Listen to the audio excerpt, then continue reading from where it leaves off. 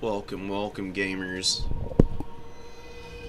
Hope y'all are all doing good. We are kicking off our tournament now. I don't think there's any people who have dropped replays yet, so I'm going to show off a really cool game from yesterday, because I played in a tournament. I did not win. I kind of choked it in the finals, but played some really awesome games. I'm gonna save this last one, too. This is the game from the finals that I ended up losing. I gotta go back and do a little bit of studying on this one. It was a fairly evenish game. My opponent just kind of outplayed me. Got a little bit overzealous in this one.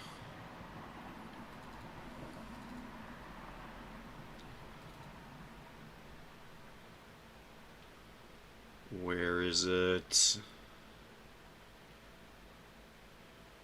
Where's the autosave file? What the hell? Oh, there it is. If you ever need to actually, like, save any of your auto-saved games, you can just go to the replays folder and rename it there. See? So now it's this. Anyways, we're gonna watch this game. This is a really, really good one. So, Azek and I played 2 games. This is the second game we played in this tournament. And just kind of wanted to show off the power of some heavy infantry. And these cultists were pretty freaking good, let me tell you. They've got some fun stuff to them. And there's one other unit that absolutely shined in this particular match. So, this was from the tournament yesterday, if you're just getting here. Skulls! Skulls and blood! Blood and skulls! Skulls! So we're running Skull Taker. There are definitely some matchups against ranged factions where he's a little bit vulnerable, actually. And Vampire Coast can be one of them, but you do have pretty good tools for breaking up their shooting. Hand cannons, hand gunners. This build is a little bit different from the last one that Azek ran into me in the bracket. But I brought some contingency plans for dealing with those hand cannons and the bomber mobs. Aaron's Assault Spite's actually a pretty good combatant. She gets a huge little melee attack and bonus versus large buff to everything around her. Which is actually pretty nice, because you can give bonus versus large to Rotting Promethean gunnery mob crabs. And they've got fairly low melee attack at base, but you give them an extra 8 plus 5, and you're talking about these guys being pretty dangerous, even to somebody like Skull Taker at times. So I've just got Cloak of Skulls, Revel in Slaughter for the abilities. As cheap as you can get Skull Taker without taking away Revel and at least one of his really good items. Cloak is best here.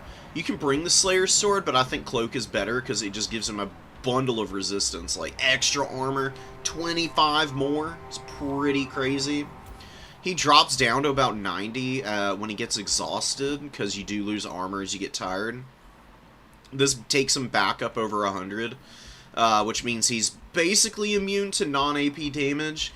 Plus he gets missile resistance, which is just absolutely peak anyways. 20% of that on top of 20% Phys Res makes him pretty invulnerable to anything short of like the most high-powered missiles in the entire game, which hand cannons are, so I'm playing very carefully with him right now. And, what else? Any more notes about our boy here? Not really, he's just super strong.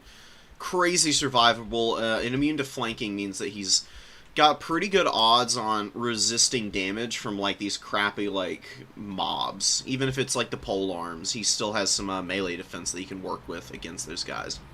I've got one Marauder hiding up in the trees here. They were going to go down to the number 1, but my opponent's whole army is over there, so they're just hanging back in reserve. Got some units moving up into the trees. Just jump on the sides here. Get set up for any pushes. I'm going to move the cultists over in a minute. They've got Icon and Gate of Corn. Icon of Endless War actually makes them kind of terrifying in melee combat. They can do a lot of damage with Perfect Vigor. So they have pretty good melee attack at base. And melee defense is a little low, but not terrible. So they're pretty chunky and dangerous. So Carronade comes out, and my Hellforge Bellers gets a beautiful shot on the gunnery mob. This is the big boy. I'm going to be running here to try and get rid of my opponent's stuff. It gets walloped by a Carronade shot there, though. I'm pretty sure it got double-tapped. Or actually, no, it's because of the extra missile strength from Black Powder Aplenty. Definitely something you gotta be careful of. Gives it a 30% damage boost across the board for missile strength, which is pretty wild. So we're just kind of hanging out in here. We're doing some dodging the Hellforge Bellowers, and my opponent gets a beautiful net off here. Spearfisher's Net from Aranessa, and then he's going to overcast Vangeist's Revenge, which is the only spell that he brought, actually. He's also got Taunt, which is kind of cute, but Vangeist's Revenge is a spell you never see, hardly.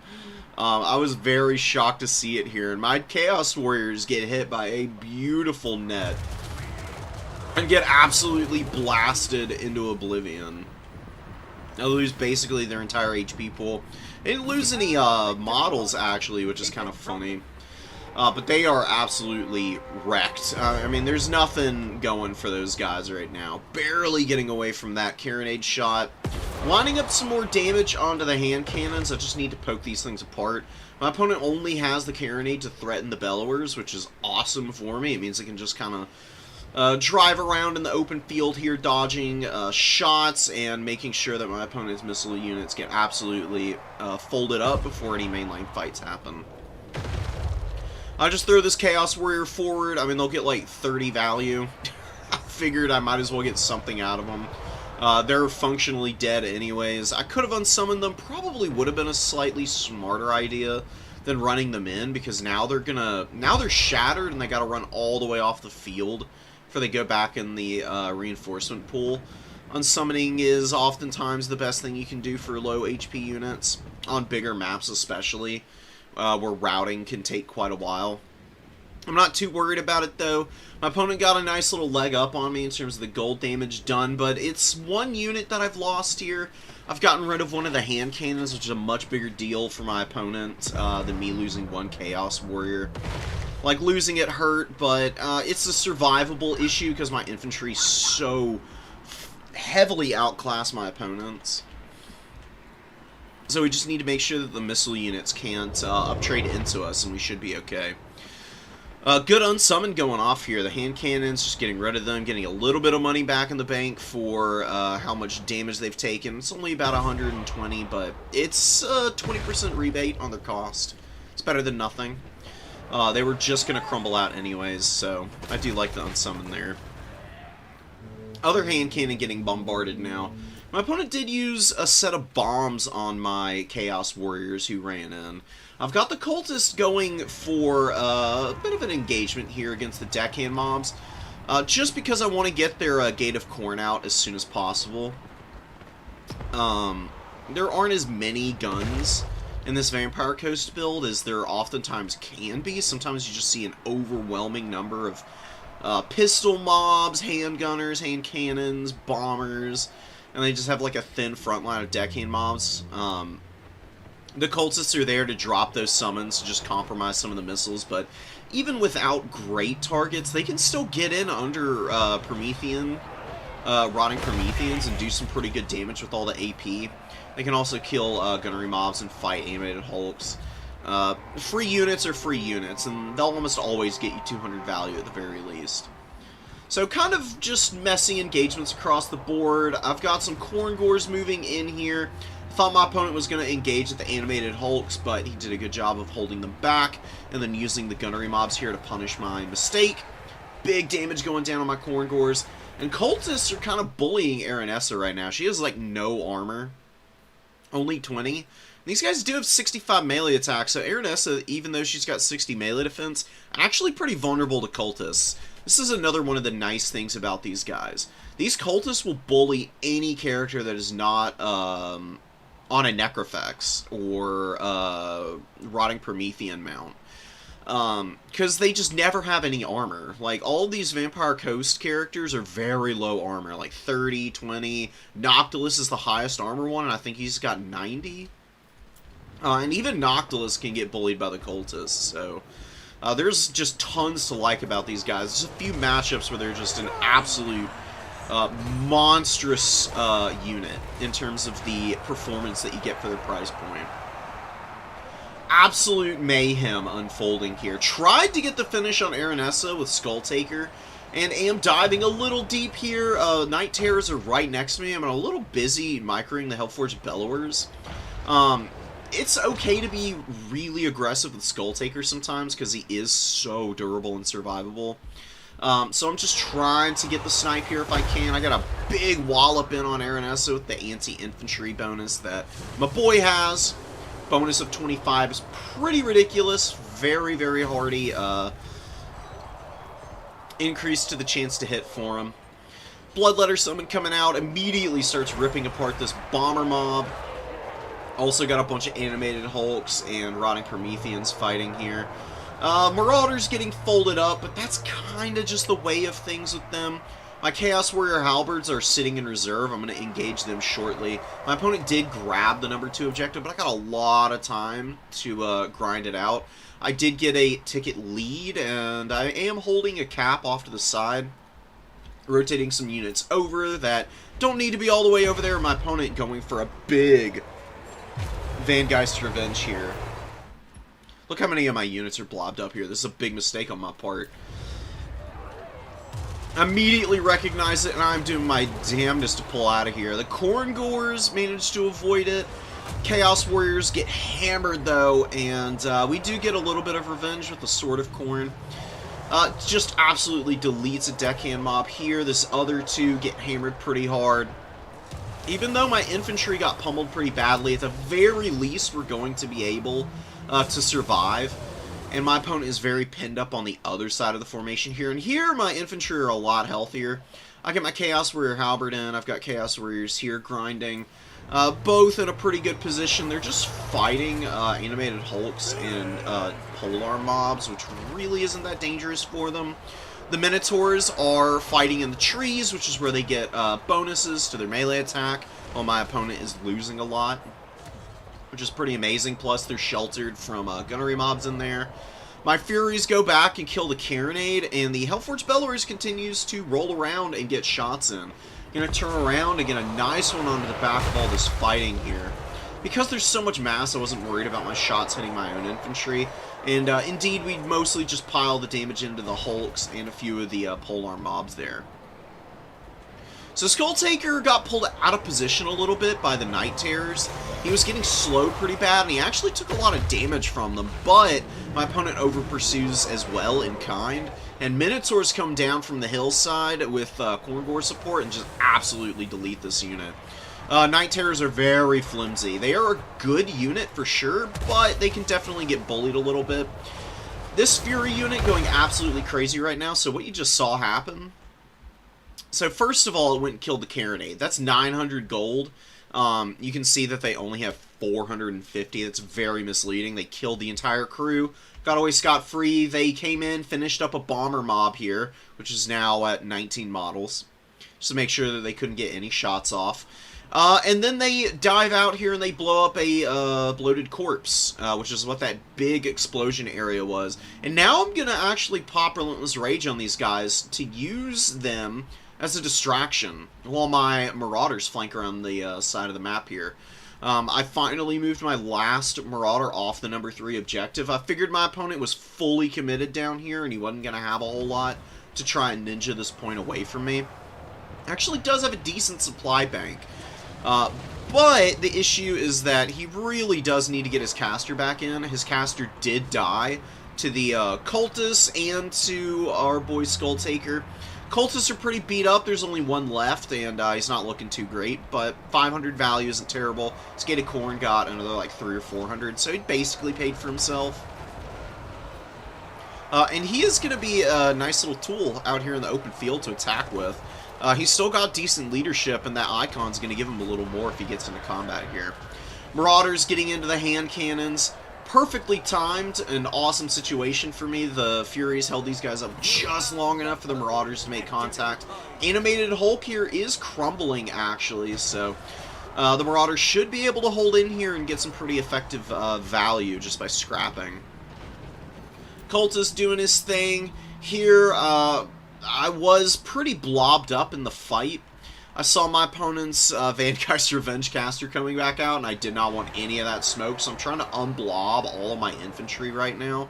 Try and keep them away from getting blasted into smithereens by that gigantic ghostly ship and its crew. Just using my cultist again to try and bully his character.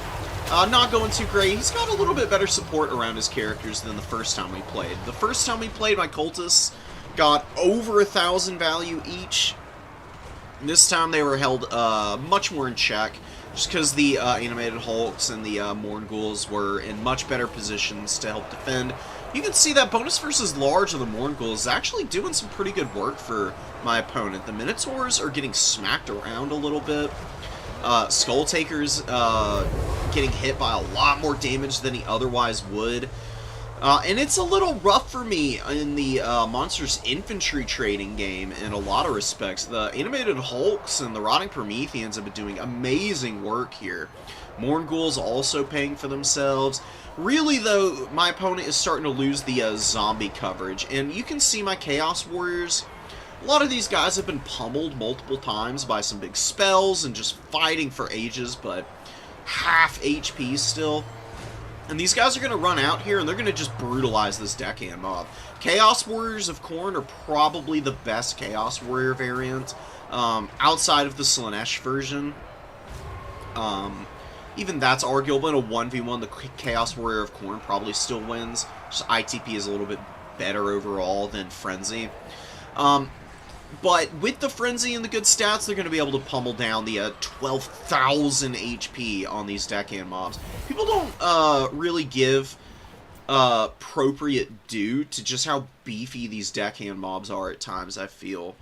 Like, their stats are pretty low, but you compare them to, like, a standard zombie for the counts. Count zombies have fairly similar HP pools, but their stats are like 5 and 6, respectively. These polearm mobs, it may be 21 melee attack and 15 melee defense, but it is substantially higher than their counterpart on the other side of the undead formula. They actually tend to be a pretty amazing unit. Khorngors get blasted, the dual weapon marauders here get blasted as well. Furies, though, flying overhead, and then we're just going to go for a big dive here right onto the top of all of these units. They're all pretty beat up. It's a lot of deckhand mobs and polearms. Furies are actually pretty good if you just land directly on top of positions and just start attacking. Now, this is a little bit hasty on my part. I landed them into a little too much, and there are animated Hulks getting on the back of the Furies now, which is a big oopsie on my part. What I really should have done with this Fury is used them to kill the deckhand mobs on the side point. Because what I'm doing now is I'm actually grabbing a couple Marauders to go push that point. The Furies could have landed over here much safer and chewed up these units, instead of landing over here and kind of dying. They did provide Skull Taker a little bit of support, so that he wasn't getting chipped away at by the polearm mobs as I was moving in Khorngors and Chaos Warriors to engage these guys. And here we go, we get another Sword of Khorne charged up, and we get a beautiful money shot here. As it impacts, and it actually knocks the animated Hulks away from the center of impact. You can see it just laying waste to all the zombies here. Just piles and piles of undead infantry going down in one fell swoop. Getting some massive damage on these guys. Just clearing them out to make it easy to kill the animated Hulks is the big difference here. Animated Hulks can grind for ages if they're sitting on top of all this garbage. And I just can't let that happen. I need to get these guys to crumbling so that I can win this fight. You know, I recapped it for a little while there. My opponent comes in with a big wave of reinforcements and recaps it. I'm up by a little bit, and I am working on the #1 objective where my opponent has nothing to reinforce with right now. Got a Khorngor going in, just slowly moving up and inexorably grinding my opponent down here is the game plan. It's gone really well, this Chaos Warrior out here. I've been very sparing with it. Sometimes it's worth keeping your infantry in reserve for extended periods so that you've always got something that can kind of roadblock. I'm not moving the Chaos Warrior in because I'm waiting for the Minotaurs. I'm going to pop my Horn of Corn here just so that the Minos get a little bit of extra melee attack to beat up on these animated Hulks. My opponent with a pretty good microplay to try and pull them out, but Minotaurs have a good charge speed. They actually are able to stay apace with these guys. They get a little extra damage. I'm going to pull them away now because I'm going to try and get a big, devastating downhill charge into the back of all of these very pinned-in animated Hulks. My opponent trying to run away once more. Having a hard time, though, as the Corngors come from the other side and just fully sandwich this position. Animated Hulk's coming down. Skulltaker taking some big damage. He's been getting beat up this entire game. But the thing about him is, he's got immune to flanking going. He's also got Gore Feast, which is continuing to give him the 0.1 heal as long as he's in melee combat, and that's 7 HP per second. And he is just winding this one down at the end of the game. He kills both characters. Just uses his giant evil lawnmower to absolutely hoover up those little footy-based characters. And my Chaos Warrior's in a beautiful blocking position here, just completely stuffing my opponent's cap weight in, and that's going to be a GG. He did get an animated Hulk down here to help out in the #1, but my Marauders are grinding pretty effectively. I had Marauder Horsemen out now, too. I didn't play very deeply into these guys. The first game that I played against Azek, I brought them in fairly early, and they did pretty good work. This time around, I was committed to the melee fight and the Hellforged Bellower micro, so I just kept them off the table until the end when I needed the cap weight and a little bit of extra damage. Really well played to Azek, though. The Vangeist Revenge pick threw me for a huge loop. I was not prepared at all for it. And he caught me a couple times unprepared, so beautifully played. But Halberds did great, Skulltaker did great. Cultists were a little less impactful this game, but still did really well. And the Marauders, honestly, they put in a lot of work. Chaos Warriors got pummeled pretty badly this time around, but the remainder of my forces were all appropriately effective. Hellforged Bellowers put in a lot of unsung work there. I mean, just completely removing all of my opponent's missiles in the early portion of the game was pretty god tier. And kept my opponent from bringing in the deck dropper bombers. The Hellforged Bellowers is actually stupidly effective against these deck droppers, by the way. If you ever need a unit to blast those things and you don't have Furies that can engage them, just use the Bellowers. Like 3 shots and you've taken half the HP off of a deck dropper bomber, and they'll usually start crumbling around that time too. Something to keep in mind. Bloated Corpse is a cool move. I mean, it got a little bit of value blowing up some of my Furies, but yeah, these Furies, the unsung, unaccredited heroes in some ways. One Fury, not so much, but this one with 622 value is way, way, way underrepresented in terms of what it actually did. Killing the Kyrenate alone made it pay for itself, and then it got the drop on some bombers, then the corpse, and then it got after a fresh hand cannon. That was going to cause me a lot of problems otherwise. Shut it down while my Marauders made their way in. Couldn't ask for more from it. Okay, we should have new player tournament games now, so I'm going to start grabbing those.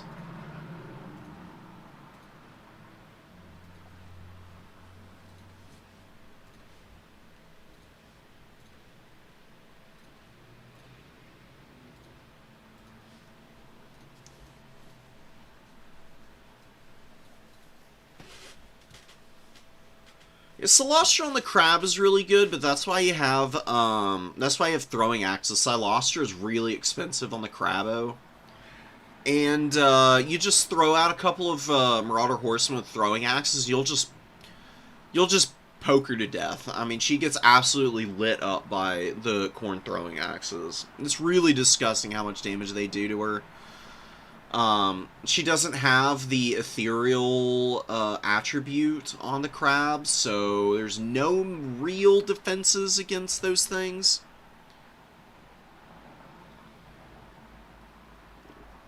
She can definitely beat up on the Corn Lords and the Cultists. It's just a question of, did you spend too much money into Silostra versus the rest of your army? And how badly is the trade going for you? Shield Chosen just auto-win that matchup. Shield Chosen are too expensive. 1,300 gold for such a slow unit is a little too much to spend on it. If they were like 1,200 gold, then Chosen would probably get picked every now and then. Shielded Chosen are a very situational unit, in my opinion. You bring them against Norska, and that's really about it. They're actually pretty good into Norska. But, I don't know. For the price point, they just kind of get shot and dogpiled by just heaps of enemy units. And if they get surrounded, it's kind of game over for them, and it just kind of feels bad.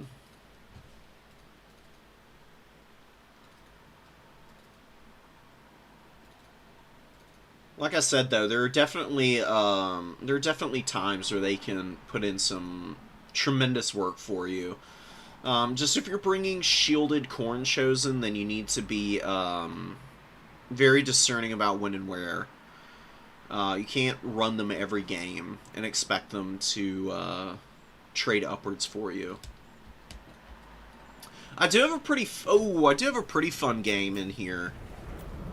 Here it is, where I brought a Chosen dual weapon against Vampire accounts. It's actually one of their better matchups. I can show that one off a little later, and you can get some Chosen action that way.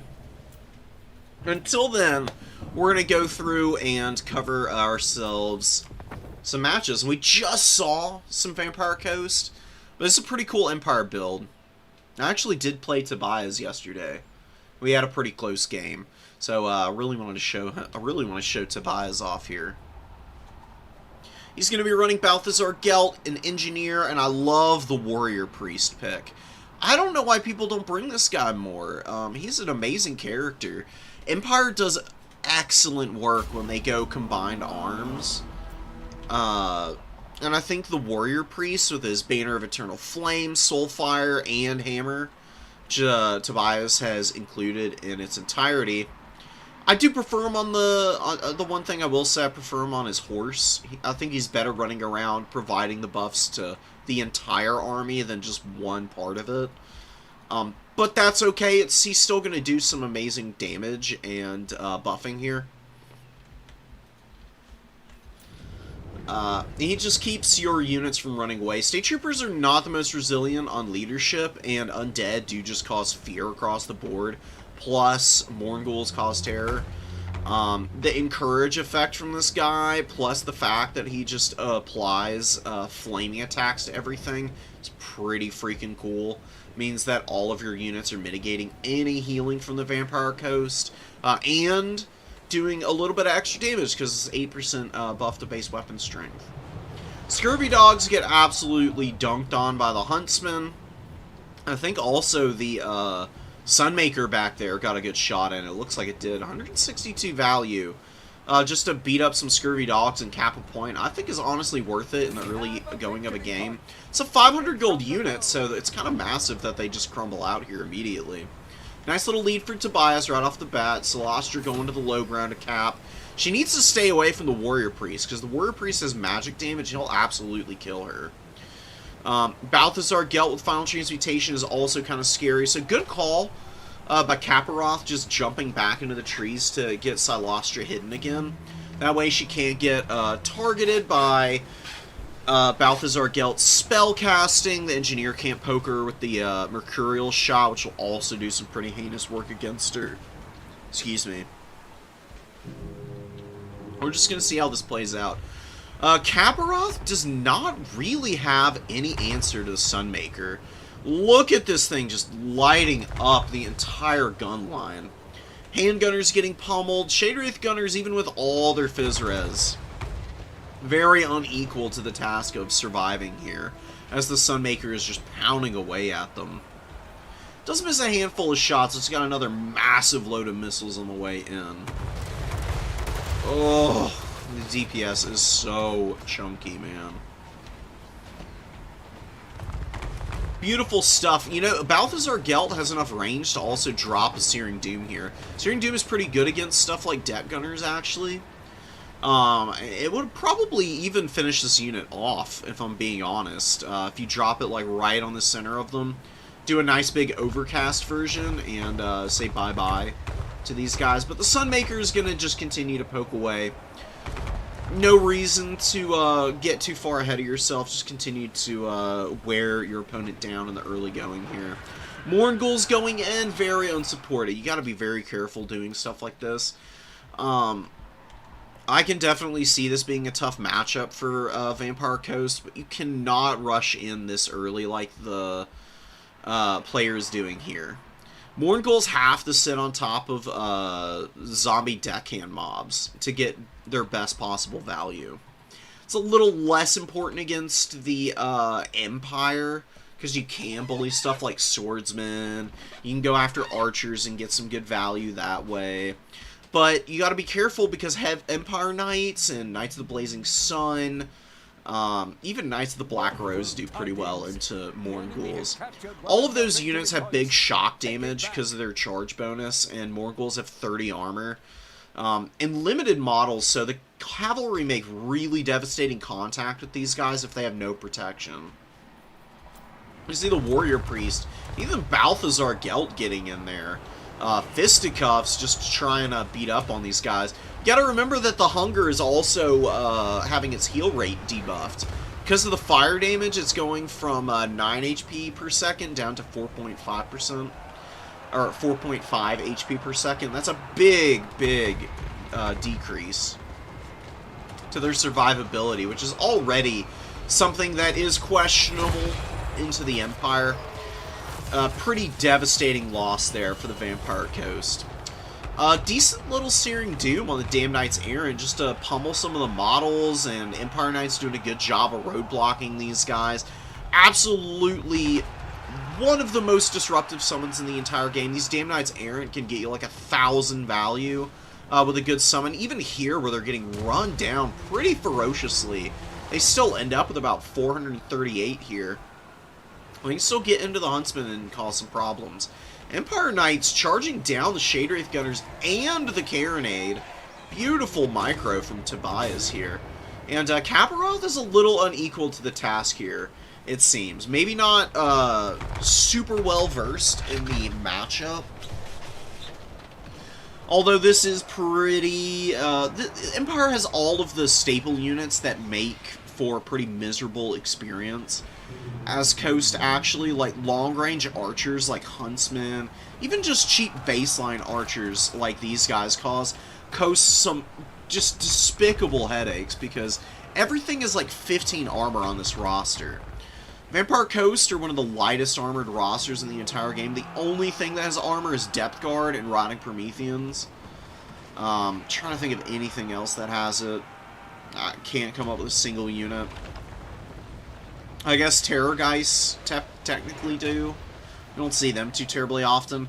So, like, you just keep Scurvy Dogs off your missile units, and you just use archers and apparently the Sunmaker to just bully your opponent. You might wonder why the Sunmaker is, has so much ammo. How is it continuing to fire? Isn't it supposed to be, like, super limited? Theoretically, but Engineer has given it 2 restocks, so it just basically is infinite ammo when there's an Engineer around, which is pretty terrifying to see. Been a little inaccurate the last 2 volleys. I would swap it over to shoot the Depth Guard that are on top of the Engineer. The Engineer is actually surrounded by the Rotting Promethean summon in the Depth Guard polearm, so he's basically dead here. Poor guy is not getting away easily from this. Could have been nice to use the Mercurial Shot in the other 2 restocks, but you gotta play carefully with your characters. Engineers are really not ever built for melee. They're very bad in combat. If they're just trying to wail away with their 320 weapon strength, just keep them behind the line and just use all their ammo. They got a ton of ammo. And the abilities are very high impact ones as well for supporting your other units. There's no need to run them into melee combat. Ever, ever, ever, ever. Huge faux pas. It's not the end of the world, though. The Empire has a stranglehold on all 3 points now. Pistol mobs are hanging in there. You got Empire Knights all over the field. It's pretty much game over at this point. No answer for the Sunmaker has kind of screwed over Kaparoth here.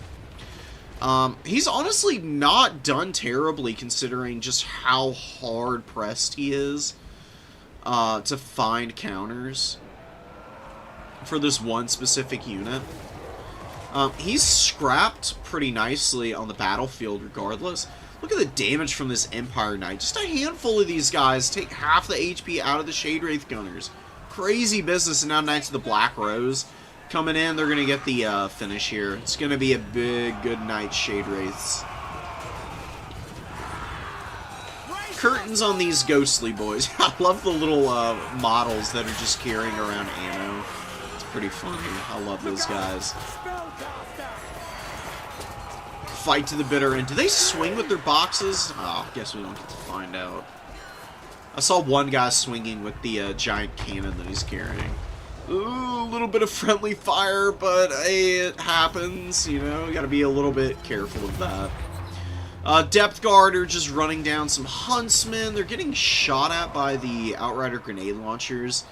The grenade launchers aren't going to be amazing against Depth Guard, to be honest. They got enough armor that they resist most of the damage from these things. Grenade launchers are very good at clearing out low armor bodies. Deckhand mobs and the like, not so good against the Depth Guard, but Silver Bullets can do that, and the Sunmaker as well. Sunmaker at 2,500 value, Depth Guard get absolutely folded up down here as the Warrior Priest and Balthazar go back-to-back to hold that unit off of their infantry. Knights of the Black Rose pulling out, running down a Scurvy Dog, and just wanting to not stay engaged against the polearms. It's a very understandable position. Deckhand mobs get half their HP taken out immediately. Woo! Bye-bye. That's a 400 gold unit, too. This is what makes the Sunmaker so freaking good, man. If it's hitting shots and you've got a way to replenish its ammo, there's just nothing in the game that can kill as many bodies as quickly as this thing can. It's amazing. It's a super cool artillery piece. Honestly, a little shocked it's not more meta. It did get big, substantial nerfs a little bit after Immortal Empires came out because they had way more ammo. It was even more broken. It lost like half of its ammo pool, which significantly lessened its efficiency. Nevertheless, Empire has ways around it, and it does cost a fair penny at 1,700, so it's not like there aren't drawbacks to bringing it.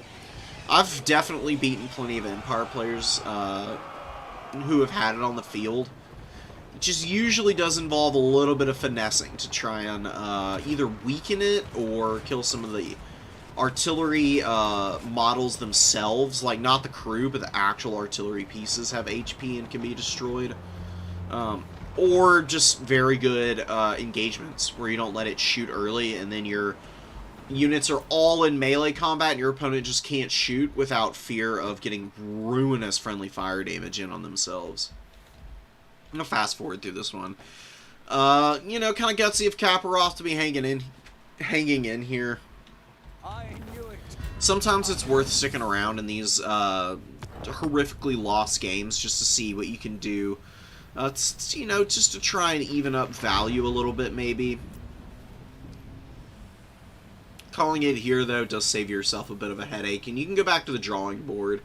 Just try and bring the Carronade and the Mortar in earlier, I would say, and maybe look to have Scurvy Dogs, like, flanking around the sides early, just to threaten your opponent. You don't necessarily want to dive in right away, but it can definitely keep them from just overwhelming you. Carronade just got shut down super hard. What you do is you have the first Carronade back. You wait until you can summon the second one in. You summon it from the other side of the field while it still has like a good angle of fire on the Sunmaker. You move both of them in at the same time and you should be able to kill the Sunmaker crew. Or the artillery pieces themselves. Engineer with 1,100 value is pretty nice. Balthazar didn't do much, nor did the Warrior Priest. But they were nice and active around the battlefield, disrupting and just being annoying. And then the Knight play was supreme. Empire Knights just absolutely thumped and hammered, and the Silver Bullets blasted apart some Depth Guard, which is pretty awesome.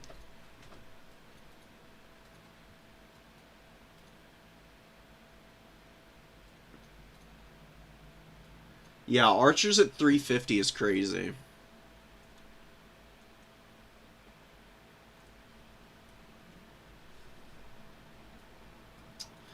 Yeah, I just saw TM. So, what Potato was saying about drown them in zombie summons for 20 minutes is very much a thing.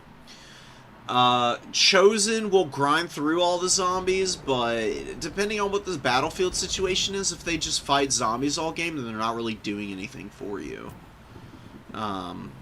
Especially since in the Vampire Coast matchup, their deckhand mobs have full cap weight.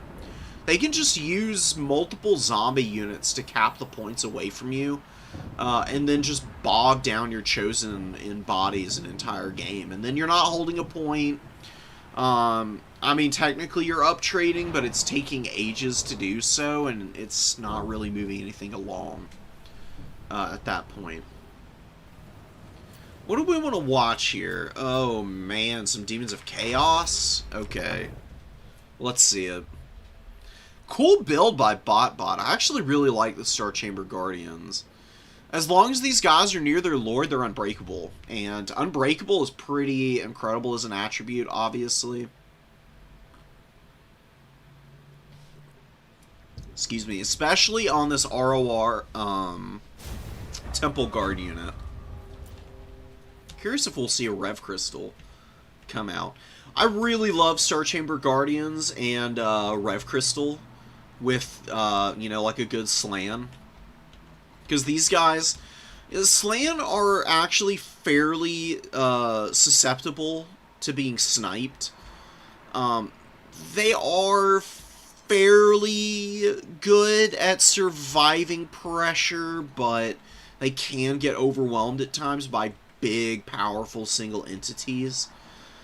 Star Chamber Guardians, you just sit them on top of your Slan all game, and your Slan just drops spells and abilities and gets heinous amounts of value, and your opponent gets panicky, tries to engage on the Guardians and gets ripped to bits.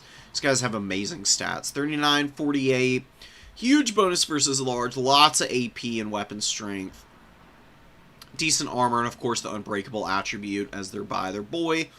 Yeah, from Eternal Duty. Baseline Temple Guard do not get unbreakable. Baseline Temple Guard, when they're by lords or heroes, only get causes fear and ITP. These guys getting the unbreakable is a massive step up in my opinion. One Source Warrior, some Skinks, a Solar Engine, and a Spear Rider just hanging out in the back. A lot of blues and pinks. Nice big wide line of infantry, in fact. Nurgling's getting poked pretty hard by the Chameleon Skinks, though. Do love me some Chameleons. They don't get brought every game, but they can definitely thrive in matchups like against Demons of Chaos, where there's lots of lightly armored units. Not so great when they're getting hit by spells like this, though. Definitely want to avoid the pink fires as much as possible, but say your opponent's got like a front line of Plague Bearers, you know, kind of like what's going on here. Plague Bearers, Bloodletters, pretty much everything will suffer under the weight of fire from the Chameleon Skinks. They just need to stay away from the pink Horror Fire and the pink fires from Herald, and they should be okay. Nice blue fire onto the Skink cohorts, good damage, and a few follow-up shots from the missile that the Herald has in his little disc, which is invisible right now. It's kind of funny. And, oh man, that's going to be a brutal Tempest. Tempest going down on our boy, the Herald. Oh, actually not. What happened? Got canceled. It's very odd. So the Herald was going to get hit by Tempest, but then it got canceled for some reason. Maybe an ability got procced, but Looks like he's going to get a little danger close again, and this time he's getting punished for real. Arcane Unforging goes down. That also locks out spells for 30 seconds. Oh my god. Yeah, this is a big ouch, man. I mean, Arcane Unforging followed up by Tempest. That's 2 high damage spells in one go on this guy. And it's an upgraded Tempest, too, so it's double the normal amount of damage. This guy is dead. There's no way he survives this. Look at his HP melting off of him. Wow. From full health to nothing. Then he dissipates into the ether. Yeah, Nurgling's pushing real deep and getting shot to pieces, and that leadership debuff is going to be painful for the demons, man. Demonic units, when they start crumbling, just completely fall apart. It is brutal how fast they disappear. There's no saving them, really. Like, their leadership, if it doesn't rally instantly, just is a slow and consistent decline into nothingness. We do have a Rev Crystal, I think. Where is... Oh, here it is. No, this is Solar Engine. Oh, it's Apo. Apo from the High Magic. Oh, super smart. Dude, that's really cool. Sacred Croxagore on the field, getting into a scrap with the Plague Bearers, while the Angels of Decay are getting poked by the Chameleon Skinks. And the Solar Engine doing some good damage, just getting some shots in there. Lowering the accuracy on the Angels of Decay is pretty awesome. It's a minus 30 debuff, and they lose melee defense and melee attack as well. Not that they're in melee combat right now, but just losing the accuracy is pretty huge. Because it does mean that their little plague grenades scatter a lot more. So these Sacred Croxagores are taking a lot less damage than they otherwise would. Good Tempest onto those guys and continued focus fire, really folding them up. And the Pink Horrors have been firing for a little while, and it's not like they have bad value. Actually doing pretty good. The problem here is that the Blue Horrors are in the back line. Blue Horrors are just 500 gold garbage, and they either fire all their ammo off and they get their value back, or they get run over and they allow your Pink Horrors, like, ages longer to fire. And you uptrade one way or the other. When you've got the Blue Horrors behind the Pinks get run down, and then the Blue Horrors just get dogpiled on, kind of like this, and your opponent is just all over both units. It's a little bit painful to see happen. Definitely got to try and avoid allowing your opponent those kind of clean engagements. Furies on the way in. Furies don't want to fight Bastiladons. Bastiladons are just going to ignore their damage. They have 140 armor, and these things do have decent AP weapon strength, but the problem is the immune to flanking effect. Combined with the high armor just means that the Solar Engines last way longer than most units have any right to. Kind of wild that this Pink Horror, like, one singular model got plinked by that Solar Engine, which wasn't even aiming at them. It's aiming at this one all the way over here. And they lose all those stats for 10 seconds. Spear Riders are just mucking up the works. They're going to lose, but they're providing a lot of time for the Lizardmen to win fights elsewhere on the field, and they're making the most of it. They're crumbling a Pink Horror over here with the Sacred Croxagores. Beautiful Shield of the Old Ones, by the way. Exactly what you want to save it for. Your Lord is protected. Your big, monstrous infantry unit with magic damage into the demons is getting protected. They win against the Angels of Decay and the Pink Horrors, and now they get to kill a blue. Easy peasy. While the Sour Guts are kind of forced into a bad spot. I mean, they're just desperately trying to hang on to this point here. Is Skull Taker. Losing the mage early is just agonizing. Like, those pink, not the pinks, the Zinch Heralds, that's what they're called. The Zinch Heralds on their discs are amazing lords. They're so cheap. They do a lot of damage. You have to be so careful with them.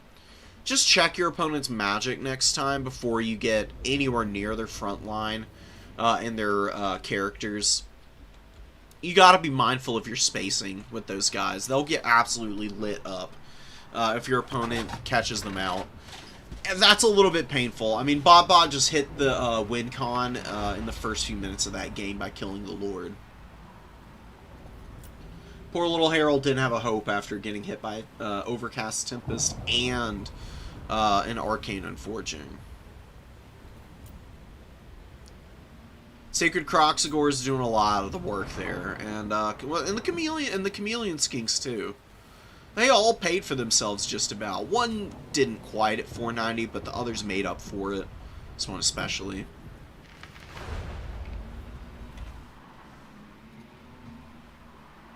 Really good stuff. Pro's never bringing the Herald again. Here's what you do with a Herald in that matchup. So you want to go like going nice and wide against Lizardmen is nice.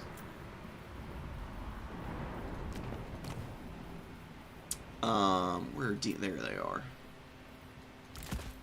So Herald of Tzeentch, man, pink fire, blue fire. Locust is banned right now. Honestly, the Opal Amulet isn't bad to bring on this guy, because you use Opal Amulet and you proc that and then use Chromatic Tome and it lowers the damage you take from Tome.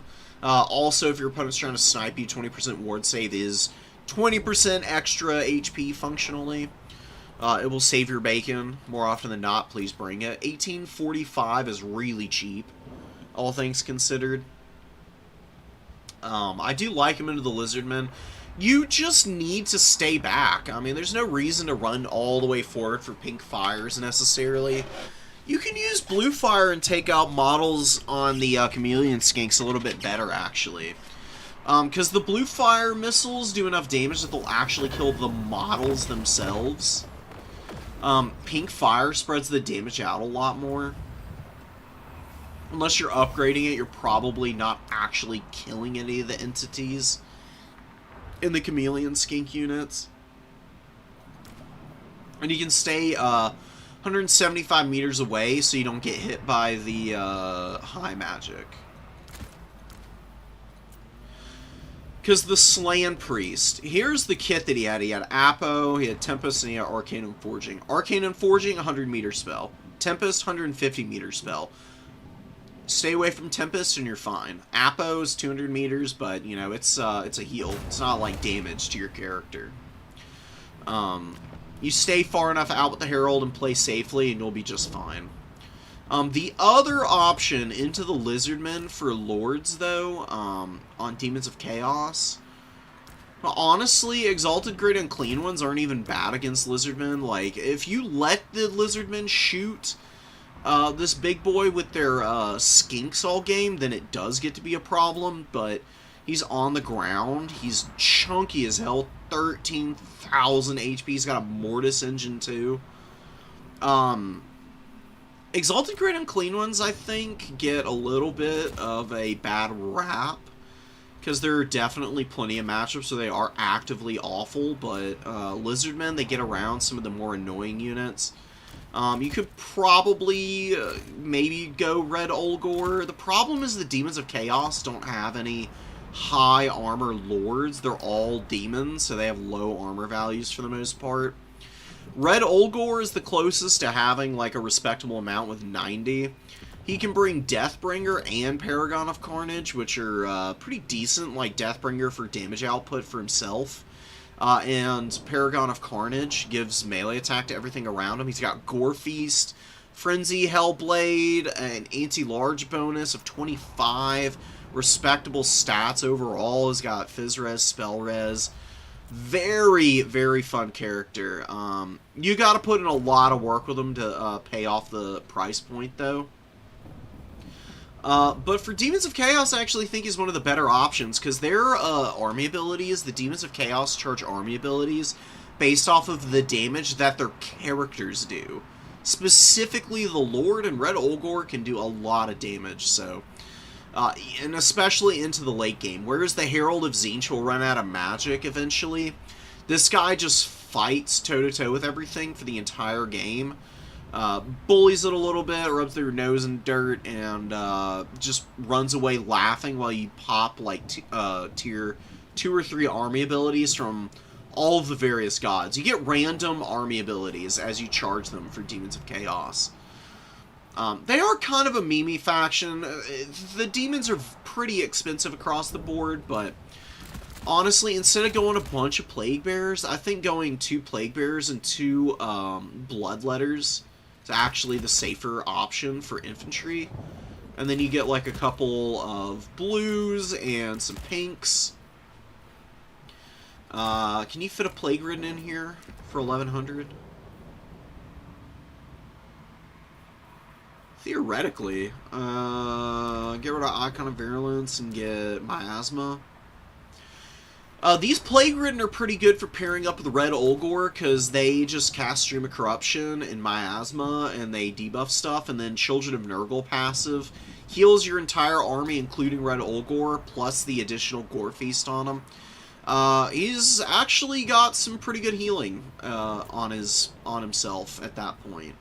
He had a nice like core of infantry, and then he can just fill in with honestly, Fiends. Fiends are just absolutely disgusting. They do ridiculous damage with devastating flanker.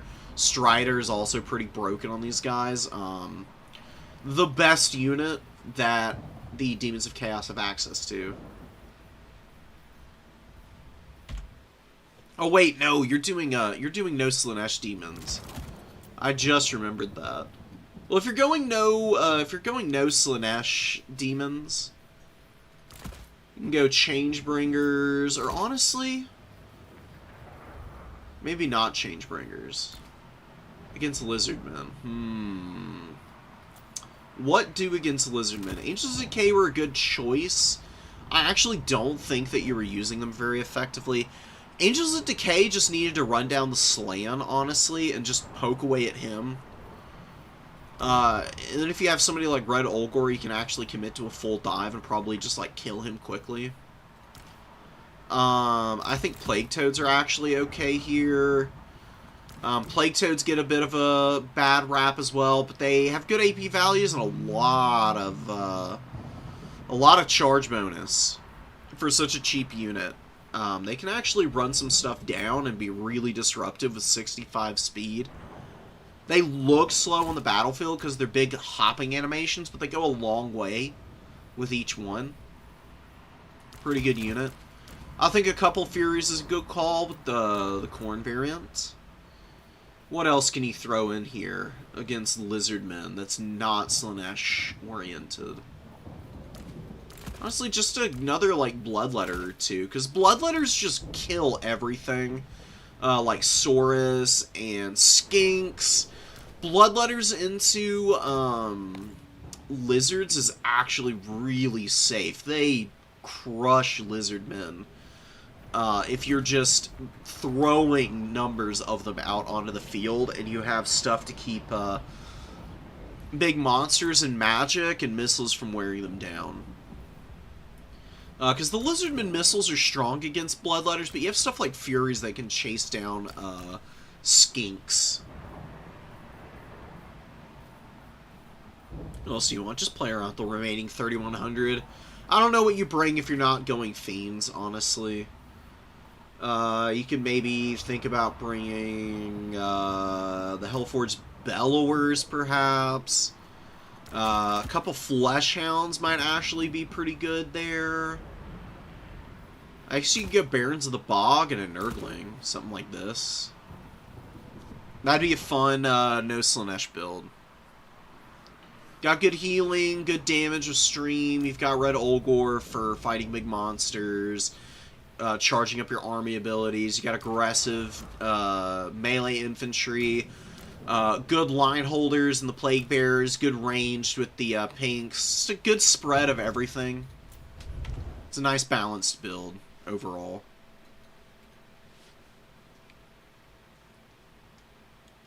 Four Pox Riders and 4 Toads. Dude, honestly, Plague Max or Toad Maxing isn't even a bad idea. They really are pretty solid. The Plague Riders, especially for Demons of Chaos, are pretty good. Let me go back to it for a second and talk about them. Barons of the Bog have 80 armor. They're actually pretty resilient. They got a ton of leadership, too. Great stats across the board. All these debuffs are pretty obnoxious as well. Miasma of Rot lowers vigor on all your units too, so it's not true perfect vigor, but it's like the Grumbling Guard for the Dowie. It just makes units more resilient, even if they're beat up.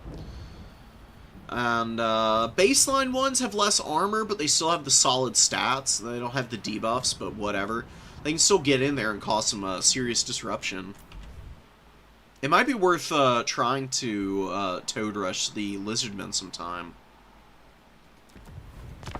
Alright, we will get into Wood Elves and Rats next, because this looks like a fun game. I'm going to go to the bathroom real quick, though, and then we'll get into it.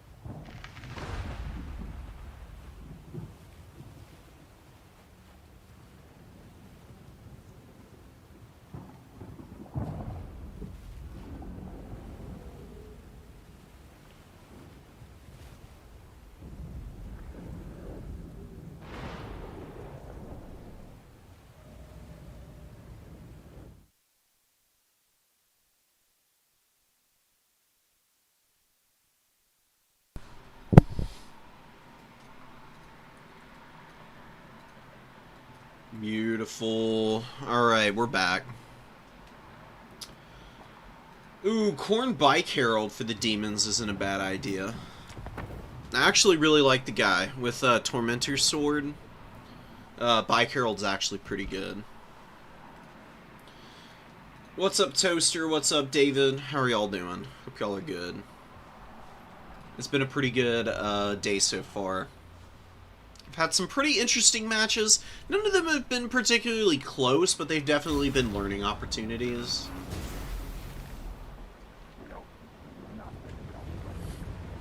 A good example of, like, times to keep things in mind, and a good reminder to always stay humble in this game. Everybody loses. Even the best players lose fairly regularly. Game knowledge is, like, the biggest thing for, like, truly mastering the Total War multiplayer experience. You just play enough games, you can get a good idea of what works when and where. And how to, like, adapt to tricky situations. It's a really cool build. Like, we got a lot of Eshin units. Deathmaster Snicketch is on the field. You know, honestly, even into Wood Elves, I think he's not bad. I mean, Whirl of Weeping Blades does massive damage, and Cloak of Shadows is pretty strong, too. I would not engage him into Dryads, though. Dryads have magic attacks, and Snicketch doesn't have a lot of HP, and he's relying on Phys-Res to keep himself alive. Please don't engage him like that in the future. Not a very good idea. Spellweaver gets absolutely slapped by the Gutter Runners. Gutter Runners are doing a good job of staying apace of the Wild Riders, in fact. Long enough that the Clan Rats are able to get in here and are able to start peeling for some of these Gutter Runners. More Wild Riders attempting to close the ground. Very aggressive Wood Elf build. This is honestly a really cool Wood Elf build, in my opinion. Apo going down on the Spellweaver with the high magic. War Dancers and the Dryads looking to continue closing that ground. Full retreat here from the Skaven. The Eshin Triads are pulling back. A lot of Skaven Slave Spears up top here with the Warlock Jezzails. You cannot do this with the Skaven. This works for, like some factions have built-in synergies with their missile units. firing out of positions of, like, chaff. Like, lead belchers, for example. Lead belchers are taller than Noblars, so you can put a Noblar on top of the lead belcher and still shoot. Warplock Jezzails are hunched, and they're just regular-sized rats at the end of the day, so they cannot shoot when they're inside of a Skaven Slave. It's a little unfortunate that they can't, but such is the way of things. Just put the clan... Put 2 Skaven Slaves here, and put 2 behind. And just have them, like, defend the flanks as needed. You still have, like, a box. It's, like, a really cheap box of defense for the Jezzails. Then the Jezzails can all be shooting. Right now, they're firing very inefficiently. Some of the gutter runners got hammered here, but they're fairly functional still.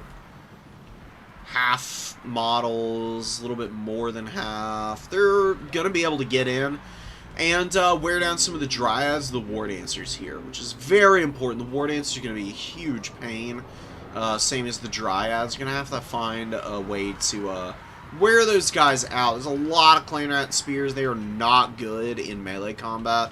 Look at the Wood Elves, dude. They're going for the throat. Oh my god, calls you.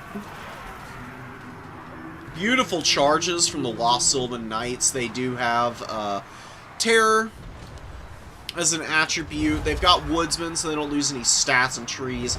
Really fun unit. Really strong unit with good micro.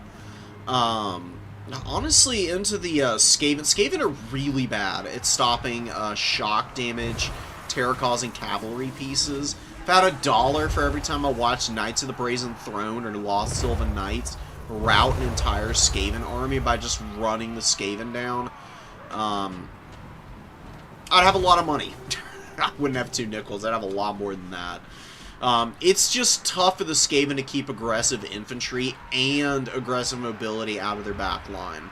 If you can break open the Skaven weapon teams and run down their rat ogres while they're isolated and stuff, Skaven are like one of the worst factions in the game. Skaven need to play very layered defenses if they're going to thrive. Doomflayers are getting some good damage in on the War Dancers at the very least. It's not like Galju is completely running away with this game. He's done a decent job of defending some of this stuff, but the Warplock Jezzail's routing is pretty rough. There's War Dancers all over the place in the back line now. There's Dryads compromising it. It's starting to look worse and worse. Glade Rider delaying the cap and going to charge the Clan Rat since they don't have spears. Why not? You can do some decent little damage to them and then like pull back and cycle charge them back in if you want. What is Waystalker doing? Waystalker's just chilling here doing God knows what, using his little bow a little bit. Looking for Arrow of Kurnus targets, I guess. Lost Sylvan Knights are just making absolute mincemeat out of the entire Skaven army right now.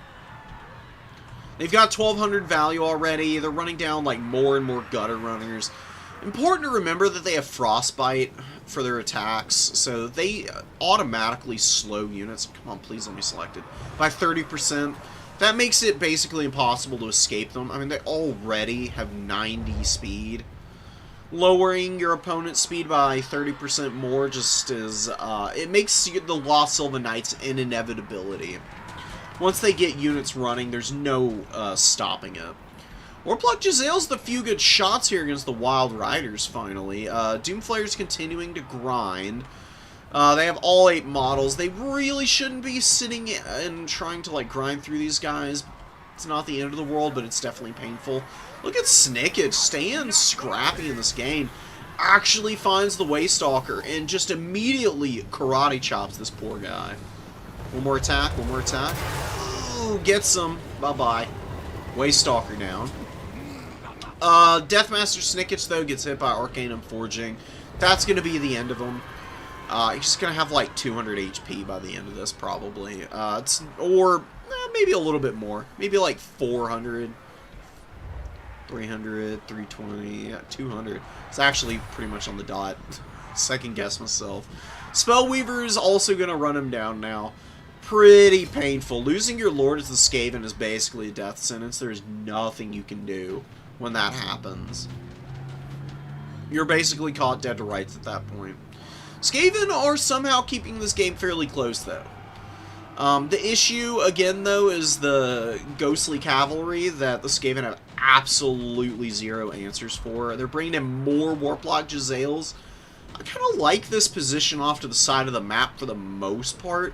The problem is going to be when the Lost Sylvan Knights just rush this down and they terror out these guys. They're going to run right off the edge of the map.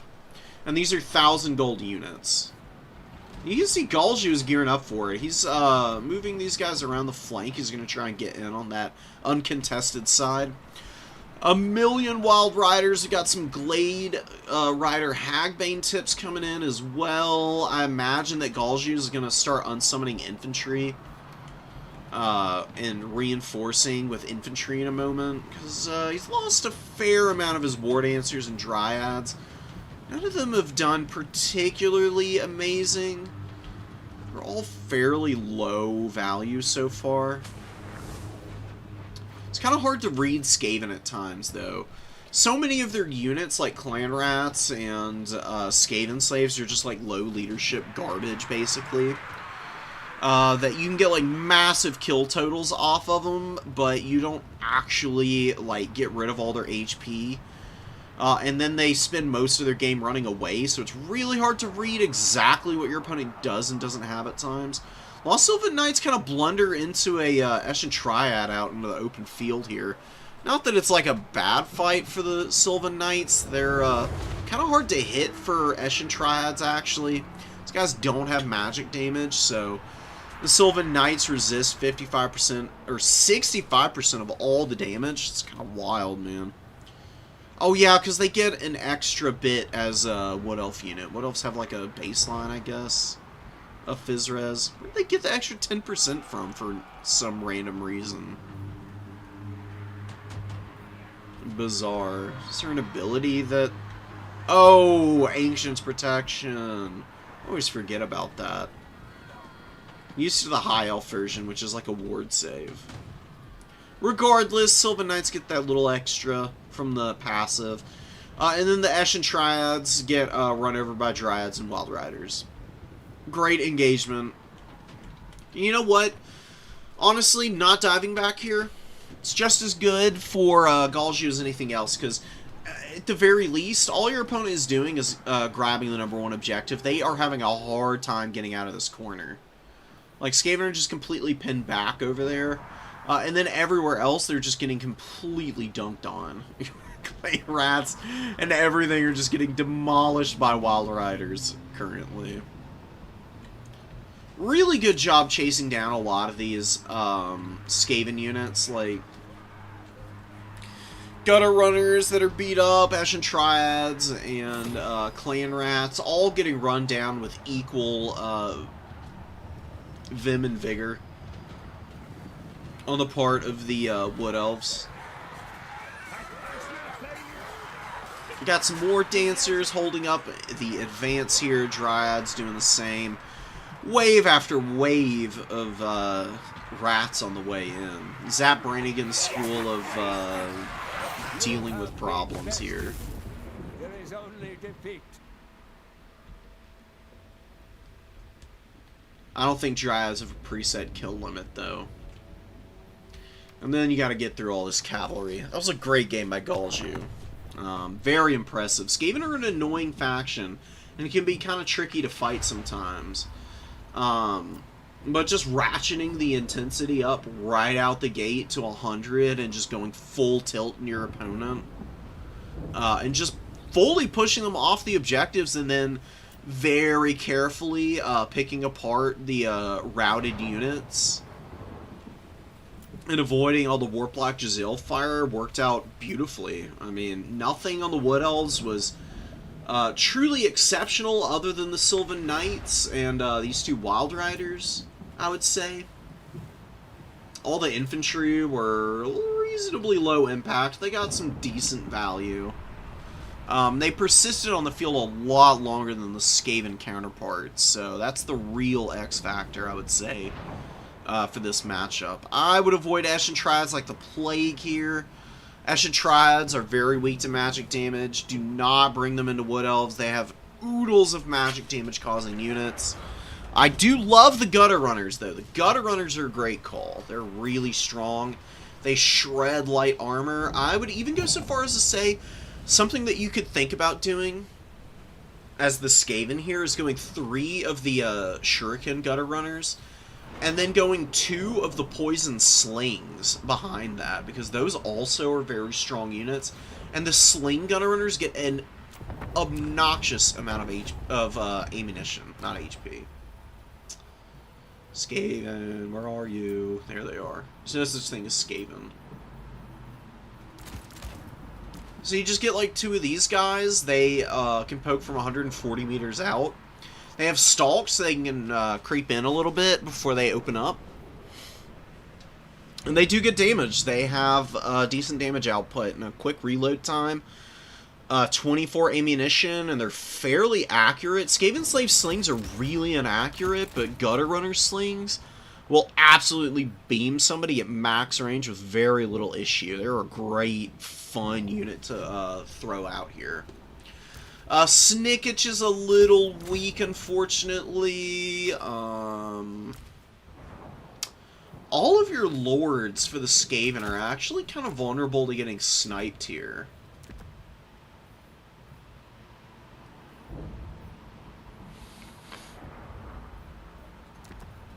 I actually think a Broodhor Warlord might not be a bad idea here. He's got low armor, yeah, but he does regenerate. He's got this little ability, Verminous Valor, that does like a little explosion around him. It doesn't really do damage, but it does disrupt formations. So he can, like, escape from a otherwise bad fight.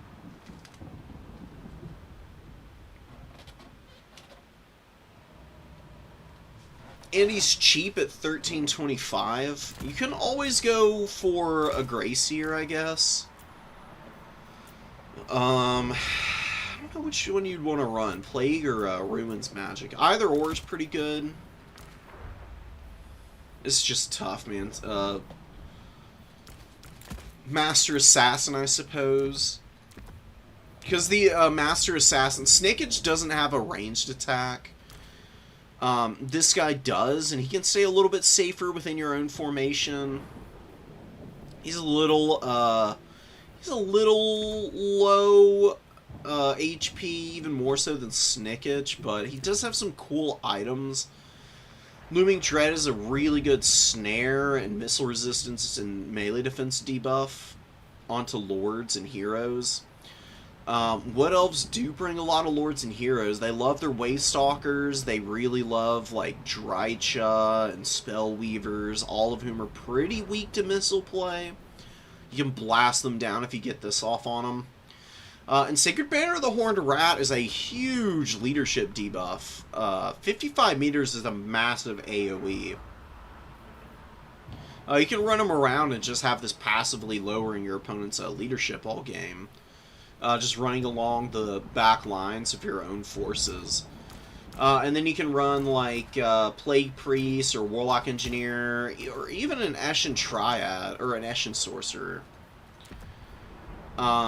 These guys do have Warp Star, and Veil of Shadows is a really good disruptive spell if you overcast it. It nets your opponent's units, basically.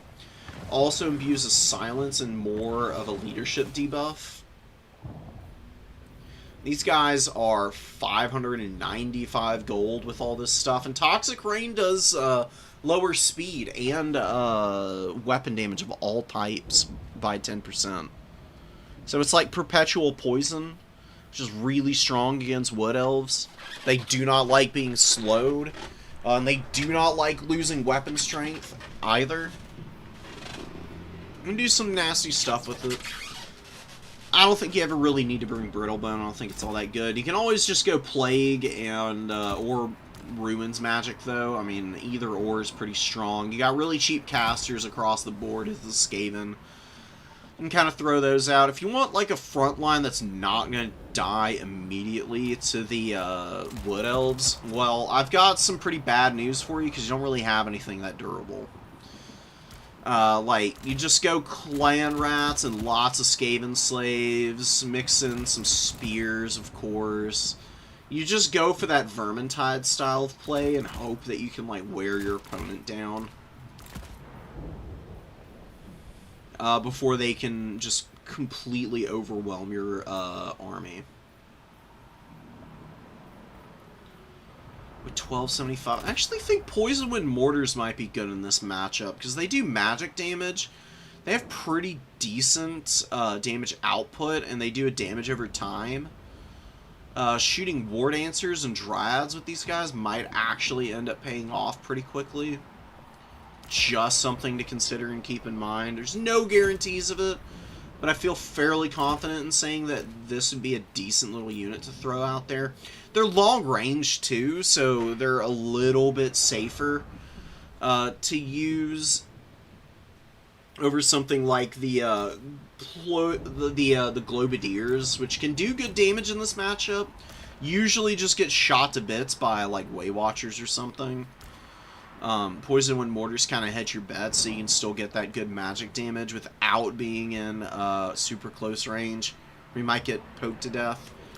Jezzails are a nice unit. They do have a silver shield as well. I just don't know how far they go against Wood Elves. Warplock Jezzails are pretty hard to defend at times. Most of the weapon teams are. If you can just defend in depth and trade upwards early, and then recontest the points, maybe that's your best bet. I would go Doomflayer. That Doomflayer was really good, so I just get it in the opener. Get a Plague Claw Catapult. This contaminates, lowers leadership, and magic ammo, of course. Really nice stuff. Just use this to shoot infantry. Maybe hopefully your opponent goes for like super deep dives. And make sure you've got Rat Ogres. Rat Ogres are just absolutely an essential unit for the Skaven. They have to bring them. They're really strong. For 700 gold, they're one of the better Monsters Infantry units just because of how cheap they are. You get enough Rat Ogres onto the field and they can just kind of run around and thump everything down.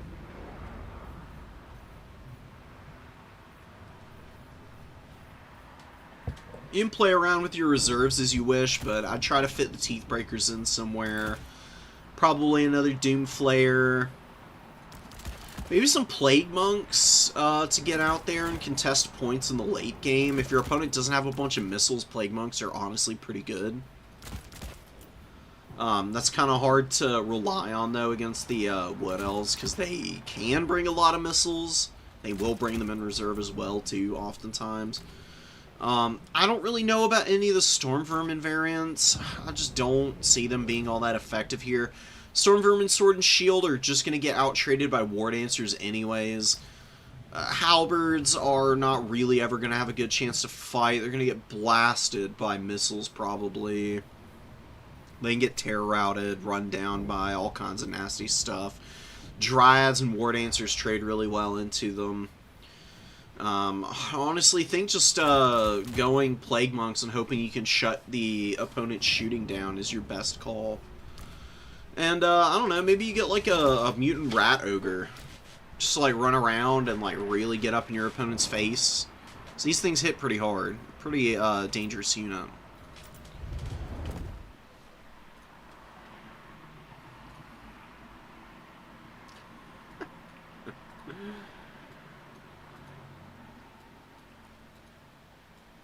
I don't know. Look, corner camping in domination mode is not going to take you very far, so I think it's a valid enough tactic. More familiar with land battles. Yeah, Dom is very different from land battles. There are plenty of like transferable skills from one to the other, but it's definitely a bit of an adjustment as you're getting used to like when and where to summon units out. You didn't do badly, Kit. That's a brutal matchup for the Skaven, and your opponent is one of the more tested, newer players.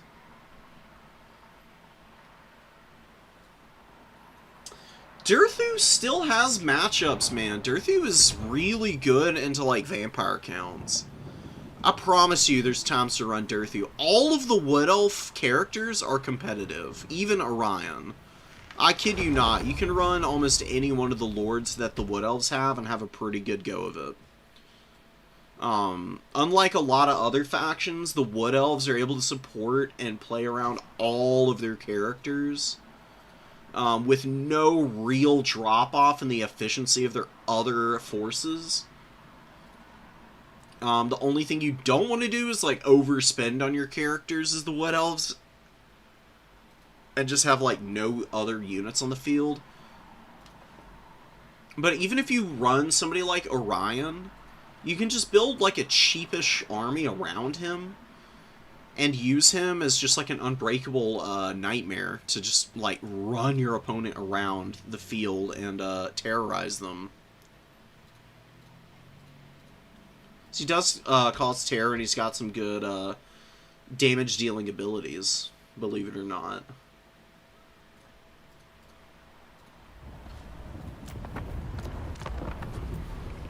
Let's do some rapid-fire replays. I've been spending a lot of time on the ins and outs of each game. I'm going to put that on the back burner for a little while, and we'll just, like, knock out some quick ones. So we got Demons versus the Mean and Green Machine here. Actually really love the Grom pick. Grom really, really solid into any faction that has lots of terror-causing units because he imbues ITP and an aura around him. It's a big aura too, 55 meters. I've also got a Black Orc Big Box with Rabble Rouse, who's also going to be providing ITP. I love this. This is just game knowledge. This is going to be like a matchup knowledge check for both sides. Honestly, I think the Greenskins have a pretty decent build here into this Demons of Chaos army. This Demons of Chaos army might normally just completely run over the Greenskins because of the good picks for imbuing ITP onto the forces, though. It could end up being a very, very good scrap in favor of Emperor Luku here. Exalted Lord of Change. Ooh, Treason of Zinch. So going for some leadership bombing effects. That's actually going to be a great counter to the ITP, because ITP just means you don't get affected by fear and terror. Does not mean that spells can't lower your unit's leadership. That is going to be pretty devastating. And this 18 leadership, and Greenskins are not known for high leadership. I mean, 60 is okay. It's, like, pretty reasonable, but you start taking damage, and then a big spell goes off on you, and your opponent follows up with a good rear charge onto a position. That's going to be GG for them. We have a victory point. Keep it from the foe. Wolf Rider Archers grabbing a point. Pink Horrors, Blues, and everything moving up. Units are moving fairly slow. I think Skulltaker's moving his army in a locked control group at first. That can make your units go at walking speed and not, like, run up to the points the way they should.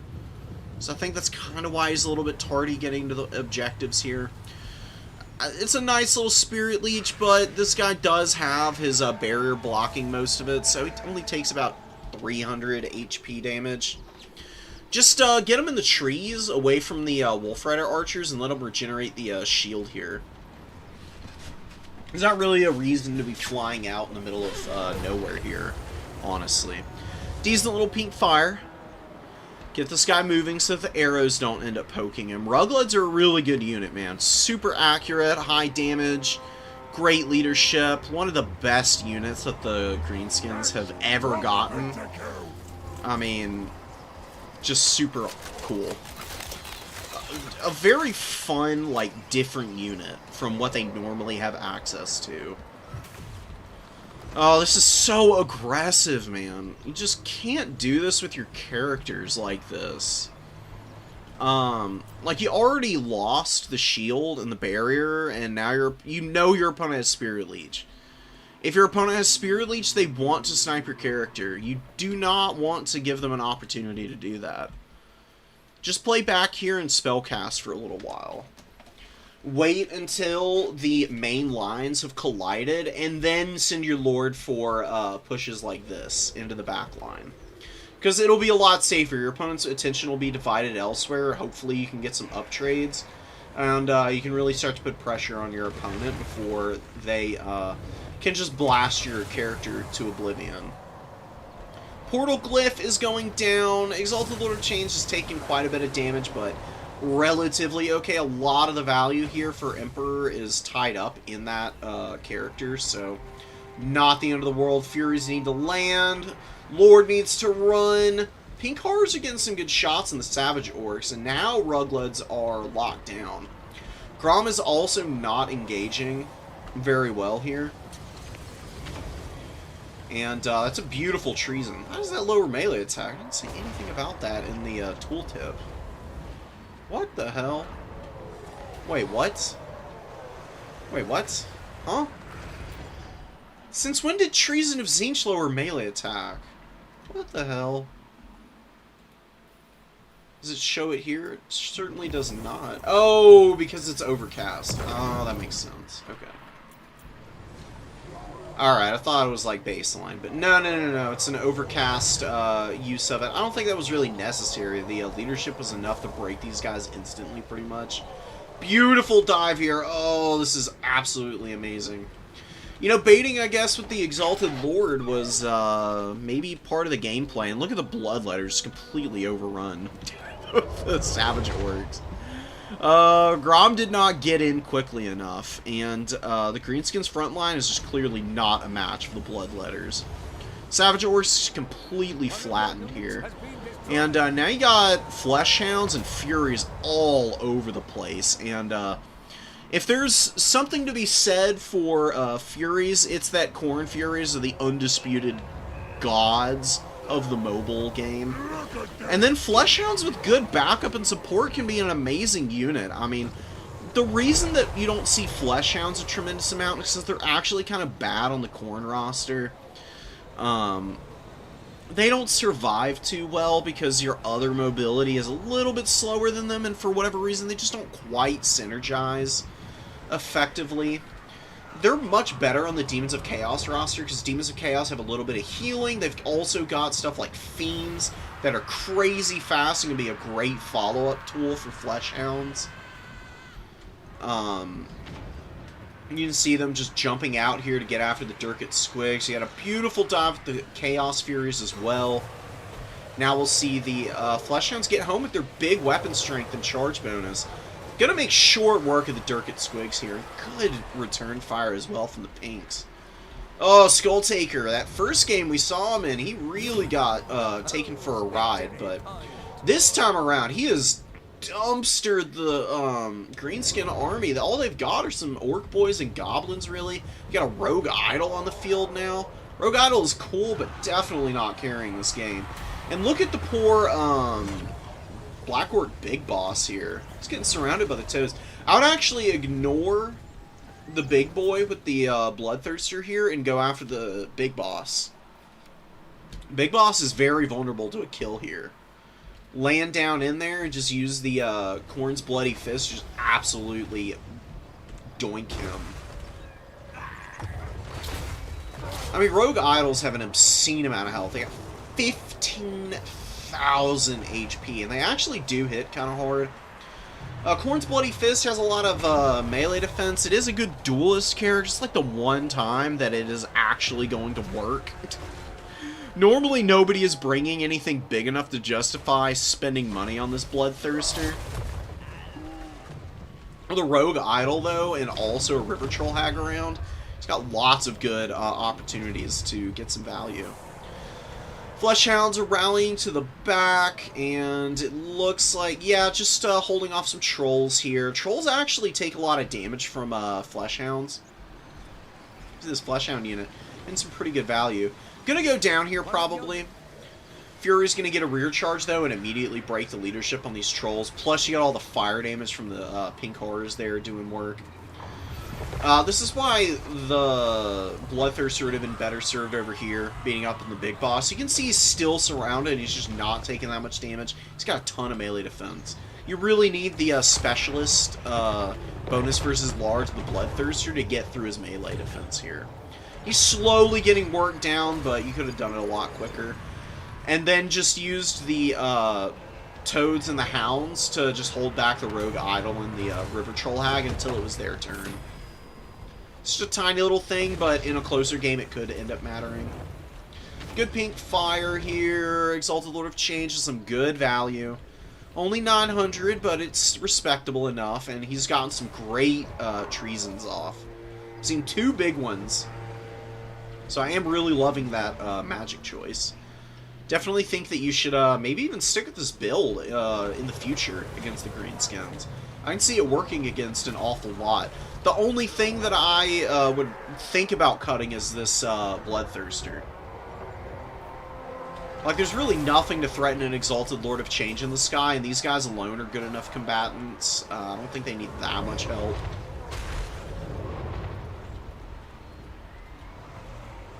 You can see the Khorne's Bloody Fist is struggling a little bit.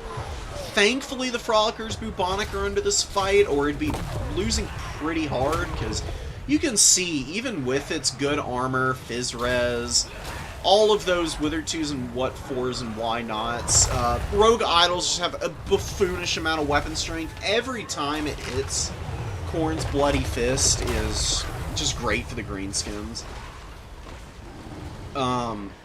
If the Frolickers Bubonic weren't here, then the 2v1 would usually be enough, because single entity fights are pretty straightforward. If it's a 1v1, then the single entity with higher weapon strength and melee attack wins. If it's a 2v1, then it's almost always advantaged for the superior numbers. So like a River Troll Hag and a Rogue Idol would beat the Bloody Fist. Frolickers are just buffering off enough damage and being a nice, annoying little roadblock. This thing's actually able to get in here. It actually takes down the Rogue Idol. Super cool fight that's been going on in the trees here. Now he's just going to go beat up on some spears. Maybe he'll terror route them. I don't actually know if it's going to happen. Grom is still alive, and they're getting a leadership buff from the River Troll Hag being nearby. Just a little bit of a boost to leadership, but enough of one that terror route probably not going to be super likely for this guy. He's also fighting in trees. You can see he's losing 13 melee attack from that. Does not have Strider. It's worth keeping in mind. Toads are just blobbing up on Grom. You could use Khorne's Bloody Fist to finish off Grom now. Good dive with the Furies and the Fleshhounds. Nurgling's capping the number 1. Number 3 is held down. Middle is held down. More Bloodletters out. Pink cars running around everywhere. Wolf Riders breaking randomly. Exalted Lord of Change hiding. Good call. Always hide your characters and lords when they're getting low HP. You can't unsummon them like in the old days of Domination mode, which I'm very glad for. It was super dumb. Skaven would just unsummon their lord at the beginning of battles even. Nowadays, it's just well worth it to hide your characters when they get beat up so they don't get sniped somehow. Khorne's Bloody Fist going after Grom, gets some big hits on him. Does get hit by Spirit Leech. It's going to get pretty low, but it shouldn't break. It's got 90 leadership. It can definitely fight to the bitter end. It actually finds Grom and is able to take our big chunky boy down. Khorne's Bloody Fist actually paying for itself. Mega cool pick. Bloodletters doing their thing, man. Solid value. Oh my god, it's gonna kill the River Troll Hag too. Let's go. Oh man. Come on. 3k, please. Emperor is continuing to scrap. He's got Savage Orcs running over Nurglings. Really isn't that surprising. Nurglings are god-awful. Nurglings are literally just there for cap weight. They don't do much damage. Do a little bit to these Savage Orcs, but nothing tremendous. See, their leadership is not that great either. Khorne's Bloody Fist with 3k. We've got it, boys. Takes down another character. So, those are some pretty high-value skulls, man. Corn's gonna be happy with this thing. 10 kills and 3,100 value is wild. Get a fourth. I knew Oh, I was gonna. unending glory is yours. Great game, though.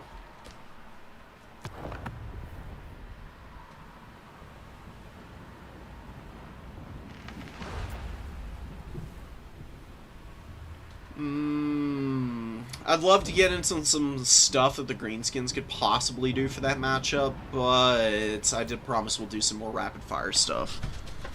So, we'll hold off on that. I'm gonna go get some water, and I'll be back in just a beat, and then we'll get into some more.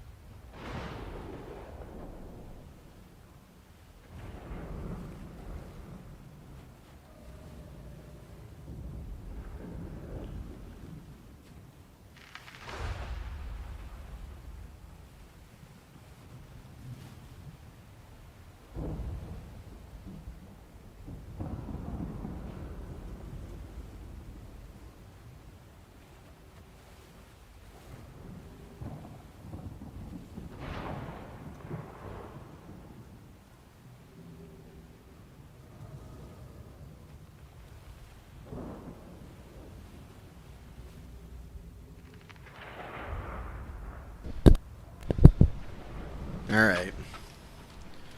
I'm sufficiently satiated, so we ball. Ooh. Corn. Corn time. Oh, baby, let's see it. Schneezy versus Jimmy. Jimmy playing High Elves. He's won a tournament with Lizardmen. And it seems like High Elves are his second faction, so I'm curious to see how this plays out. He's got some good units here. Sons and daughters of Alkwan, be ready! Gird your souls! Let them come! So to we've... battle! Okay. Thank you, Tyrion. We get it, bud. Okay.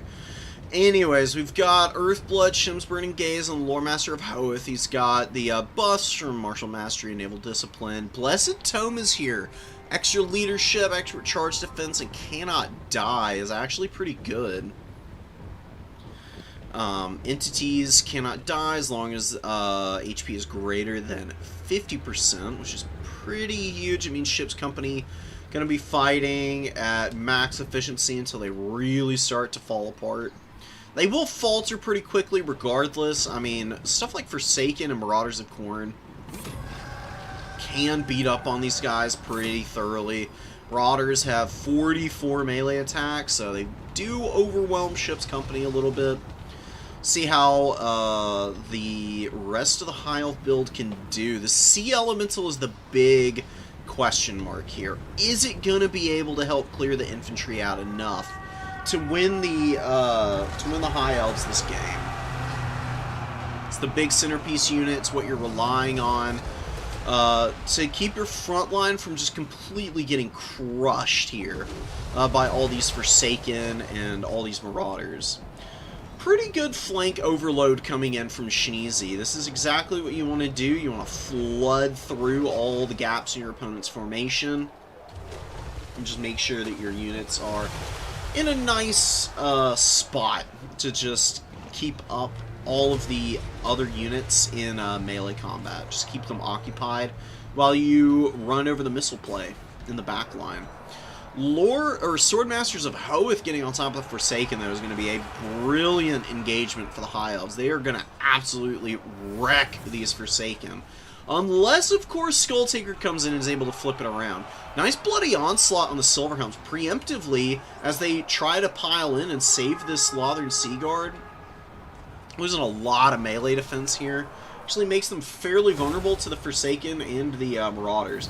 You have to make sure that your units don't end up in a situation where they're trying to push past units and they're actually just fighting what's in front of them. Looks like Schneezy is doing a good job of that. Forsaken starting to get folded up, not doing too hot. Skulltaker getting away from Tyrion. Does get a little bit of damage on those Swordmasters. Things are going okay for Khorne. They don't really have anything to kill this Sea Elemental until now.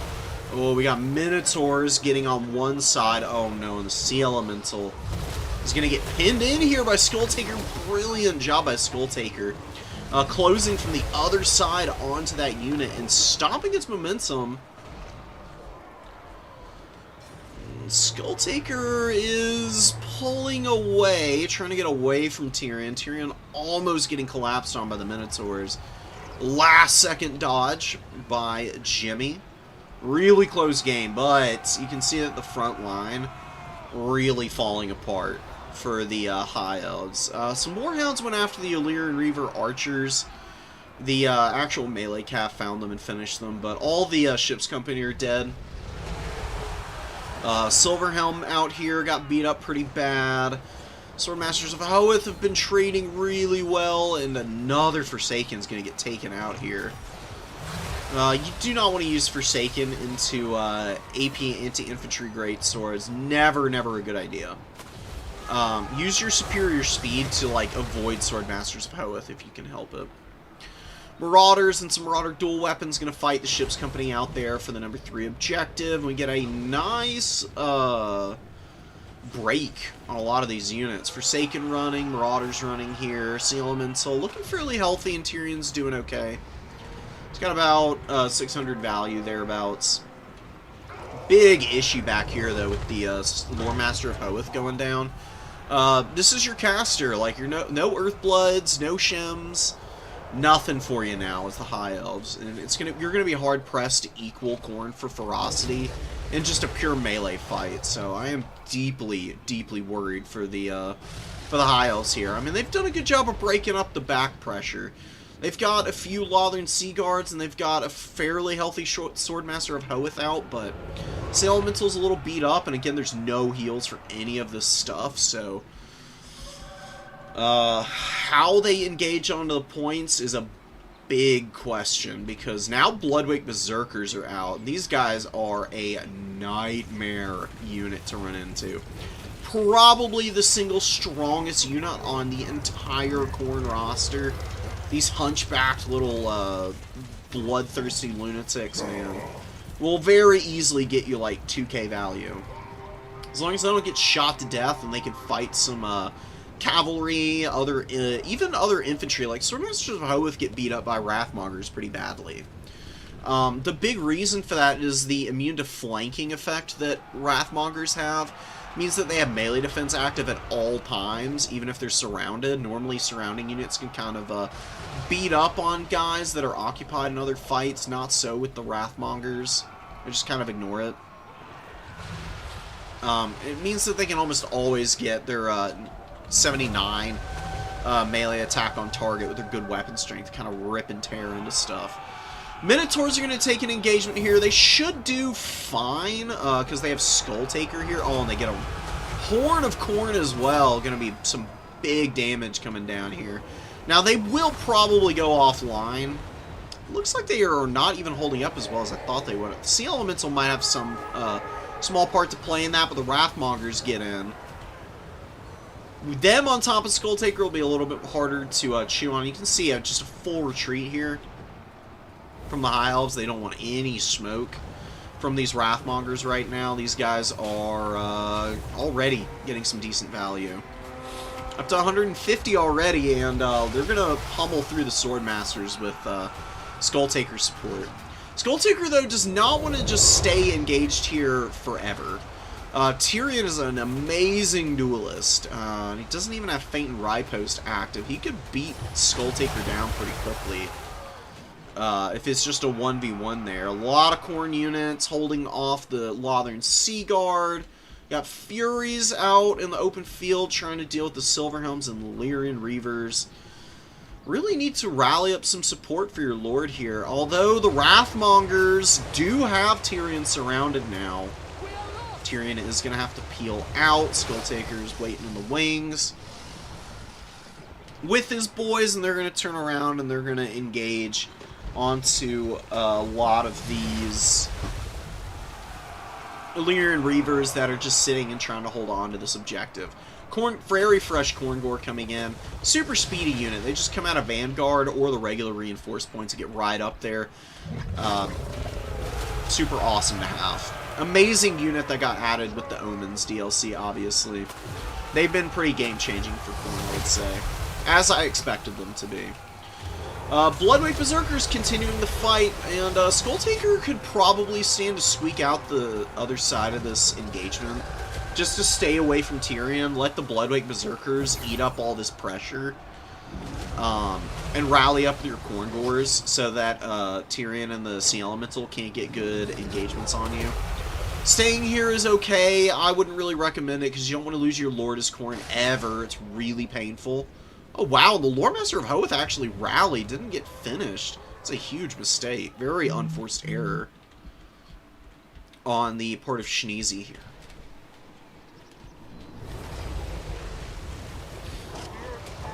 Berserkers have 1100 value, doing pretty well. And the Minotaurs get in here. Oh no, Skull Taker's gonna crumble out. Brutal, potentially, for Khorne. He's somehow hanging on.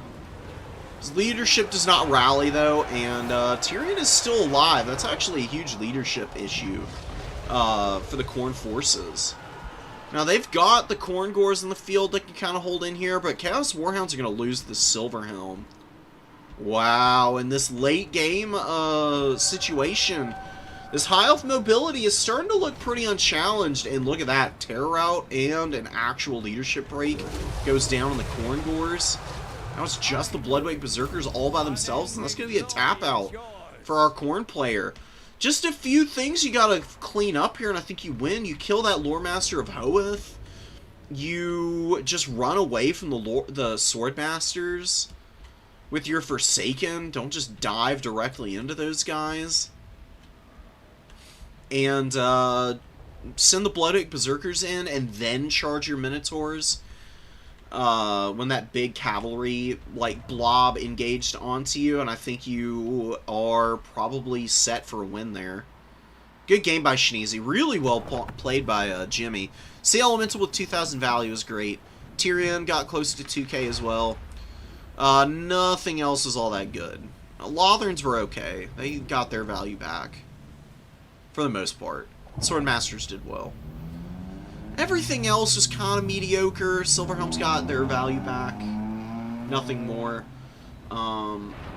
It's just these Forsaken getting bodied by those Swordmasters there that I think really lost Khorne a lot of momentum. The Khorne Gores were doing well. The one Minotaur was solid. This is too many Warhounds. This is a massive overpay. I would cut every one of those Warhounds and get another Minotaur. Honestly, I mean, they're good cap weight, but Silverhelms and Illyrian Reavers are just going to eat them alive. Chaos Warhounds of Khorne have better matchups. This is not a great one for them. Minos can do a lot more work for you here, and the Bloodwake Berserker is kind of the same deal.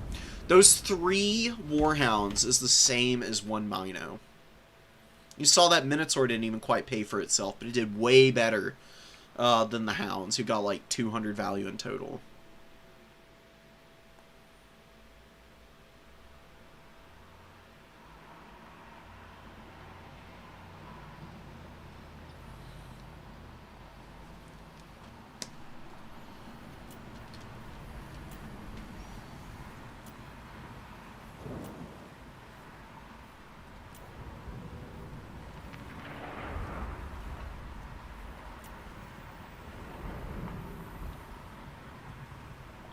Wood Elves versus Chaos Dowie or Nurgle Wood Elves. Already seen Wood Elves Skaven. Let's actually watch. We could watch more Khorne. Let's actually watch a little more Khorne.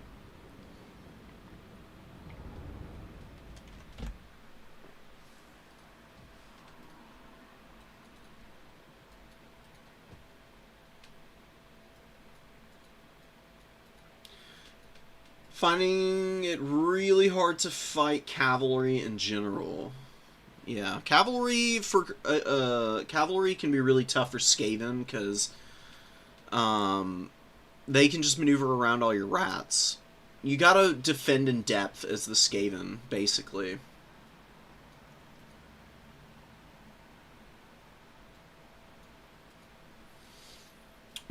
Yeah, the Rogue Idlebug is fixed. It's not really even that good of a buff, though, to be honest, so I don't know. Rogue Idols are kind of a meme unit.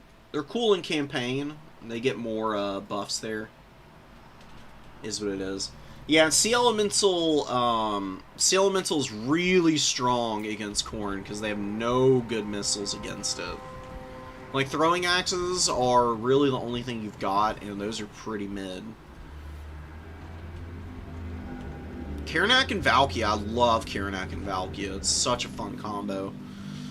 This Skink Priest needs to be super careful, because Karanak will just one-shot him, basically. I mean, Karanak will get in there, and with his big weapon strength, he'll just rip through the 30 armor Skink. So he's got Brass Collar and Pray the Blood God, which really is all you need for Karanak. You know, you silence, you snare. Really no notes on that one. It's going to be great in this matchup for shutting down the Nakai and Curse of Honor here shenanigans that Bot is going for. Bot is actually playing a pretty meta build into Khorne. Got lots of red-crested skinks. lots of Sacred Kroxigors, and you just try and use Nakai to give your units massive melee attack buffs with the Primal Fury, or Primal Roar rather. You get 40 melee attack, which is absolutely crazy. Valkia should land on the Bastiladon, and Karanak should just go for the kill on the Skink Priest, and then you rotate everything over, and you just do whatever you can to try and hold off the Sacred Kroxigors and the Red-Crested Skinks that are around Nakai. Just make sure that you are not allowing your opponent any freebies in the late game. Khorngor's on the way in. Nakai is a real pain because he also causes terror. It's so annoying. I mean, he breaks this entire position open. Marauders are folding up. Bloodletters are getting on the back of this Red-Crested Skink unit. Another Bloodletter here is going to hold up pretty nicely for the time being, but you're going to be seeing the Sacred Kroxigors piling into the back of all these units. And more Red-Crested Skinks to hold. Skink Skirmishers get hit by Sloupnir. Not the best Sloupnir. Honestly, if you really wanted to make a good effect out of it, you should just use it to cast it down the middle of all these Skinks here. You just like cast it from this side, going out the end of the unit and avoiding the Khorngors and the Bloodletters that you have. Clear those bodies up and just have your units grind into the Sacred Kroxigors at that point with the good numbers. Just like loop around and try and get surrounds on them. You want these Khorngors to be free to get onto the back of that fight as well. Colossadon Hunter's on the way in. I don't really know what they're going to do, to be honest. Valkia does not want to be fighting the Cohort of Waddle. This is not really how you use Karanak either. He does not want to be fighting these things. He wants to fight the characters. And he wants to be silencing them, more importantly. Now, he's going to silence Nakai, because Nakai comes in. But Nakai is going to bully Valkia here, with Cohort of Waddle around. Khorne really needs to peel for their characters here. This could be a huge loss. Botbot has the lead already. Pretty significant one. You can see the Bloodletters are getting absolutely run down. You know, Bloodletters are really good into the Lizardmen, but if your opponent's going for the Sacred Kroxigor Nakai strategy, you do not want to take the frontline fight initially. What you do here is you build up Minotaurs and throwing axes. You dominate the other objectives, because this is a small Lizardman army. You dominate the outside points and just run away from all the Sacred Kroxigors and Red-Crested Skinks until you have all your Minos and your throwing axes out. And then you engage. Because you use the throwing axes to shoot down the Sacred Kroxigors.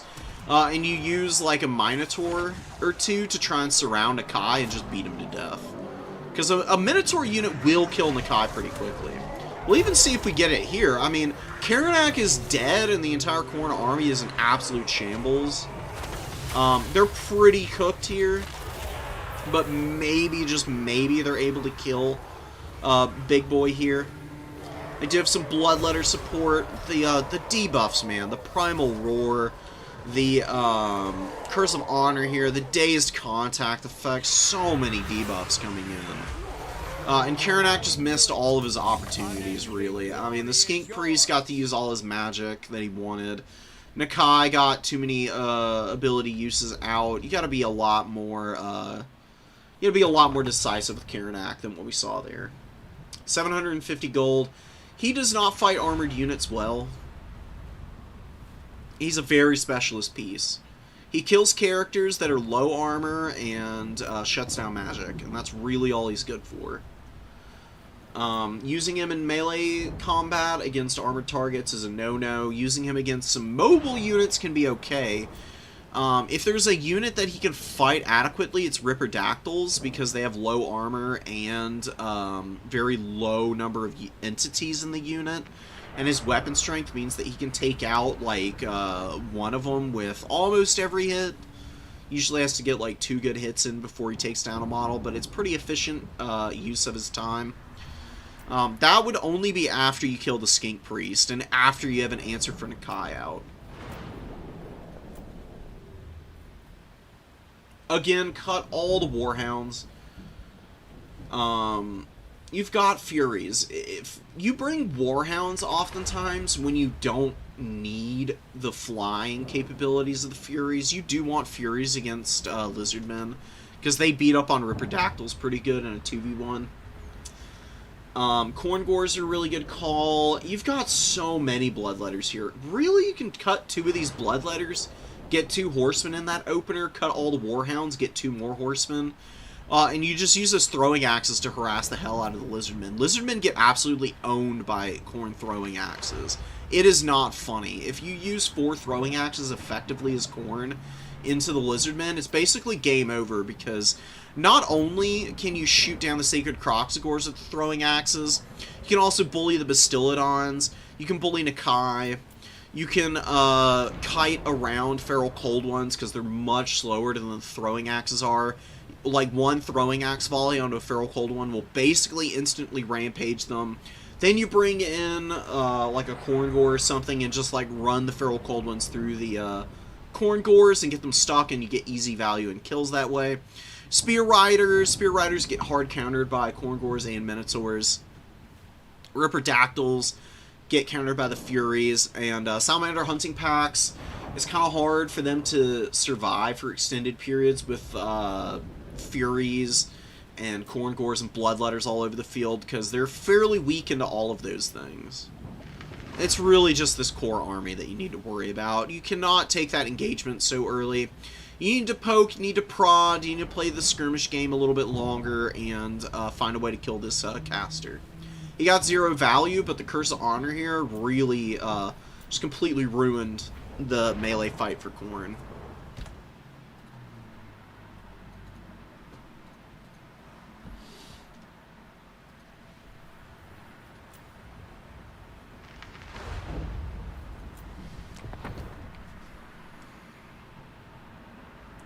Now, we've got so many Wood Elf players, it's kind of hard to avoid another Wood Elf game, but Wood Elves are always pretty fun to watch.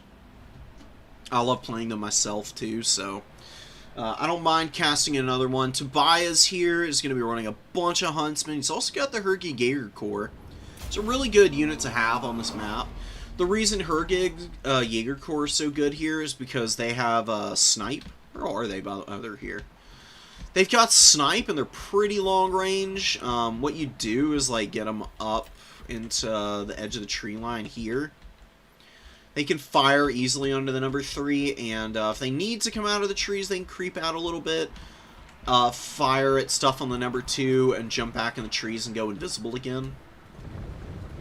And with Snipe, they are just invisible while they're shooting, as long as they're hidden. They do not have Stalk or anything. It's not like the Natty Bubo's sharpshooters. But it still has some utility. And they've got Black Powder Discipline. These guys fire really fast. The extra reload skill is so good for them. Plus, you get the accuracy, which is honestly just disgusting. 40% or 40+ accuracy.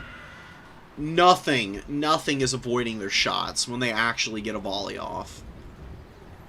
Huntsman moving up. Cool build here from the Wood Elves. You got a Forest Dragon and a Glade Lord. Spellsinger of Life with Regrowth. I actually think Earthblood would be a little bit better. Regrowth is great single target healing, but I find Earthblood to be better because you can just hit more units. And all the Wood Elves benefit tremendously from healing of any kind, so hitting War Dancers with it, hitting the Eternal Guard with it, anything to give yourself a little bit more time to grind is a good call, and Regrowth just limits you a lot. The idea is that whenever your dragons need heals anyways, you just Earthblood both of them together, and they get a nice little bit of HP back, and they just avoid really awful engagements. They just don't dive stupidly aggressive, and instead you just use them to kind of like break your opponent's front line apart. Honestly, Tobias is kind of handling this pressure nicely for the most part. He's like pushing his infantry up onto the points and kind of surrounding the Wood Elf army. Wood Elves are kind of blobbing themselves into a really bad spot. It's a beautiful Searing Doom from Balthazar Gelt. Absolutely ruining those War Dancers and Eternal Guard there. Huntsman, though, getting mass compromised back here. Although, we do get Demogryph Knight Halberds to help against the Glade Riders. The Glade Riders with the bows don't even need to be in this fight, honestly. The Glade Riders should be a little bit farther back, and honestly, they could just be using their bows to help poke down some of the swordsmen in combat, or they could just be firing safely as can be from behind the front line into the Demogryph Knight Halberds. The dragons are disruptive enough and high mass enough that they can actually get away from the Demogryph Knights. Not the easiest thing in the world, but it's fairly doable for them. You can see those Searing Dooms are just continuing to cause absolute mayhem for this front line of the Wood Elves. They're looking really thin already. They started with a small army because of these big dragons, and it is not going to get any easier for them for the remainder of this game. They've lost a lot of units already. And the State Troopers are just going to be tons of bodies that become a nightmare to try and grind all the way through. Huge flank with Glade Riders. You're keeping all of them in a very tight formation, though. When you're using cavalry, when you're using any units, what you need to do is keep their spacing. What that means is you just want them all in a little bit of a staggered formation. You want to, like, push them through in waves, rather than just bringing them all in one big push where they can get shut down by, like, 1 or 2 units impacting into them. You want to try to sneak them through one at a time, just within fairly tight timing with one another, so that they can actually access backline positions and compromise as many units as possible. And they, for the most part, do. The Demogryph Halberds do intercept one of the Glade Riders, who are going to go down really quickly here. These Demogryph Knights have 125 armor, so they do not care about that fight in the least. Going to be another beautiful Searing Doom. Tobias' targeting with this has just been absolutely filthy. Knights of the Black Rose come in and just immediately push these guys off. Herkig Jaeger Corps take a decent amount of damage, but they do have 26 models left. Some Glade Riders re-compromising them. Might be able to kill them now. I mean, they're very, very squishy. Depends on how long the Glade Riders stick in here, but Knights of the Black Rose should be able to stop them from finishing that unit up. Jaeger Corps breaks. They've got 24 models left. Get a nice regrowth. I mean, a lot of healing on the dragon. But it's only got 158 value. Same with the Glade Lord. The issue here for the Wood Elves is that the Empire went really cheap. They didn't bring anything expensive. They've just got a bunch of Huntsmen and Silver Bullets and State Troopers and Balthazar Gelt on horse, an Empire Captain Corps.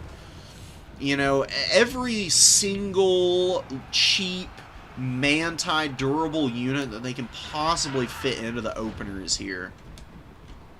And then they've just got really good mobile units in the back. Demogryph Knight Halberds and Knights of the Black Rose, who can thump the cavalry that the Wood Elves throw out. So I've really got to give some kudos to Tobias for the really clean builds I've seen from him today. He clearly knows what he wants to execute in terms of playstyle, and he's done a great job of it so far. He's got really great micro. Every time one of his units is about to get compromised because of a small mistake he might have made, like moving the Silver Bullets too far forward, he's right on it to immediately pull them back, drag his opponent deep in, and then get good counter charges. Good breath attacks. I mean, Silver Bullets lose half their HP, almost half their models too. But again, the Forest Dragons stuck up in the air and are not supporting their front line enough. It's kind of hard to do that when there's this much shooting on the field. This is the risk of running these big single entities in a duo together and doing it in the opener.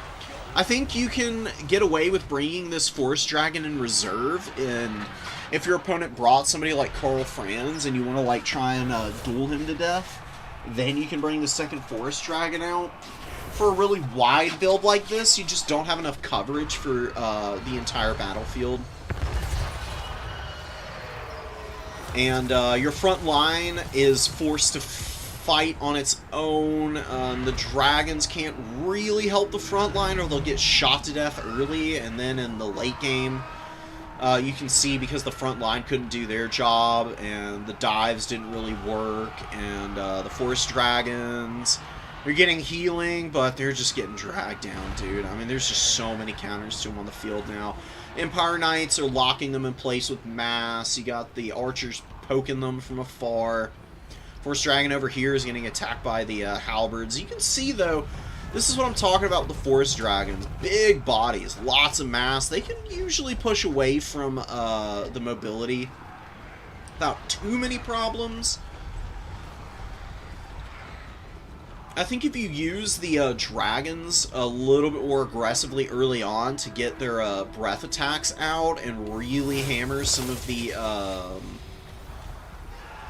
like swordsmen and spearmen, even though they're not great breath attack targets, just to break up the state trooper front line so that maybe your war dancers and Eternal Guard can push the back line a little bit better, might be worth looking into in the future, Fitter. Eternal Guard going down, and Forest Dragon didn't escape. Demogryphs just continue running in behind it. There's just no peel. Like, the dragons can move away from the Demogryph Knight halberds, but they can't get back up in the air. What you really need is the Wild Hunters of Kurnus. As you're trying to pull your dragon back, Wild Hunters of Kurnus come in. They charge down the Demogryph Knights, get ridiculous amounts of damage against them. The Force Dragon gets up in the air and maybe just rear charges the Demogryphs, who are now suddenly in a bad spot. Look for opportunities like that a little bit more. I think you can win the game. Great value on the missiles. They got compromised early, but they were saved with some really good micro from the cavalry and the Demogryphs. And then they were able to just shoot all of the dragons' HP off of them. And do some good damage to Glade Riders as well, and the Dryads. Super fun Wood Elf army, but one that could definitely still use some refinement. Let's actually, I know I said we would do some really quick replays, but this is honestly what I would do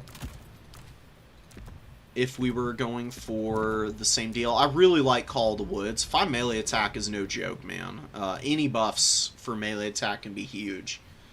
As a tip over point. Banner of the Hunter King is also really strong because of that too. I love the Glade Lord with the Helm of Discord. I think he's low-key just as competitive as the Glade Lord with the Snare.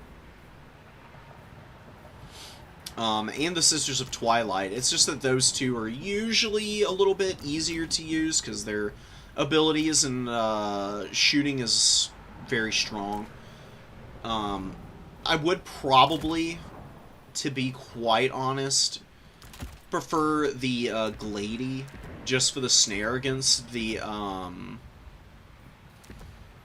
Empire. I think it's a little bit better because you can use Arrow of Kurnus from afar to like hammer home, and then Pravenoth Rama. You can just drop this onto any target that you want to then open up on with like missiles and whatnot. It wasn't a very missile-oriented build last time, so just for the sake of staying consistent with what our what the player wanted to do, we're gonna try and build around that. So seriously, just do Earthblood, man. Great, great, great spell. You can do Awakening of the Wood if you want to, because it does lower speed, or you can do Flesh to Stone. Flesh to Stone is a huge buff to Fizzres. Really, really powerful if you get it off in the right circumstance. I don't think you need Opal Amulet on her. You want to just make her as cheap as possible. On Luster and Arrows, you do want to bring Blessing of the Ancients, Spell Mastery, and Power Recharge. Power Stone gives her a little more Winds of Magic. I don't really think it's all that good. I cut it most of the time. And go for some Wild Riders. Wild Riders are by far the best cavalry unit you can bring as the Wood Elves. I do think Glade Riders can be decent. I'd bring like a couple of those at most. In here, we put the Forest Dragon in reserve. to make your reserves really expensive, and then try and widen your army out a little more. Give your Eternal Guard shields. Shielded Eternal Guard are one of the most annoying units in the entire game to kill. Got a ton of leadership. Silver Shield means that Huntsmen aren't going to poke them very effectively. Couple War Dancers at most. I don't think you want to go too deep into those guys. Dryads are really solid, and I think you really do probably want a couple Deepwood Scouts. These guys are so good at counter-firing against Huntsmen and the like. They've got longer range, they have a harder-hitting missile, they've got a ton of ammo, firewall moving stalk, woodsmen, the whole 9 yards. They're really, really solid, cheap, fairly cheap unit. And with the Deepwood Scouts in the field, it's going to force your opponent to like actually try to engage into your back line as they try to shut these Deepwood Scouts down. That's where your 2 dragons and the mobile core can really thrive. You're just looking to like slowly poke down your opponent's missiles, while you also look for big value play opportunities with your single entities. Reserve-wise, you've got the cavalry you need, I would say.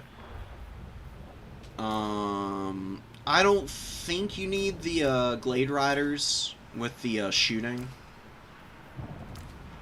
Kinda mediocre, honestly. Grab Race the Frozen Heart, another Dryad with 1100. Maybe get a Waywatcher. Waywatchers are just stupendously hard-hitting. I mean, they just wreck everything. It's a fairly elite build against the Empire, but you can just slowly whittle down their army with the Deepwood Scouts and the Waywatchers, and punish them for trying to get on top of your own missiles. You'll outshoot any of the Huntsmen. The Huntsmen are shorter range and not as accurate, so as long as you don't allow the Empire to get free shots off on you with the Huntsmen, just like a massed volley of them, you should be fine. Hergy Jaeger Corps are going to be annoying, but you can use the dragons to just breath attack these guys to death. Like, they've got snipe, but they're not impossible to spot. You'll see them shooting. You'll see the little, like, tracer effects on their bullets. You can just fly your dragon over and breath attack them into oblivion at that point. They're pretty vulnerable to stuff like Soporific Breath. Because, these type of missile units have limited models and very limited HP. It's a little over 100 for each model. I'm not doing the exact math, but the breath attacks, because they hit like multiple times with the damage profile that you see there, absolutely ruins these guys.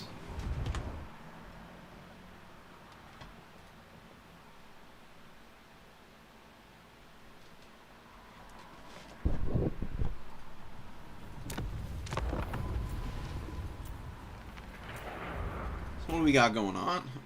We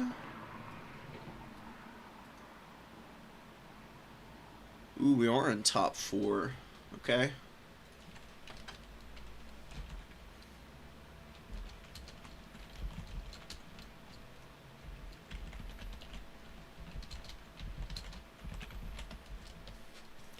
We're going to let them play out semis and finals. I don't want to deal with lag. It happens way too much. It's super annoying to try and coordinate games with people, and then you have to start and restart games multiple times. Rather just get the replays from them. We can go through them quickly that way.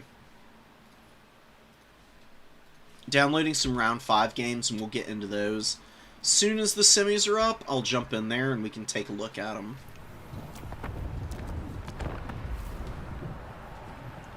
Cathaver's Demons of Chaos. Skulltaker is going to run Red Olgor here. And he's got the Iridescent Horror. He's got Glean Magic, Blue Fire, and Pink Fire. Ooh, double Blood Shrine. Lots of Blood Letters. Sour Guts. This is a cool build, man. Ooh, Wanbo. Yo. What the hell?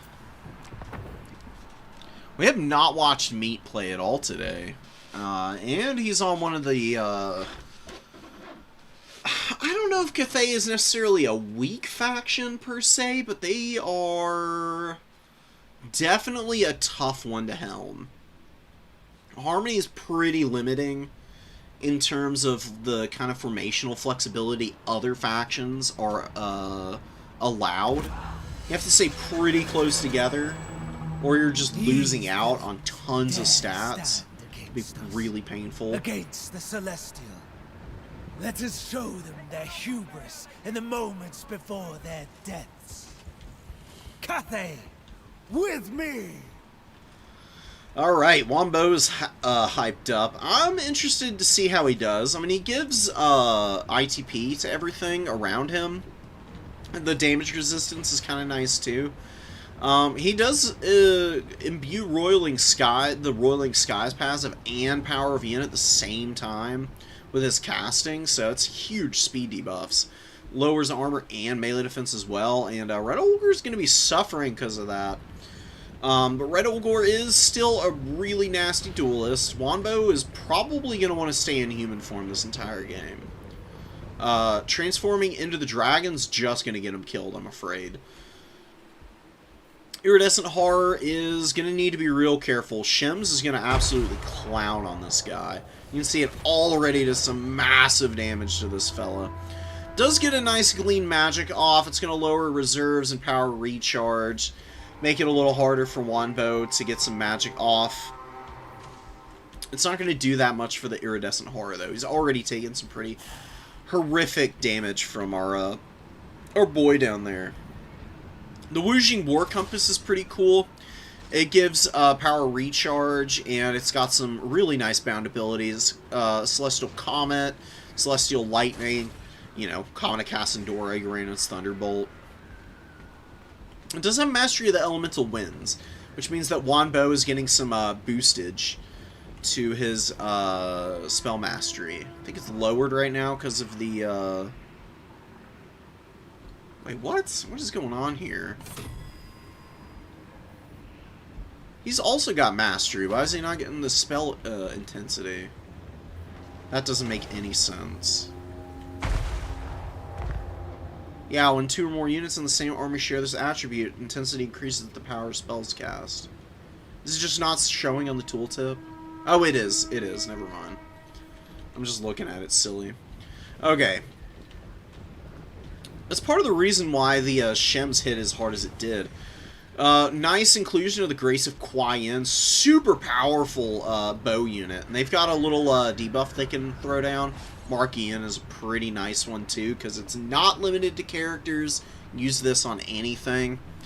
Lowering armor, missile res, and missile block chance is pretty great. Red Olgor and the Iridescent Horror are just harassing the Longma Riders. Longmas take some decent damage. Get a nice Glean Magic on Wombo again. And Red Olgor is going to look to dive in here, doing God knows what. He needs to get out of here because that Glean Magic is wearing off, and we could see a Netta Amentot come out in just a moment here, which would be pretty devastating. You don't want to see your boy get hit by that. Onyx Crowmen are losing to some Furies in the sky. Longma Riders are moving over to try and help. Grace of Kuai Yin, though, gets a great set of volleys off in this Corn Fury. That's not engaging the way it should. It needs to be in combat. It's staying so far back means that it's just getting shot to death. And you see it does go down here. The Furies, though, do beat the Onyx Crowmen pretty decisively. Just a little bit of a shame that the dive is coming in very scattered here. That's a lot of stuff to lose. It's 1,300 gold with the 2 Furies going down. Now you do see the Bloodletters moving in. Bloodletters here should just move around through the open gap here. Jade Warriors lose so hard to Bloodletters, it's not even funny. It's one of the most lopsided fights in the entire game. Iridescent Horror gets hit by Shems again and is going to die, so no magic for Skulltaker here is going to be painful. I don't think his spell kit was even all that good against Cathay anyways. And, you know, I was talking about Red Olgor against the Lizardmen. I don't really know if he's the right call against Grand Cathay. Honestly, I think Grand Cathay struggles most against factions that just go, cheap, affordable lords that can also just, like, bully Grand Cathay infantry and compromise their missile lines. Man, oh man, trying to shoot down a lot of these Jades is also a pretty bad idea. Pink Horrors are getting destroyed by the missile play so far. Red Olgor, though, I mean, he's got a decent chunk of health left. The Grace of Kuai-Yin is just farming value this game, though. They are disrupting everything currently. They do finally, the Demons of Chaos finally move some Pink Horrors in range, though, and get some good damage on them. And the Bloodletters have ground through the front line pretty effectively. They're getting in here with some support, and they're pulling down a lot of these Grand Cathay forces. Red Olgor has just been hovering in the air. He's not done anything this entire game. I mean, I know you want to be fairly careful with them, but the idea is that you're diving all at once. Skulltaker moved in way too split here. Like, he had Furies fighting out alone on the flank and getting counterfired by all the bows here, while his Pinks and Bloodletters were hanging back. You want to move up all at once. You want to use the Pinks to try and shoot your opponent's back line, like shoot Bands of the Silver Road specifically, the Peasant, Long Spearmen, and whatnot, and then the Bloodletters just clear out the Jade Warriors. You circumvent as much as possible, because you can just run away from Jade Warriors because they're so slow. Bloodletters are way faster. You build up a little bit, and then you try and compromise in. Also, I really think you need Hellforge Bellowers, or the Noxbringer here. And I said Red Olgor works against Lizardmen. The reason that he works against Lizardmen is because they don't have any AP magic damage shooting. AP and magic damage shooting is just going to ruin Red Olgor, and I think you're better off bringing somebody like Corn Herald, or you can just bring the Nurgle caster on foot. I can't remember what he's called. It's not the Herald of... Is it the Herald of Nurgle? I actually think it is. You bring him on foot, and you can just use Stream of Corruption to hit Jade Warriors all game. And he just stays away from Wanbo, right? Like, Wanbo is here, he's really annoying, but these dragon characters for Grand Cathay are so expensive. You can oftentimes just clean up the rest of the army and ignore them. It's usually the best strategy anyways to kind of win against them. You can't let the Grace of Quiet shoot like this. They got 3,300 value. Absolutely disgusting performance from them. They're literally the majority of the value difference in this game, and Skulltaker's going to call it here. I think that's a good idea. I mean, it's not like he lost horrifically. He actually does have a decent core of units left, but losing Red Olgor like that is a GG. I think against Grand Cathay, you don't need a big combat character. You actually just need to go wide to deal with all the bodies. Cathay either goes stupidly elite, in which case it's really easy to cap points away from them, or they go for these pretty wide builds, and then you really do need the bodies to scrap against them effectively. I would just build up the Blood Shrines. I don't think you need Angels of Decay in this matchup either. There's too many flying units that can harass them anyways. You could swap the Angels of Decay out for the Hellforge Bellowers and use the Bellowers to kind of blast apart the Jade Warriors and stuff on the front line before you then, like, just rush down the Peasant Archers and the Grace of Kuai-Yin. Because your opponent will be hard-pressed to stuff you back at that point. If their infantry aren't also interfering with stuff. You just need to play off your objectives and build up. That's the long and the short of it. Rushed in way too early. Your characters are super vulnerable to a bunch of what your opponent had, and you gotta account for stuff like that. Demons of Chaos could run... Let's see... Can't do the Slaanesh characters. Yeah, it is the Herald of Nurgle.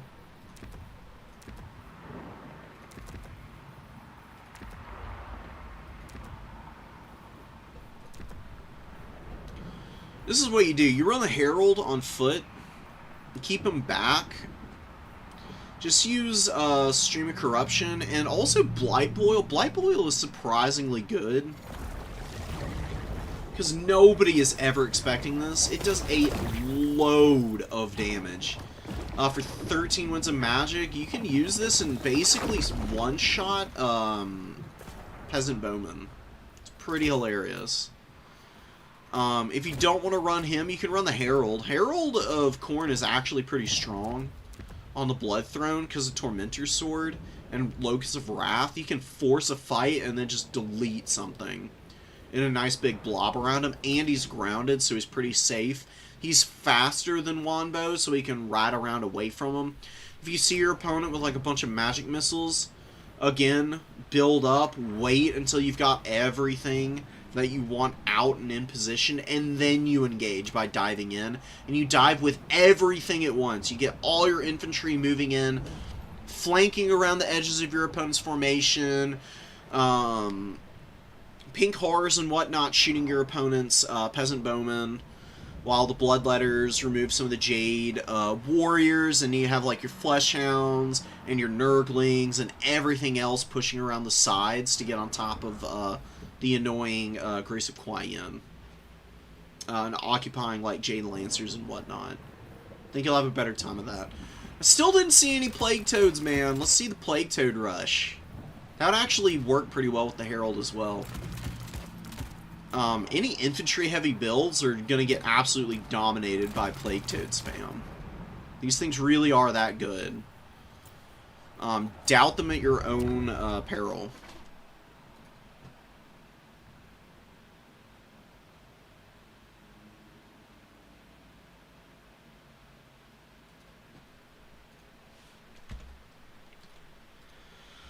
Alright. Semis games. Let's get into them. One thing, though, is that you just never see Cathay, so they're just a really tough faction to, play against, because you've got, like, no experience against them. There was, like, one Cathay main, and they've been gone for a while, so, anytime you're running into them, it's kind of like a learning experience for everybody involved. It's gonna favor the Cathay player, because they know their units a little bit better than you will.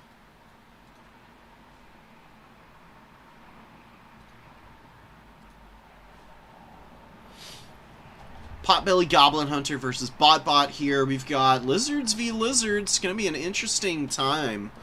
Bot is running the Red-Crested Skink Chief. For how small his army is. He is on the Engine of the Gods, I think.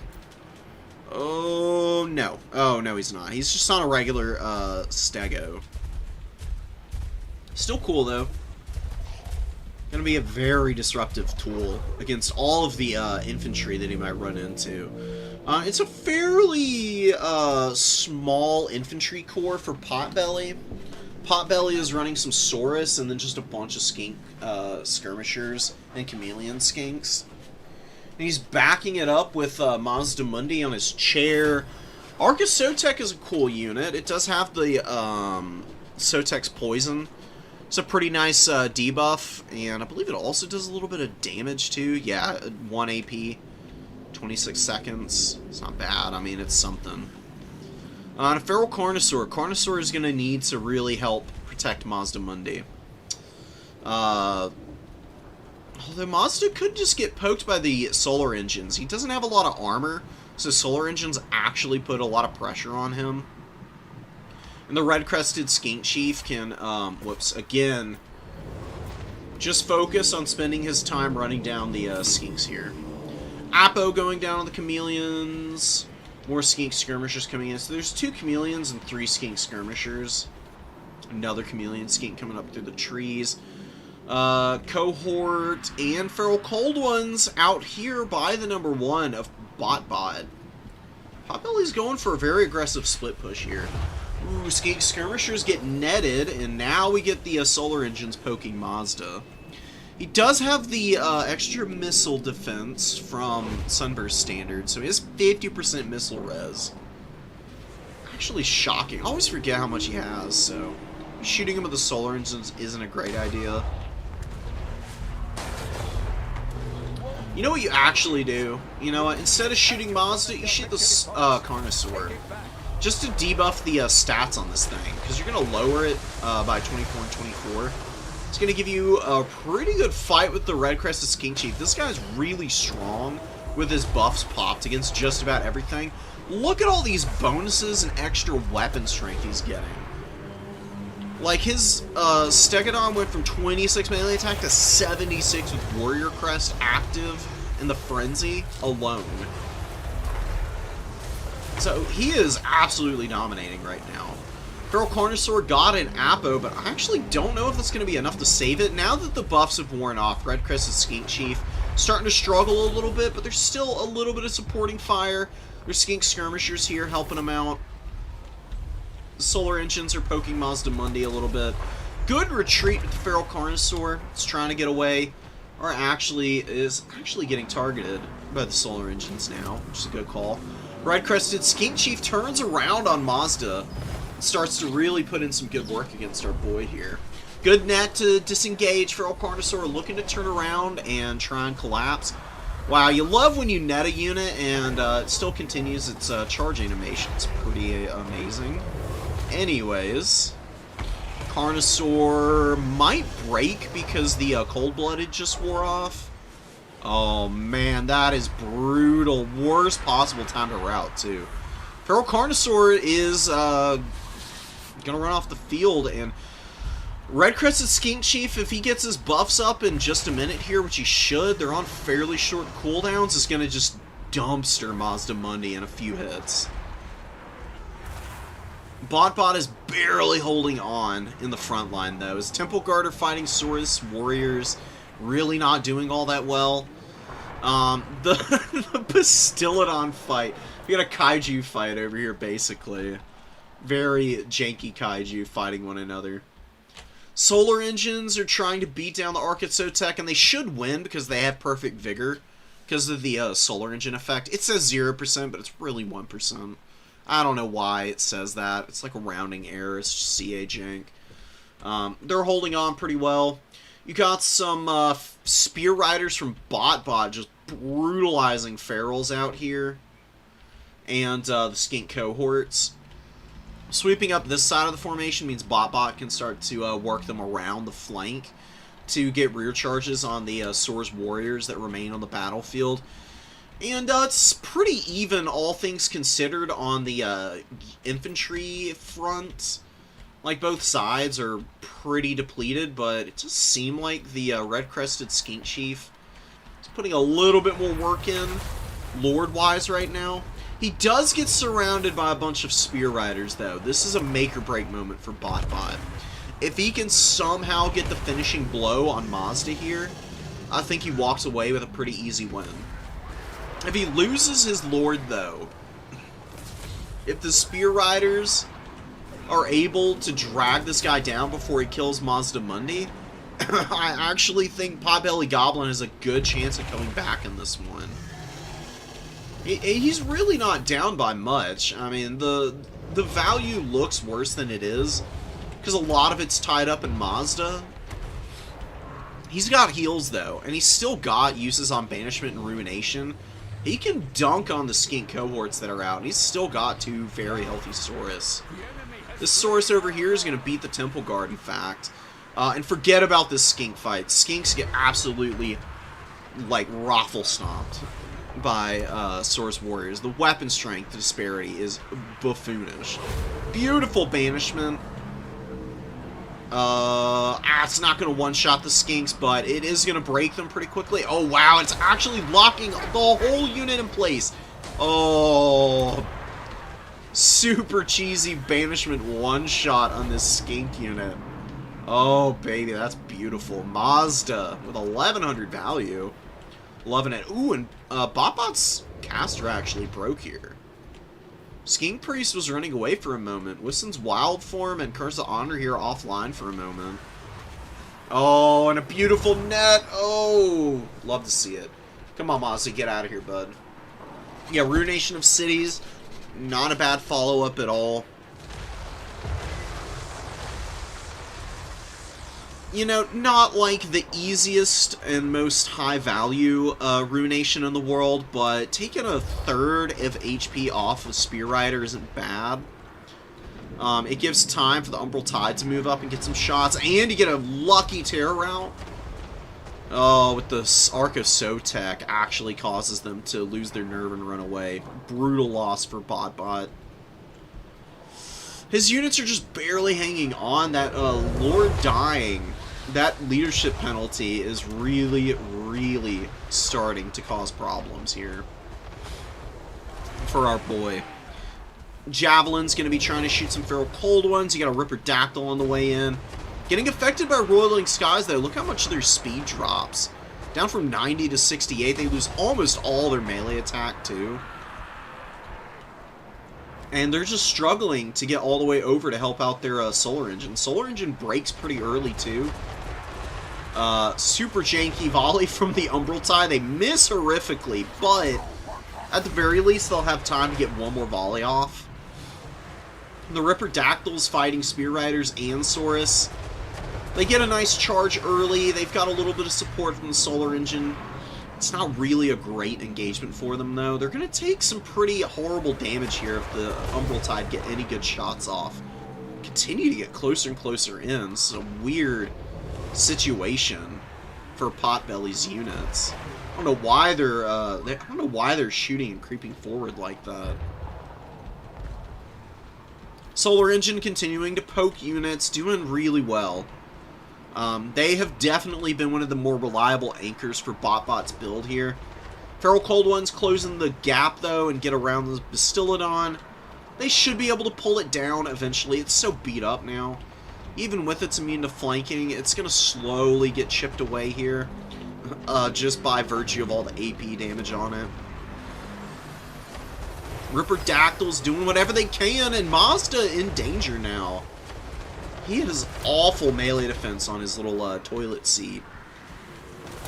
And these Saurus are beat up. They're not going to hold very long. And Ripper Dactyls may not be anti-large by nature, but...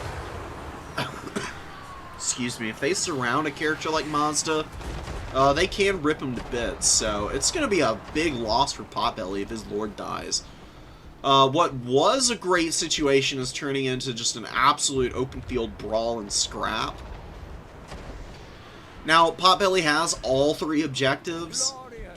BotBot gets the kill here, though. Is there a way back in? Colossadon Hunters coming in is a big problem. Yeah, I think Potbelly's going to be okay. He's got some Feral Cold Ones here.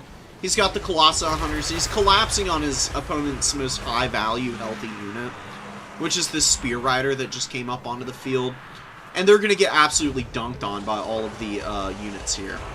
The Colossadon Hunters alone are already a pretty tough fight, but now you're adding Feral Cold Ones into the mix for some damage buffering with support from the Umbral Tide, who are now finally getting some effective volleys off on the Ripper Dactyl unit that BotBot had out. No thank you. This is just kind of a lost cause battle. You just kind of hope for some kind of Hail Mary to save you. I don't see it happening here, unfortunately. And the Feral Cold Ones continuing the pressure. They've been used so well. I would say that Potbelly has just played the mobile game a little bit better overall.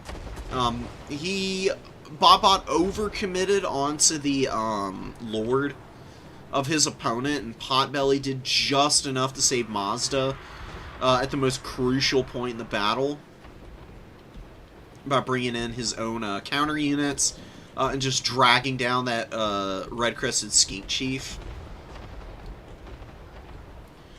So, even though both sides are suffering the leadership debilitating effects of losing their Lord, it's just a little bit more solid for Potbelly here. He's just got better control of the battlefield now. And that's usually where the death sentence comes in. You know, coroner's note says lost battlefield control, and subject died within hours. You just can't have your opponent having more mobile units to, like, surround your forces and just, like, slowly drag them down. Once they establish themselves in the field that firmly, there's really nothing you can do. Saurus did amazing. Oh, this build, man. Great stuff. You know, Botbot honestly went for something very similar. He just included the solar engines as well. I think if he plays a little safer with the red-crested Skink Chief, he wins. Because this guy got 3,100 value. Beat up on the Carnosaur. Almost killed Mazda. I think you beat up on the Carnosaur. Get Mazda low. Disengage for a bit and go run over the Saurus that your opponent has out. And then build up your Spear Riders. And then go for a finishing blow. I think if you get like 2 Spear Riders out to support a red-crested Skink Chief push onto Mazda in the mid-game there, then you've got a much better odds-on chance of success. She almost got it done with just the Skink Chief by himself against Mazda and Spear Riders. Imagine if you had your own Spear Riders into the mix there. Totally different fight.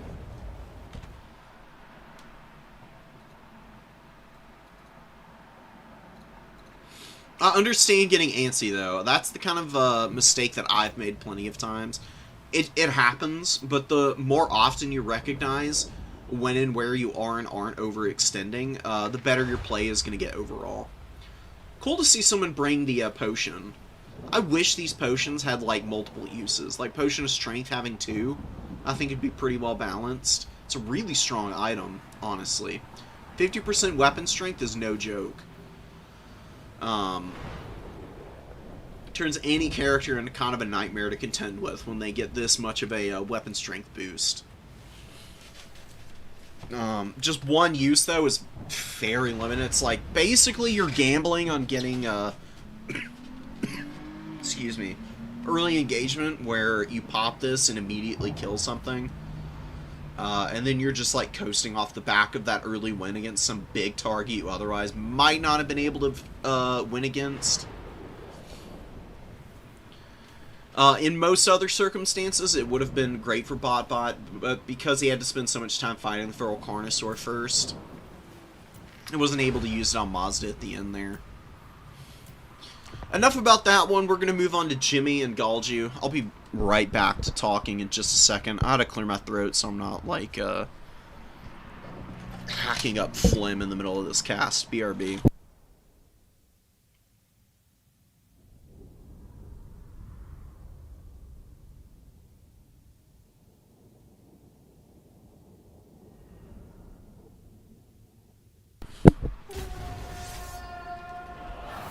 Alright, beautiful. So, crazy build from Galju. 4 Way Watchers. I mean, it's honestly not as uncommon as other factions bringing just like a massive bow line. Most factions want missile units, but they don't want to invest this much into them. The Wood Elves are an exception because Way Watchers just hit that hard. Filthy strong unit, but they're gonna have a hard time getting through all these silver shields, man. Let me tell you, like Ship's Company Silver Guard, Lothern Sea Guard, even with the silver shields, all of that is gonna be a little much. It's definitely gonna make Galju wish he had a little bit more grind in the front line. So the High Elves may be second to the point. Like, it's going to take them some time to get up to the middle, but they're going to be way more stalwart on the middle point. Like, these Eternal Guard are going to have a really hard time pushing up, even though they're armored. Or, sorry, they're not armored. They have the silver shields as well. There's not nearly as many bows for them to contend with. They are not going to get through an Eternal Guard. It's going to be a wet noodle contest, and that means the Silverins are going to be in a way better spot by the end of the fight. Because they've just got more numbers on their side. And High Elves do honestly have maybe slightly superior mobility. Illyrian Reavers and Silverhelms are pretty tough for Wild Riders to deal with, actually, because they have really solid stats because of martial prowess. And Wild Riders have low melee defense, and they don't have a lot of armor, so Silverhelms especially, with their... I think Silverhelms have 100 armor. And then they also have really good melee defense, so the 44 melee attack for the Wild Riders is a lot less effective than in most other matchups. there's a little bit of an argument to be made that this is a high elf favored matchup. Alariel is going to be dropping Earthbloods and Star of Avalorn, which honestly, you know, Burning Head is great, and I think it's probably the best spell against the Wood Elves. But elves always benefit from heals because their units don't have big HP pools. Anything to keep them in a fight for an extended period is worth the price to pay for the actual spells and abilities. Especially if you're going for a heavily shielded front line like this into a big Waywatcher core, you can get some pretty big mileage out of just a few simple Earthbloods. Lotherns get absolutely dunked on. You can see even with the silver shields. For Waywatchers, just an overwhelming amount of firepower. Each one has used 2 volleys, though, to get rid of, you know, what's functionally one single unit. And the Glade Riders going around the flank are getting absolutely wailed on. The Grey is getting some good volley fire here. Lothern Seaguard is turning to shoot. Waywatchers are looking, I think, to close ground and hit the Grey. I don't think they're going to find success, though. Looks like they're going to just content themselves with shooting down the other Lothern here. Really want to finish this one. I mean, there's 53 models left in this unit, and you can always just drop Earthblood on these guys. Heal them back up a little bit and make your opponent work even harder for the finish with the Waywatchers. Lyrian Reavers coming out over here. Glade Riders hiding in the trees. Ship's Company going out to that far side point. Earthblood going down on the healthier Lothern, which is fine. This Lothern Seaguard is basically dead. Waywatchers, very healthy, not under a lot of pressure right now. But Galshu does not have an overwhelming advantage early on in terms of value trading. It's just taking him so long to get through all these shields despite how many Waywatchers he's got. You know, he can't really afford to take any return fire. Like, Lotherns, just a few volleys from them is really going to wear out Waywatchers. They have no damage mitigation at all. No shield.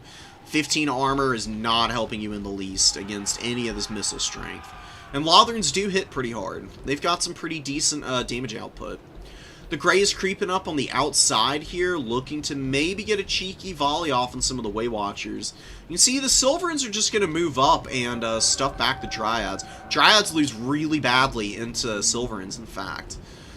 They have 35 melee attack, and they have no AP hardly. 5 AP is nothing. Silverins have 75 armor, which isn't... It's not an overwhelming amount, but it's going to mitigate a lot of that base weapon damage. That's even if the Dryads can hit these guys. With 54 melee defense, and even though their melee attack is only 30, they are going to be rolling pretty well against the Dryads' 25 melee defense. Pretty rough stuff. Glade Riders have Woodsmen, but they were already beat up, so the Illyrian Reavers don't mind just taking the head-up fight, and they are going to eventually just out-muscle those guys. Ship's Company get engaged on by a Branch Wraith. It's actually kind of a smart thing. This is what a lot of people do with Waywatchers and like Wood Elf armies in general when your opponent went wide with shields. Use your Branch Wraiths and like Drycha and your foot characters to blob the units up. Because right now, the Ship's Company does not have access to their Silver Shield because they're in melee. Then you just get all your Waywatchers and just focus fire and delete the unit immediately. It's actually a pretty effective strategy. It's not too dissimilar from how you use foot characters to break bracing on like Silverin Guard before running them down with chariots. It's a pretty it's a pretty good wombo combo. Wild Riders coming out. Illyrian Reavers will lose immediately if they engage here, so they're trying to run away. I don't think they've got order to run away quick enough, though, and they're going to get collapsed on, so bit of a loss out there for Jimmy, but nothing too serious. It's a very expensive unit fighting your own cav. And those Illyrian Reavers will hold on a decent amount of time. Dryads getting shot a little bit by the Lotherns here. These Lothern Seaguard continuing to hold in here despite getting hammered by the Waywatchers. Some of these Waywatchers have taken some pretty vicious return fire, and they don't have a lot of value. Very low impact Waywatchers so far. And you can see the Dryads are just bouncing off the Silverins. Like, what are the Dryads even doing here, man? I mean, they're getting smacked around a little bit right now. And that's with their charge bonus having been active very recently, so Silverins may take ages to kill all these Dryads, but it is pretty inevitable. And unforced error, never, ever, ever, ever, ever, ever have your Wild Riders engaged on the front of the Silverin Guard. Massive, massive down trade. Silverhelms get hit by Melkoth's brutal spell cast right there. Drycha is so good because she just uses Melkoths all game to just farm value off of Cav. Same with the Branch Wraith. This is just a double Melkoths build, I realized. I don't know how I didn't clock it before, but really good setup, honestly. You don't need to do anything fancier than that. The Grey are getting shot up a little bit, but they should be able to wheel and deal a couple more volleys. Might even be worth using a Star of Avalorn on these guys out here, because they do have support of the Storm Riders now. Oh, and some Illyria Reavers from the flank, just a handful of them, but enough to disrupt this whole unit. Whole 2 units, in fact, and now they take some more damage on the way out of combat. They're getting stuck. Illyria Reavers defending against Wild Riders off on this side of the field. Rangers get folded up pretty hard by the charge, but the Silver and Guard are continuing to hold here. It's like absolute madmen. Brutally effective unit. I love Silver and Guard. One of my favorite High Elf units, period. Way Watchers poking, Ship's Company doing their thing. Ship's Company almost never get their value back, but they're such an annoying unit because of the shield and the decent stats that a lot of the time they can massively overperform in terms of the amount of resources your opponent dumps into killing them. Just because they hold for ages with their decent leadership. Yeah, Lothern's getting some more shots on the Way Watchers. I love this play by Jimmy. He just is not panicking. He's like, okay, well, you brought a whole bunch of Way Watchers. Let's just keep bringing shields out, buddy. Watch this. And then he just fights with his Illyrian Reavers on the other side of the field to slow down his opponent's advance, get some good value trades. And his missiles are just like slowly blasting down any of the Wood Elf units that are finding themselves in a vulnerable spot. Heralds get absolutely blasted by some Way Watcher fire. Ridiculous damage goes down on them. But they are alive. They are going to close in the Glade Riders here and very quickly break their leadership and push them back. Lotherns, meanwhile, out here on the number 2 are just holding firm. We do get some good Way Watcher fire onto the Silver and Guard now, who are fighting the Branch Wraith. This is something that Jimmy needs to clean up. Don't want to be fighting this character. There's no point. I mean, Branch Wraiths are 3 cap weight, but you've got way more here, personally, for your own self. Just disengage the Silverins off and use them to just, like, push the Way Watchers back. Like, the Way Watchers will have to use all their ammo as they're running away from the Silverin Guard. It'll give you a lot of space, make it very difficult for your opponent to re-engage with them later, as you're building up more, of your own cavalry and missiles. Wild Riders engaging onto Lothern Sea Guards. The Wild Riders have Kurnus as well, and there are Storm Riders and the Grey out on this flank here to pour missile fire into them. Honestly, the best I've ever seen the Grey do. Jimmy is making them look pretty amazing, and this Loic Shroud is part of the reason why. I mean, they get that Stalk and Unspottable, and then also they have Snipe at base, so it's actually really tough for Way Watchers to return fire against these guys, because they've been hidden for so much of the game. Yeah, Way Watchers actually just used all their ammo, and they started to get unsummoned, but then they got hit by some of the bow fire that was being aimed at the other Way Watchers out here, and they immediately shut down the unsummoned timer. Way Watchers have barely uptraded, which is a really bad sign. The reason you bring Way Watchers is because you're expecting them to get you like 1800 plus value. If they're just paying for themselves, very rarely are you in a winning spot as the Wood Elves. If you've gone this heavy into them, it's almost a guaranteed death sentence. If you brought like 1, maybe 2 Way Watchers, and they just pay for themselves, and they've been firing at, like, high-value targets, that's fine. But this huge core has just been a massive letdown for Galju, and Jimmy's durable infantry swarm has been way too much for the Wood Elves to really adequately deal with, and Drycha goes down here. Actually gets killed by Arcane Unforging. Alariel, man. She's been doing a great job of healing and also pressuring characters. Really cool to see. I love that pick. Most people just go Burning Headcaster because it's so consistent against this low armor faction. Seeing somebody go for something a little bit different and succeeding with it is always nice. You know, just to liven up and maybe change the way people see this matchup. I actually think that the heals have gone way farther than the Burning Heads would have against this Waywatcher core, because Waywatchers are kind of hard to hit with Burning Head. They're fairly fast on foot, and people are babysitting those 4 Waywatchers. They are not going to let, if they're really good, you know, and they're on top of their micro, they're never going to slip up enough where a Burning Head is going to do, like, ruinous damage to the Waywatcher core. So running this, like, slow grinding build and going for the heal magic to, like, nullify the effect of a lot of that shooting is an interesting counter. One that I have not seen a ton of, and I'm starting to think might actually be a really effective counter to the Wood Elves as a whole. This heal style might not have worked against a more aggressive Wood Elf build. I think a Wood Elf build with a bunch of, like, War Dancers, maybe some Blade Singers, and then, like, lots of Dryads could rush down. Like what you do if you go for a rush build as the Wood Elves here. You use War Dancers and Blade Singers to engage the Eternal Guard and quickly, like, chew through them with their superior stats. Those are, like, 2 units that Silverins can't hold up against. Use the Dryads to get around the flank and get into the Lotherns.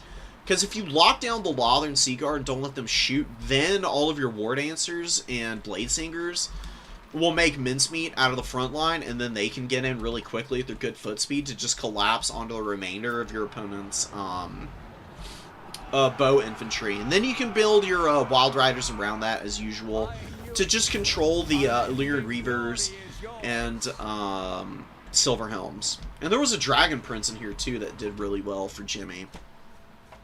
I didn't really get to see what they were doing for some of this game, but 1,600 with 152 kills. Beautiful. Absolutely amazing elite Cav play. Yeah, look at that Lothern value. 1,700, 1,700. Massive uptrade. And the gray with 18 as well. Oof. And silver and uptrading too is a beautiful sight. Ship's Company didn't really do much. Not super surprising. Again, like I said, they're really there just to hold the line, be an annoying roadblock, and they're amazing at that job in and of itself. Don't really need to do a whole lot. Yeah, this would work against a high value, like a high value single entity Wood Elf build, or a High Elf build, I mean. Against this staunch line of spears, you got nothing. The Eternal Guard and Dryads just can't win any of the melee fights. And then the Waywatchers can't carry the game for you. And if your Wild Riders are having to dive a bunch of Lothern Sea Guard and Silverins, like, they're just going to get stuck eventually. Kind of like what happened here with all of the Illyrian Reaver Cav and the Silver Helms just, like, swarming around the field, like, pinning them in place and not letting them cycle charge. Kind of a death sentence. Like, you compare the efficiency of most of these Wild Rider units with the High Elf counterparts, and it's not like the High Elf cavalry did amazingly. It's not like they uptraded in any kind of spectacular fashion. It's just the fact that they were able to force the cavalry into staying toe-to-toe with the Silverins and the some of these Lotherns. Kind of did in the Wood Elf build.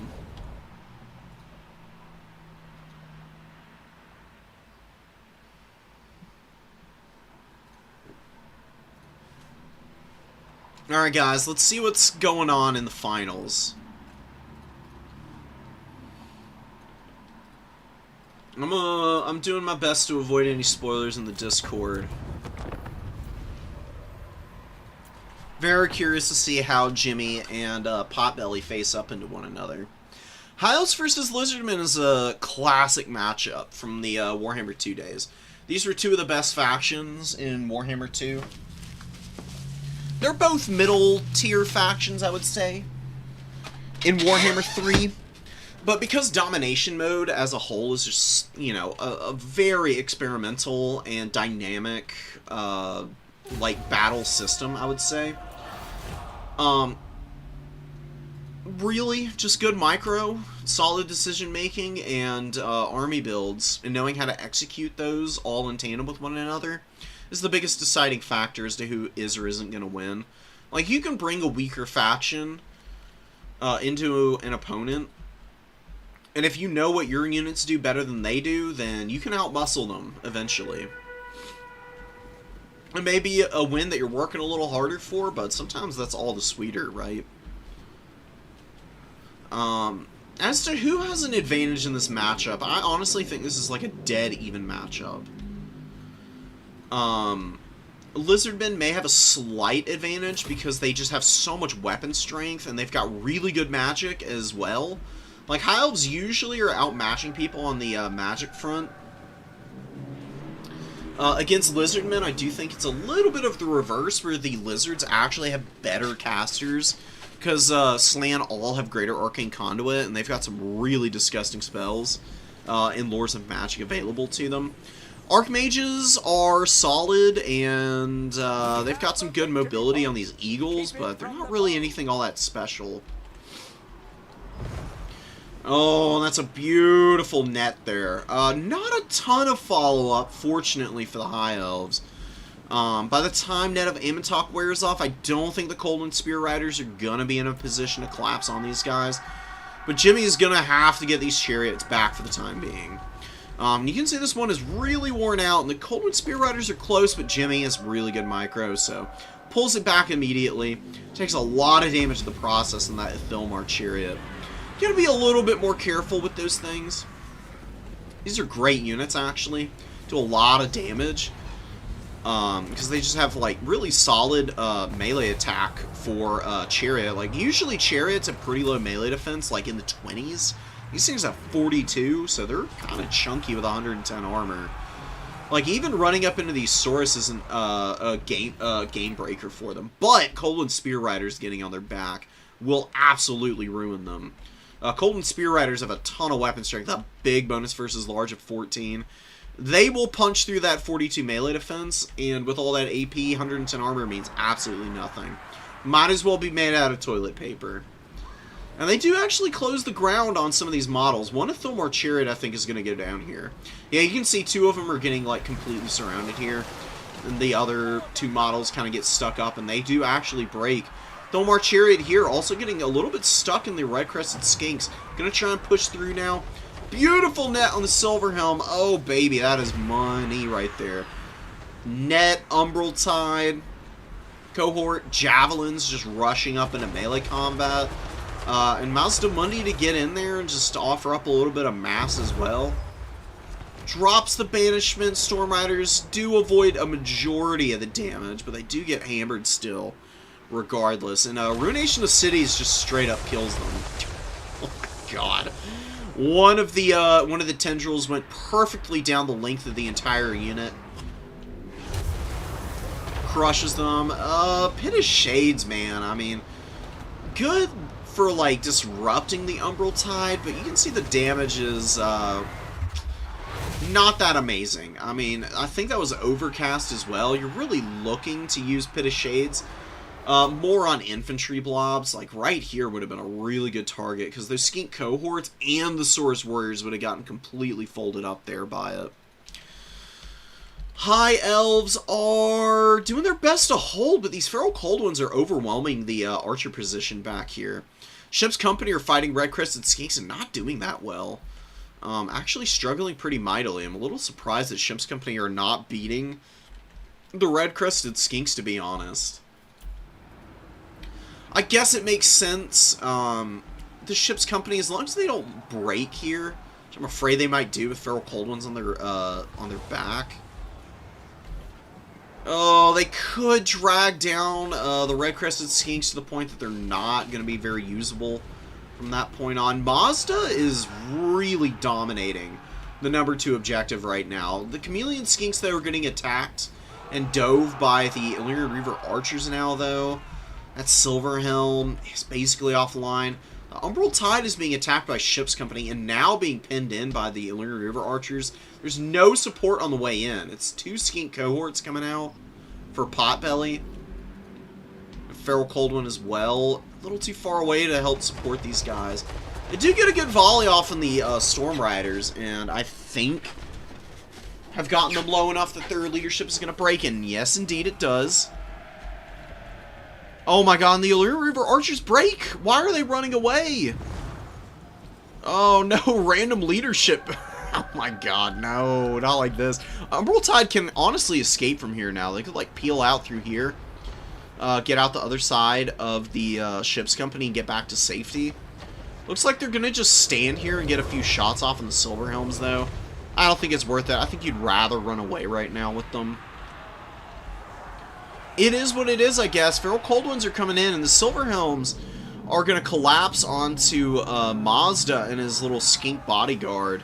Skink cohort Javelins hold up surprisingly well against that dive. Oh, and a banishment on top of the Silverhelms now.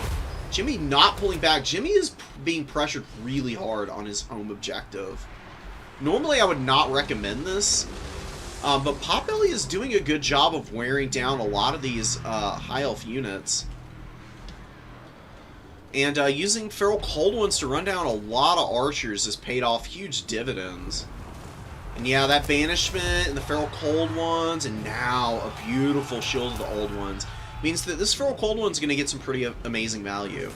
Like, now they're fighting Illyrian Reavers, and the Illyrian Reavers are not nearly as dangerous as the Silverhelm is. And you gotta count on the fact that the Feral Cold Ones, I mean, yeah, they're fighting a bunch of units, but they got 90 armor still. It's gonna take a little while to poke all these little Velociraptors down. And standing next to their lord, they get that extra 4 leadership, and that can make all the difference as to how long a unit holds. Pit of Shades on top of skink cohorts. Also getting a decent amount of collateral damage on your Sisters of Avalorn has got to be pretty painful. Archers way in the back line trying to poke down the Saurus Warriors here. Saurus Warriors with almost 700 value. Red-Crested Skinks just about paying for themselves. That Feral Cold One was devastating. Now Pock cohort getting into the Illyrian Reavers. Probably not going to last long, though. There is a decent amount of firepower rallied up finally for Jimmy. He could start to swing this back because of how aggressive the Lizards have been. They really don't have a lot of high-quality units on the field. It's mostly Skinks, really. Skinks just swarming everywhere. But the one the one Cold One Spear Rider that Potbelly does have out gets after the Illyrian River Archers here. Wow, this Feral Cold One unit is still holding on. Unreal. Amazing work done by them. That Apo is a nice little chunky heal for those guys. More Illyrian Reavers coming in, but against all this heavy armor, they're just going to bounce off of all of this, man. If Potbelly just continues to trade over here, even though he's losing on the number 3 objective, it's not losing by that much. And he's still wearing out the Sisters of Avalorn. I mean, they're down to 36 models. Less than half of their unit is alive. They lost a lot of HP. Pock cohort could also get in and clean up this archer in a couple moments here. They could just peel off. I wouldn't go into the forest. It does look like Potbelly recognizes that. He's going to be going for a rear charge, potentially. It might be a little too far for them to run before they get shot down, but we'll see. Cold One Spear Riders get another good Apo. Illyrian Reaver Cav are, yeah, going to jump out and try and save the Sisters. They don't want to get flanked here. Pock cohort, a devastating flanker. If they got that charge off on the Sisters, even in their beleaguered state, they probably could kill that unit. Because they do hit that hard with the extra charge bonus. Feral Cold Ones and... oh, Cohort of Sotek is on the field. Cohort of Sotek is one of the most annoying RORs in the game. not only are they unbreakable, they have this refuse to die ability. They just pop this. Entities do not die while the ability is active. It's 20 seconds. Cooldown of 60 seconds. These guys, if you use that ability with their good stats, impossible to handle effectively in melee combat. They're like a mini Wrathmonger in some respects. They're not quite the same, obviously. A lot more entities in this unit, but similar effect in terms of the amount of space they occupy. Chameleon Skinks are fighting the Archmage. Honestly, kind of just what you need to do considering the situation is Jimmy. You're not getting on the number 2 easily. Your opponent has nothing defending the number 1 right now. Going for a cap on it is not a bad idea. Arc of Sotek is coming in now. Dude, Potbelly with his Arc of Sotek, just something that you never see. And last time we saw that on the field, it did get pretty good value, even being in a bad engagement against multiple other Bastiladons. Curious to see how it pays off here. Coldwood Spear Rider's going down. A fresh Silver Helm is going to be a nightmare for these Lizardmen. They don't have any Feral Cold Ones or Spear Riders in the field left. Cohort of Sotek is grinding, and they are on top of the Storm Riders. This Archer has used all its ammo and doubled its value. Awesome performance from them. We'll see what the Arc of Sotek can do. If it can help the Lizards hold on to their number 1 objective, then it'll have been worth every penny paid. Heralds of the Wind come up. Wow, Jimmy is swinging back really hard in the late game here right now. Ooh, but if Feral Cold One and a Spear Rider comes up, yeah, the Arc of Sotek is wearing out the White Lions. That Sotek's poison is really doing a number on their stats. See, their weapon strength drops down to basically nothing with the -5 from poison and the -5 from the Sotek's poison. Super slow as well. It's on cooldown, I guess. Why is it not proccing right now? Oh, I guess because it is tied up with this this arc ability. Oh, but a terror out on the White Lions. They have almost half their health, man. That's brutal. Oh, Jimmy. Oh, no. Razor close game. I mean, the Lizards have a slight value lead. Oh, and look at Cohort of Sotek over here. Oh my god, they're grinding down the Storm Riders all alone. Absolutely no support for the Cohort, and they are bullying the Lotharns out here. Lotharns are trying to shoot. It's not like the Cohort has incredible value, but 650, they cost 825, or maybe even just a flat 800. Considering how much pressure and how many weird fights they've been in, the fact that they still have basically paid for themselves, if not outright actually paying for themselves, is a pretty incredible sign for the Lizardmen. Look at those engagements. Beautiful collapse onto the Silver Helms here with all of the Ferals and the Spear Riders. A good Pit of Shades here, though. It is going to wear out both his heavily armored Cav-type units. Oh, but a Terror Route from the Bastiladon is going to break the Silver Helms back. Rahagri's Pride come in, and the Heralds of the Wind from the flank. Oh, good Mighty Roar here could break the Cav for the Lizardmen. Come on, Jimmy. There we go. Nice. Pops it. You can see the leadership taking a little bit of punishment there. But holding on surprisingly well. The Arc, does it encourage? Does not. Yeah, attacked and flank. All the leadership debuffs do actually break those units, but it is a double cap for the Lizardmen still. I mean, Jimmy outmuscled the Skink Cohort on the number 2 over there. He cannot move that ship's company, though. Cannot provide any additional pressure on points. The second he moves away, Potbelly will just have Skinks up on that point, capping it back again. It's going to be a Helm's Deep situation. Lizardmen 100% losing the number 3 here. There's no way they were going to hold that. They can still get a little value out of the Arc of Sotek here. It's going to continue to drop the Vortex. And slowly over time wear down the company of the Calendarian, the ROR ships company. And yeah, I mean, they just have to hold on to the number 1 for 2 minutes. It's pretty doable, honestly. I mean, as gassed as the Lizardmen are, the High Elves are in not much better of a shape. And neither of the Lords are really late-game carry pieces. I mean, I would say the Eagle is probably a little more valuable than Mazda Mundi, but Mazda does give a huge buff to melee defense and missile res. I mean, the 10% missile res isn't that great, but the melee defense buff of 10 is pretty gigantic, so holding on to the number 1 will be pretty doable here, as long as he doesn't overextend anywhere, isn't too reckless with his units. Honestly, going for a push onto the number 2 is a good call, because it's a pretty lightly held point, and skinks are fast, so you can see how quickly they get up on this point. Multiple units of them. Forces Silverhelms and Rahagir's Pride to immediately move over and think about having to spend all their time defending this point. Another thing is the Ark of Sotek is anchoring here. The company of the Calendarian can't leave this point either. There's nothing they can push the number 1 objective. I think Jimmy might lose because he's just too depleted to actually get after the number 1 objective right now. He's having to spend so much time defending the middle point.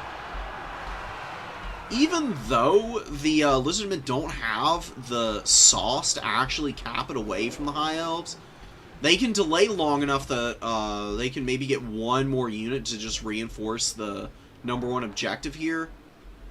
And ultimately end up winning it, I think. Good Rahagir's Pride. Oh my god. These Mighty Roars have broken a lot of fights a lot quicker than they otherwise would have been resolved in the favor of the High Elves. I can't but feel maybe they would have been a better call-in earlier in the game. Ever since they've jumped out onto the field, there have been a lot of routes from a lot of Lizardmen units in pretty short order. Heralds of the Wind were trying to kill Mazda Money. I mean, just a desperation attempt. Really not a bad idea. I mean, if you can kill him, then the skinks just rout immediately, in all likelihood. Oh, the make-or-break moment of the battle is here, man. I mean, you got 50 seconds to make this happen. Can you flip it? Chameleon Skinks have full cap weight. Very, very glass cannon type of unit. If they get attacked by the Silverhelm, they could break in record time. Look at Mazda in the Paco Pop cohort stuffing all these High Elf units off the point, though. High Elves can't get on the point in time. Oh, they can't do it. No. Owie. They got a Lear and Reavers coming up. Ark of Sotek just mucking up the works by being back here. Company of the Calendarian got 1,200 value, which is pretty cool to see. I would say, though, that it's like 1,200 wasted value, ultimately. A lot of that was from grinding into the Ark of Sotek. And look at that, man. Scrappy Lizardmen play. Somehow still rallying over here on the middle. Even with all the damage they took from that big engagement. Lizardmen are so fun, dude. Lizards, the thing about lizards is maybe individually their units tend to be maybe a bit on the weak side. Just because they don't have great stats. They've got pretty good weapon strength. The real, like, sauce to the Lizardman roster that keeps them in games that might otherwise be out of reach for other factions is all of the support that their Slan provide with leadership buffs from, like, Shield of the Old Ones and whatnot. Cold-Blooded. Add on to that skinks are full cap weight for 325 gold and have 46 foot speed. It's like Beastmen, where even when they're behind, they can still get bodies on points and force you to play defensively. And if they keep you off balance in the early game, like what happened here with Jimmy getting knocked back onto his home point immediately out the gate, Lizardmen will put a stranglehold on you, and they will not let you get ground back without ruinously attritional-based engagements. Now, the one thing I will say is these Athilmar Chariots were a big weak point for Jimmy. I think they could have been indispensable, but I think it was too aggressive early with them. I think he should have held the chariots back a little bit longer. Instead of using them to attack that side point all by themselves in the early going against the Chameleon Skinks and the Feral Cold Ones and Spear Riders, keep them in the middle of your formation. Use the chariots to just muck up any attempted charges by Feral Cold Ones onto your archers. The chariots have decent enough melee defense to actually avoid a lot of the damage from Feral Cold Ones, and then you can use your own Silver Helms in Illyrian Reavers to, like, countercharge the Ferals and rampage them. Kill them pretty quickly that way, too. And your archers get to be online longer, because the archers will be able to, like, poke down more of the infantry in your opponent's high-value units, like the Spear Riders and the Red-Crested Skinks. Red-Crested Skinks, by the way, doing pretty damn well. Archers got good value, but 2 of them did get jumped pretty early out the gate, and losing them was painful. Heralds of the Wind with 2,000 value is amazing. White Lines of Trace, man, really let the side down. This unit was absolute dog water. This is the one that got run off the back point by Mazda and the Arca Sotek. Super disappointing. I do not like White Lines of Trace. I think they suck. Terrible unit, to be honest. There's like a couple matchups where they're okay. I would save the money.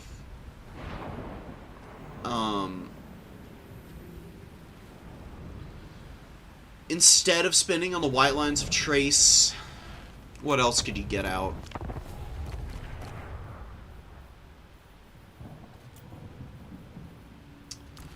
Honestly, find 50 more gold and get a Silverin Guard into the army. I mean, Silverins beat Red-Crested Skinks pretty hard. Because they're crazy high melee defense, the Red-Crested Skinks, unless they're just, like, surrounding the Silverin Guard, just bounce off the front of them. And, like, Expert Charge Defense, you cannot underestimate this. They charge reflect everything. Like, normally, people just don't even think about this on this Silverin Guard. When, normally, you know, when infantry are engaging onto spears, you're just like, yeah, of course, I'm gonna win this on the charge. My units are designed to kill infantry, but they just never account for the fact that they're reflecting it back into their own face. Like, you're not adequately engaging Silverin Guard from the front. It will never happen. They are too stalwart. You need to use infantry to break their bracing, and then use chariots to shock down Silverin Guard. And Lizardmen do not have that. They don't have any units that can, like, adequately trample over Silverins in the way that you really want. I don't think you want to overspend on them in this matchup, but I think 2 can be a really nice anchor for your forces. Way better than Ship's Company ever could be. Definitely way better than Spearmen. Spearmen are ass. Terrible unit. Silverin Guard just massively outclassed them in every possible respect. And well past the point of caring about the 250 or the 350 extra gold you're paying. Because you get better charge defense, you get spell res, you get much higher stats. I mean, the melee defense isn't much higher, but the extra melee attack is huge, and all the extra armor, a little bit of extra leadership. Cannot discount the 600 HP that you get. 600 HP is a big increase to the survivability. And compare the bonus versus large on Spearman versus Silverin Guard as well. Plus the extra weapon strength, with a little bit of that being AP. Like, 2 extra AP can be a huge difference, depending on the fights. Maybe worth mixing in there. Also think that, instead of going Sisters, you can go Shadow Walkers instead. Like, the AP on the Sisters is great and all. I think Shadow Walkers, with their flexible stats, are just a little bit better, honestly. And their missile hits decently hard enough, even without being a majority AP, to be worth it, in my opinion. They got plenty of ammo. They can fire while moving also, which Sisters of Avalorn cannot do. They got poison, way harder to close the gap on. Stupidly versatile unit. One that I don't see people bring enough. Like, just one Shadow Walker. Kind of run around in your back line. Like, flanking and engaging in melee against skinks. Cleaning them up pretty quickly. And then, running around and just poking at feral cold ones and forcing rampages on those. A lot of control that these Shadow Walkers offer you. They're like a crazy versatile unit at either rushing opponents because they're actually still just good in melee, and they can fire while moving and they can like maneuver around the battlefield really easily, or being a sweeper unit in your back line, like just like I said, forcing rampages on opportune targets like the ferals, running in and cleaning up skinks. It's like a ranger, but a ranger that also just can actually value trade at range. Which I think makes these guys, the rangers themselves, a little bit superfluous on the roster right now. I don't know, though. Well played by Jimmy. He just didn't have enough time at the end of that game.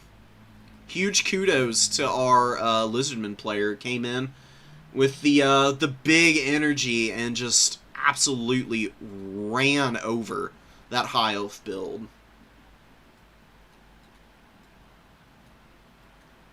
Yeah, so let's talk about that. Since you weren't expecting it, people never respect the javelin cohorts enough. Like, not just javelin cohorts, but even just the chameleon skinks. They've got a surprising amount of AP. You know, for being such cheap units. And they fire stupidly fast. Every 6 seconds is pretty punishing. The poison hurts pretty badly, too, against chariots, because chariots do not ever want to lose speed, because that's how they, like, speed and mass are the number 1 and 2 factors for how effective chariots are. These guys are already a fairly low mass chariot. They need every bit of that 84 speed. To maximize their efficiency. Honestly, you could cut the Athilmar chariots and bring 1 lion chariot.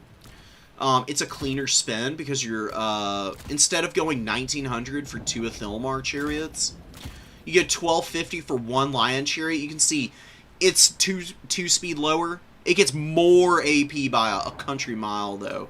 Better weapon strength, just flat out across the board. Better bonus versus infantry by 1 doesn't really mean much of anything. Still has good melee defense and melee attack with the martial prowess protecting it. Also causes fear, which the Thilmar chariots do not. They also have 30% missile resistance, which is way better than the 110 armor of the Thilmar chariots. Missile res just flat across the board against everything, and they still have 80 armor, so they tend to be way more resilient against missiles in general. Same leadership, like I said, same speed. They have better mass, though, at 2000, and a little bit more HP, so they can push around safer in the Lizardman units. They'll absolutely crush any skink that they make contact with, red-crested or otherwise. And then they also clear source pretty quickly. So again, playing with this in the middle of your army and just using it to, like, clean up units and, like, crash into, like, feral cold ones and whatnot. Really not a bad use of time for the lion chariots in a way that Athilmars are just not going to be able to thrive in quite the same way. There's a lot of things High Elves can do. High Elves benefited probably the most of any faction from the DLC. It didn't make the High Elves like a top tier faction or anything, but it covered a lot of the gaps that they had in the roster. Like, they were very vulnerable to mass because they just over-relied on their cavalry. But now they've got, like, Oceanids and stuff that can help them out. A lot of them Skycutters are kind of crap, but Sea Elementals and Oceanids were just kind of game changers because they offer a completely different play style that High Elves really couldn't do before, which is, like, attrition and effective grind against chaff. Because High Elves lack DPS across a lot of their infantry. Oceanids may not have a lot of melee attack, but they do have a lot of weapon strength against low armor, so Skinks get folded up by these guys pretty effectively. I do think Oceanids into the Lizardmen could also be a good unit to throw out there. You don't need a bunch of them. You can just do like one and see how they work out. I do really think that High Elves, Khorne, what are some other factions that have this same slant that I'm thinking of in terms of like unit coverage that you want? Chaos Dowie, not Kislev.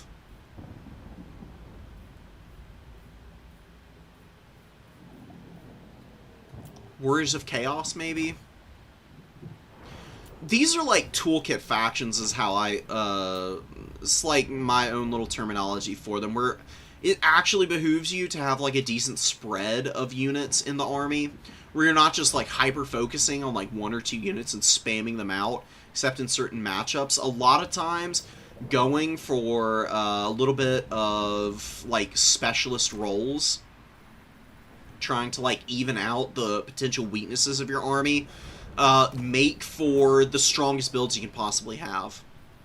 Like, I think Khorne is right there because they need the versatility in their units so that they can hammer and maneuver a little bit better than their opponent.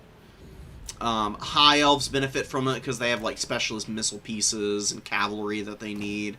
And Warriors of Chaos because they just have a stupidly versatile roster and you can catch people off guard by throwing in some otherwise like non-meta choices. Probably a little bit less so because you still want to like spam out Hellstriders and Forsaken. But for like, you know, Rotting Riders or Knights of Immolation and stuff like that, you know, they can be kind of those like toolkit units that maybe you aren't using them every game, but they sure are nice when you do need them. And if you play around them, they can be super, super effective. Lizardmen, kind of. Lizards kind of run a lot of the same stuff, usually, though. They just want lots of Skinksaurus and missile units. Yeah, man, the Skink Javelins can just absolutely thump against Sisters, because the Sisters have 40 armor. And that's just not saving you from Skink volleys. They get 3... The Skink Javelins, Javelin cohorts, they get 3 volleys of really high impact damage. Just getting the 3 volleys off can alone mean that they've already up-traded. Not to mention whatever they can do damage-wise in melee, which usually isn't too much, but it's enough for them to maybe get like 600-700 value, and then you're talking about a 450 gold unit, just putting you in a really weird, awkward position that's kind of hard to climb out from. That's the thing of, look, I've been rambling and talking about this after action for a while, but the long and the short of it is that domination mode is just so fun. It's such a versatile play mode. You can bring so many builds of varying types and intents. Like, you can go for value trade builds. You can go for attrition-based styles that just push like 2 points and never move. Each faction has individual strengths and weaknesses, individual strong and weak units, and the interplay between it all is just infinitely entertaining because... with 24 factions, there's always going to be a matchup where even some of the weaker units can be just outrageously effective. And that's what I love to see. It's why I will never get tired of like Total Warhammer 3 multiplayer. They better have domination mode in 40k. I can't imagine them getting rid of it. I think it honestly works better thematically in 40k than it does for fantasy battles, to have like the objectives and everything, right? I really hope they do some cool maps in 40k. That's always been the big problem with domination mode, is that CA just never really released that many maps for it, and it's been up to the community to make the map pack. But as long as they offer those mod tools in the future, and their rollout of 40k is smoother than Warhammer 3's introduction, then we're going to be feasting good not too far in the future. Save So we got Gorm and Aurelian here. Cool spelling of Aurelian, too. Chaos Sorcerer has Blight Boil and Stream of Corruption. I'm curious to see if they actually hit a few of these. Blight Boil against Tomb Kings. Yeah, Tomb Kings are really slow, so sometimes it can be hard for them to move out of the way of it, but, against Skeletons, not really going to do a whole lot. If there are Tomb Guard or Nehekara Warriors that come out at any point, then you definitely want to drop your, Blight Boils on those. Otherwise, you just use Stream of Corruption and Filth Mace to run around and, like, bonk stuff. Just Stream of Corruption to, like, grind down skeletons slowly but surely.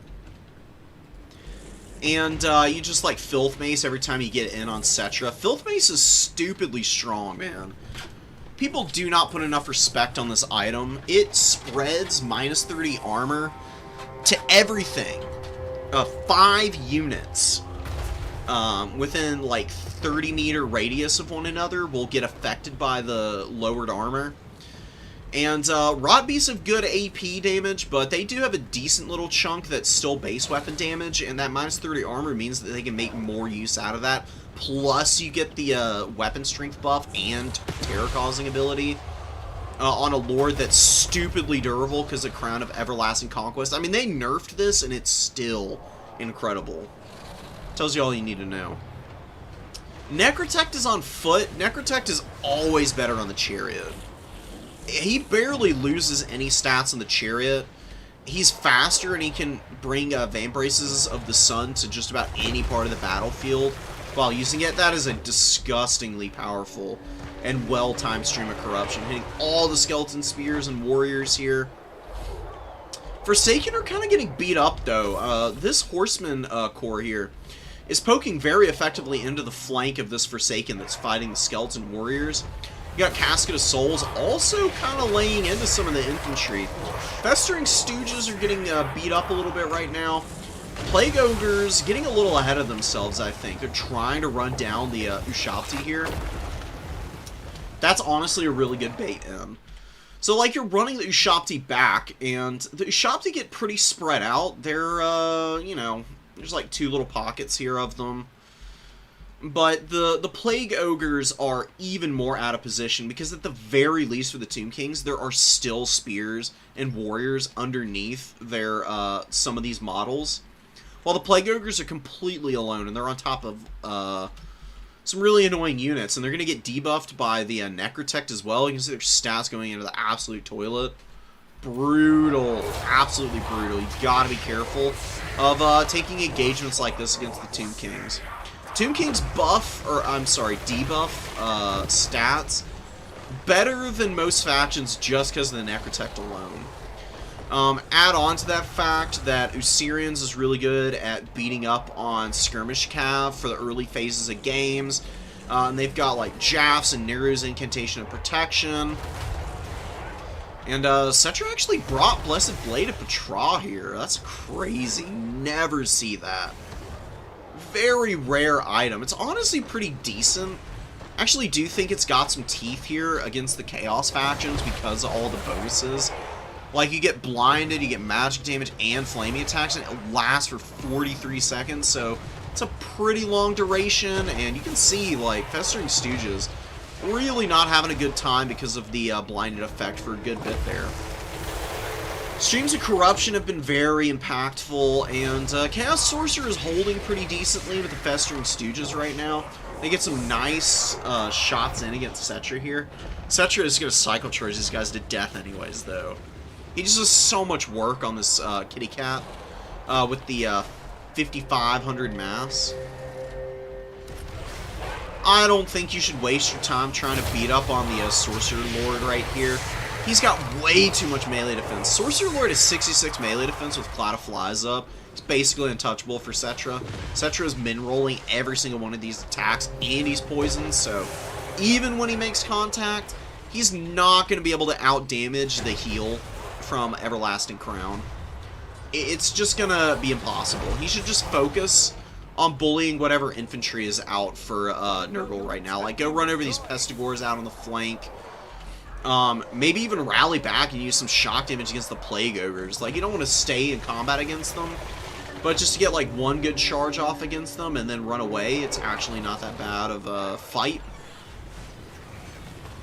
Furies diving the Casket of Souls. They're doing a little damage, but they're getting sandwiched by Nehekara Horsemen. Brilliant play in the back line here for the Tomb Kings, just bringing out all their cheap cav, saving their skirmishers. The skirmish cav here, not world-beating value from their bows, but they have just about paid for themselves, and they're dragging a lot of Nurgle mobility to their death, just because these guys are going so deep for them. One of your units has been destroyed. Pretty rough stuff. Cetra still hanging in against the Chaos Sorcerer Lord. Honestly, I would take this fight with the Chaos Sorcerer Lord. I mean, Cetra is by himself out here. Running back into the scrap is not a great idea, because there's Tombguard Halberds over here. There's Nehekara Warriors now. This is where Blight Boil starts to get real tempting. You just drop that on the Halberds here, right in the center of this unit, and you can probably blow all these guys up, because they're really low armor. And Blight Boil does, like I said, just buffoonish amounts of damage. If it actually goes off and your opponent doesn't dodge it. Just kind of hard to do with 25 speed infantry. Usually slow enough, but by the time they see the Blight Boil building up, it's very tough to get away from them. Frolickers Bubonic are a really tough unit for horsemen to trade into. Because they have heal and melee damage reflection, it does actually mean that Nehekara Horsemen kind of beat themselves here. It's not like the Nurglings are really even doing much damage with their melee attack. It's still fairly low. It's really just the fact that these guys are not equal to the task of cleaving through the melee defense quickly, and then the melee damage reflection just like slowly whittles them down. So Nurgle is going to hold on to the #1 objective out here. Pestigors are doing pretty decently for themselves. They get attacked from the rear now, and they're really struggling. Wow, the Chaos Sorcerer Lord is running away. I think he just sat on the Halberds too long. Oh god, the Halberds with 1500 value, and they're killing a Noxbringer. Noxbringer didn't get to use all its ammo, didn't get a lot of value. I really don't think it's that good against Tomb Kings, to be honest. If you really want my 2 cents about what you should bring, you get Rotting Riders in this matchup, and you make sure that Ushabti Greatbows are shut down, and you use Rotting Riders and the Angels of Decay to just snipe Cetra. And then your Sorcerer Lord runs around and just spell spams and keeps your front line alive. And you just go Forsaken and probably a couple of Plague Bearers. I really think that's the best combo, in fact. Like, Forsaken are really good in the mobile game and their ITP, and then the Plague Bearers are just really beefy bodies with poison and good weapon strength. They can beat up on skeletons and Tomb Guard pretty well. Nehekara Warriors are a little bit of a pain for Plague Bearers. And there's always archer play and artillery from the Tomb Kings, but I think for the price point, Plague Bearers are still worth it here. Because they're functionally unbreakable as demons. Like, your opponent's going to have to put a lot of work in at range to kill the Plague Bearers if they want to get in and, like, effectively kill them. I think they soak up enough pressure that it allows Nurgle's mobility a little bit more freedom in this matchup to value trade better. Pestigors, man, they're just getting pummeled right now by Cycle Charging and the Casket of Souls. Casket of Souls paying for itself is a great sight. I love this thing. It is so stupidly inaccurate that it is kind of a meme unit. But hey, I mean, sometimes it just works, right? It's like playing a Bugthesda game where, like, you see all these janky little bugs and, like, half the time the game barely works, but for whatever reason, it's still really damn fun, and sometimes you get that special little sauce you can't get from any other game. You know, Casket of Souls is just a very hearty and fulfilling meme soup, you know? Not necessarily a good unit, but one that can work, and sometimes force your opponent to do weird stuff. Diving a Casket of Souls, by the way, with Furies is a bad idea. You kill a Casket of Souls by using a single entity to kill it. It's got, like, no melee defense and very little armor.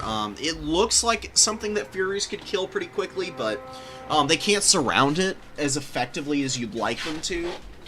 So they actually sit on top of it way too long. Plus, people with, like what we saw here with good positioning, you just, like, keep it by Vanguards. Skeleton Horseman spam just gets out and protects it. Skeleton Horsemen can't kill single entities at all. They can blob them up, sure.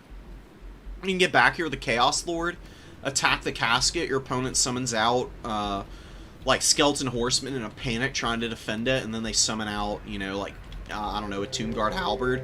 They try to close the gap on your Chaos Lord, you just blob it all up, and then you can Blight Boil it and run away. There's no guarantee of it working. People are pretty good about defending their artillery nowadays. Very rarely are you going to find, like, great engagements. Look at the use of the Ushabti, just, like, staying right next to the Kefir Guard and bunching on top of them perfectly. This is literally picture-perfect Tomb King stacking. Infantry, Ushabti right on top of the infantry, and just completely bulldozing heavy infantry right off of the field. And taking no damage in the process, hardly. Massive dub for the Tomb Kings there. Forsaken are getting worn out. The Chaos Lord did way worse than I was expecting. I think that Gorm may have been overestimating Cetra a little bit. I mean, to be fair, Cetra did have Blessed Blade, which is a little bit of a problem for the Sorcerer Lord, but I think with maybe a little bit better presence of mind to keep Plague Ogres around his Chaos Lord, he probably could have just survived Cetra's snipe attempts and then just, you know, use the magic to heal his army and grind everything else down slowly. Dove way too deep early for Ushabti to try and get rid of them with his Plague Ogres, and then just got dragged into a morass of crappy zombies that just slowly poked it all down. Frolickers doing what they do best, man. They've been hanging in there. What an annoying unit.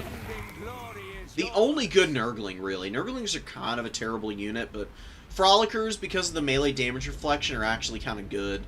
The heal and the leadership in melee combat is awesome. It's just fun to see these little dudes. I mean, this is one of the coolest models in the whole game.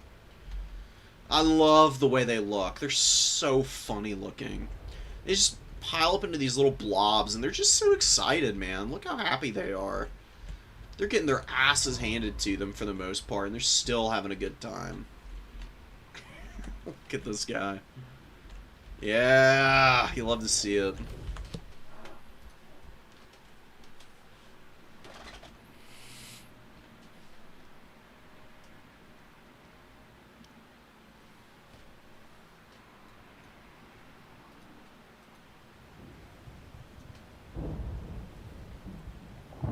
One Forsaken with some decent value. I guess that one paid for itself too. I think they came out multiple times though. Yeah, the Plague Bears, man. Or sorry, the Plague Ogres. Oh man. Bodied really hard. Angels got 2,000 value, but they came in a little too late to get Cetra. Cetra with 3,600 is kind of hard to deal with. I like the Festering Stooges. They're a great unit.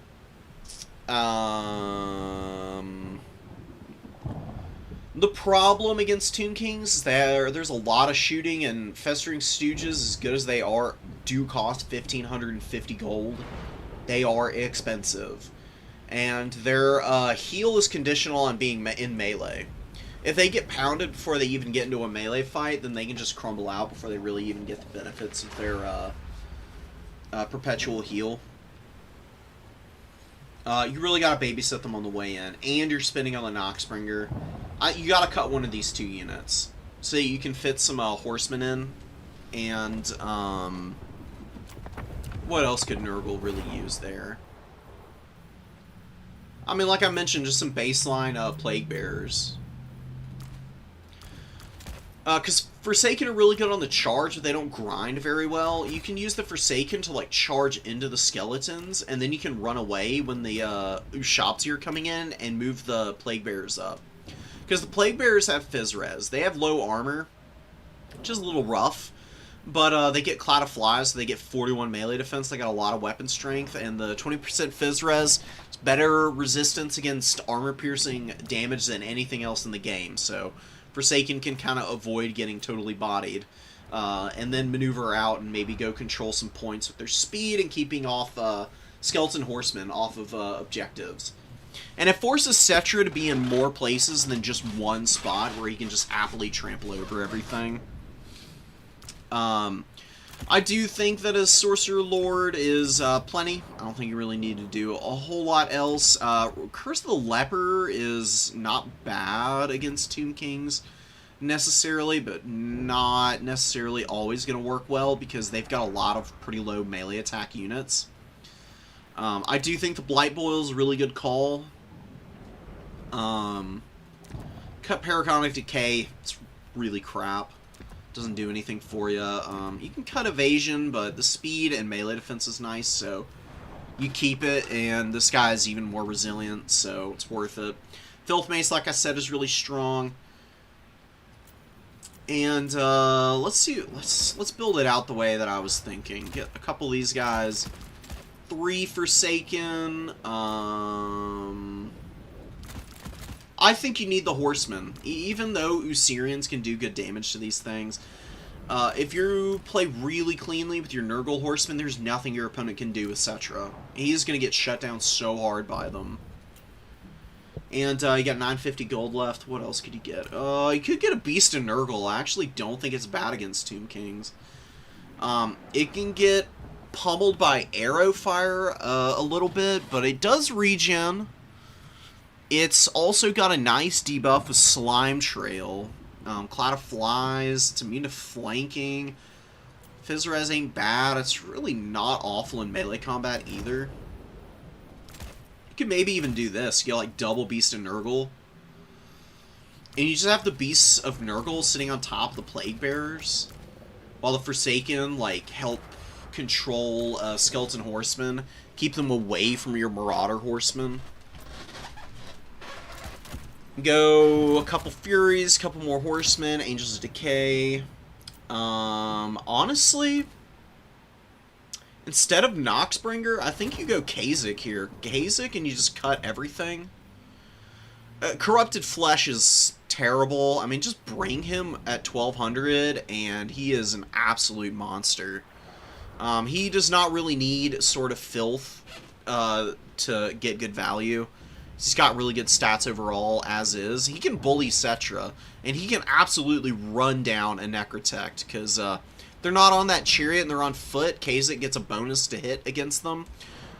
Him losing 24 melee attack and melee defense is rough, but he's got enough that it is going to be survivable. Really solid unit to throw out there. And what else do you want? I mean, Bile Trolls are okay. Not great. I actually do think Spawn can be pretty good against the Tomb Kings, because they don't have a lot of armor, the Tomb Kings don't. And these things are unbreakable, and the weapon strength is really high on them. They can definitely hold for a while, and with poison, they can hit pretty hard. The 1050 price point's kind of painful, though. Maybe not really worth it at the end of the day.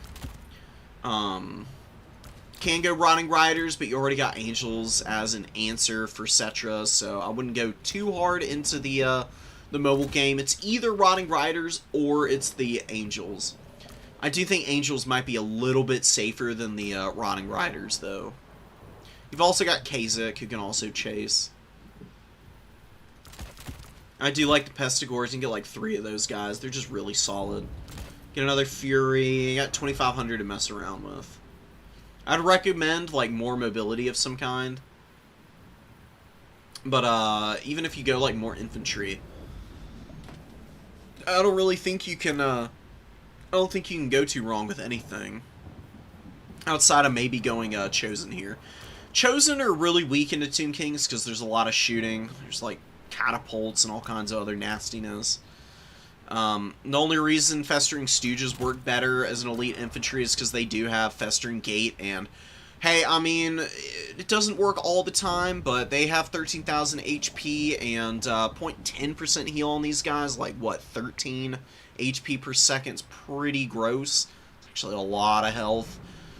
They hold in pretty well, and it resurrects dead combatants once the HP pool is full for all the bodies in there, which can be pretty nice. I don't think Plague Toads are good here. Definitely on the weaker end of their matchups. Honestly, just going even more Forsaken. Why not? And then you get like you get a Chaos Warrior just for giggles, I guess. A Frolicker's Bubonic. Cut that. You got 1100. Plague Drone. Get a Plague Drone. See what a Plague Drone can do against Horsemen in the mobile game. They got solid stats and good leadership. They're fast, too, with poison. Probably run some stuff down. Pretty slow, grindy build, but you got the tools to, like, bully Cetra a little bit. Between Marauder Horseman and the Chaos Sorcerer Lord. If the Sorcerer Lord and Kha'Zix are beating up on Cetra, and they don't need any help, you can just use the Marauder Horseman to shoot all of the Ushapti to death. Plague Drones, like, Cycle Charge Ushapti as well in a pinch. And the Beast of Nurgle just sit in the middle of Plague Bearers or Forsaken or wherever there's like a fight going on and debuff, regenerate, and get that weapon strength in. It's not bad. Not bad at all. Sneakily strong unit, these guys. Vulnerable to shooting, though. They're very slow. Not a ton of armor. They can get ruined by good missile play, but theoretically you've got enough speed here with all these units that you've got as Nurgle to be able to pressure any Ushapti and Sepulchral Stalkers.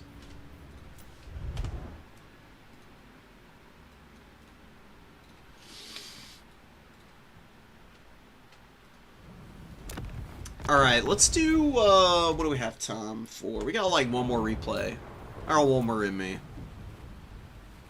What the hell? Crazy name. I've not seen Brandon play today. I'm gonna try and get some folks that we don't normally cover a ton of. Done quite a few of Tobias's games. Let's watch Kaparoth again. Because Kaparoth struggled pretty badly in the first game we saw of him, so maybe he needs a little bit of additional help in terms of builds and like what exactly he's going for and prioritizing. I think this is a pretty solid Vampire Coast build. I would put the Bomber Bats in reserve and get something else to fill in, because he spent a lot of money on Lampreys and Noctilus already. Zombies are really slow getting up on the field, so I would just cut those Bomber Bats and fill out with Polearms and Deckhand mobs. We'll see, though. It looks like the kind of build where you, like, push up to 1 point, and you're trying to hold on 1 and value trade. Although, oh man, that's really unlucky. I mean, the greenskins are right in front of the Vampire Coast. Coast cannot really reposition either with how slow zombies are. They can't afford to lose all the points. We have a victory point. Emperor grabs number 3 out there. Number 2 is slowly being capped by a single Scurvy Dog. Goblins are probably not getting there first. The Wolf Riders still have time to get over here. They could stop this cap completely. Should definitely hurt Coast's chances here. Oh my god, are you kidding me? They barely get on in time. And yeah, Scurvy Dogs are going to have to run away now. Bomber Bats are hovering in the air. Just keep them away from the Wolf Rider archers. And don't let them get shot by Rugleds either. Pull these guys back, pull them back. We have a victory point. Keep it from the foe. Honestly, I think what I'd actually like to see here is Bomber Bats like circle around the pillar here. You get another Scurvy Dog out here, and you just try and like work your way around into surrounding and attacking the Goblins and the Wolf Rider archers here. Now these Night Goblins are invisible. They do have Stalk, and this is Fanatics Night Goblins, which is kind of cool. The Night Goblins with the Fanatics are really devastating if they get a good cast off with this ability. Does loads of damage. You can see it's full AP, 18 damage per second. Pretty small radius, but you do get 3 goblins spinning out. So it affects a much wider area than it might tell you just directly from the tooltip. It doesn't tell you that it casts 3 of the guys. It just, you know, says, hey, you got a vortex, a forward-moving vortex hitting your enemies. Rugloods are going to just destroy these bomber mobs if they get hit by more than a volley. The bomber bats should not be shooting the front line. They should be... Okay, so this is what you do if you want to attack the Rugloods. Your opponent does not have enough back here to defend Rugloods from you dumpstering them with the bomber bats. But instead of being like right over your opponent's front line and the Rugloods are just comfortably like shooting into both of them at the same time, pull them around and get them on these blue lines and hit them from both sides. Because then the Rugloods are not getting any collateral damage as they're firing in here. They have to focus one target or the other, and it also like forces them to turn and have their back in one direction. You can maybe get like a sneaky dive onto them with like a scurvy dog into their flank and really start chewing them up. Fanatics cast going down. You can see the damage, man. Ugh. I know it's just a deckhand mob, but it's worth it for what it got done there. Decent little Wraith Storm hitting the Moon Howlers and Grom. That is not a great Pit of Shades. Oh, actually, never mind. It is hitting a lot of the cavalry here. Squig Hoppers, Wolf Riders, oh, all of them alike get roasted by that Pit of Shades. 1,200 value from our boy there. He probably got about 300 from the Wraith Storm, and then the rest of that is all that Pit of Shades right there. Brutal work. Scurvy Dogs getting run down by Moon Howlers and Squig Hoppers, though. Yeah, the Bomber Bats are just getting destroyed here. I mean, one of them's already gone, and the other is not long behind it. They've used up a decent amount of their ammo, but they have not value traded effectively is the problem. And Lamprey's Revenge need to get into melee. They don't want to be sitting outside of melee combat. Like, the shotguns will fire while they're in... contact with enemy units anyways. And they've got good melee attack and melee defense with a lot of armor. They're really good for grinding because they also have regen. Bombers get absolutely blasted here. I'm not 100% sure by what, honestly. Wolf Rider Archers, I guess, and then maybe like some spell casting. Maybe the Purple Sun Azirius. 29 kills. I don't know what the magic is being used for right now. For the greenskins, to be fair, they don't really need to use it because Coast is just running themselves into a hole. I mean, they're overpressing so hard right now. Like, the fight on the #1 objective is going so well, but these attempts to push the #2 right now are not working. There is not enough here to force this.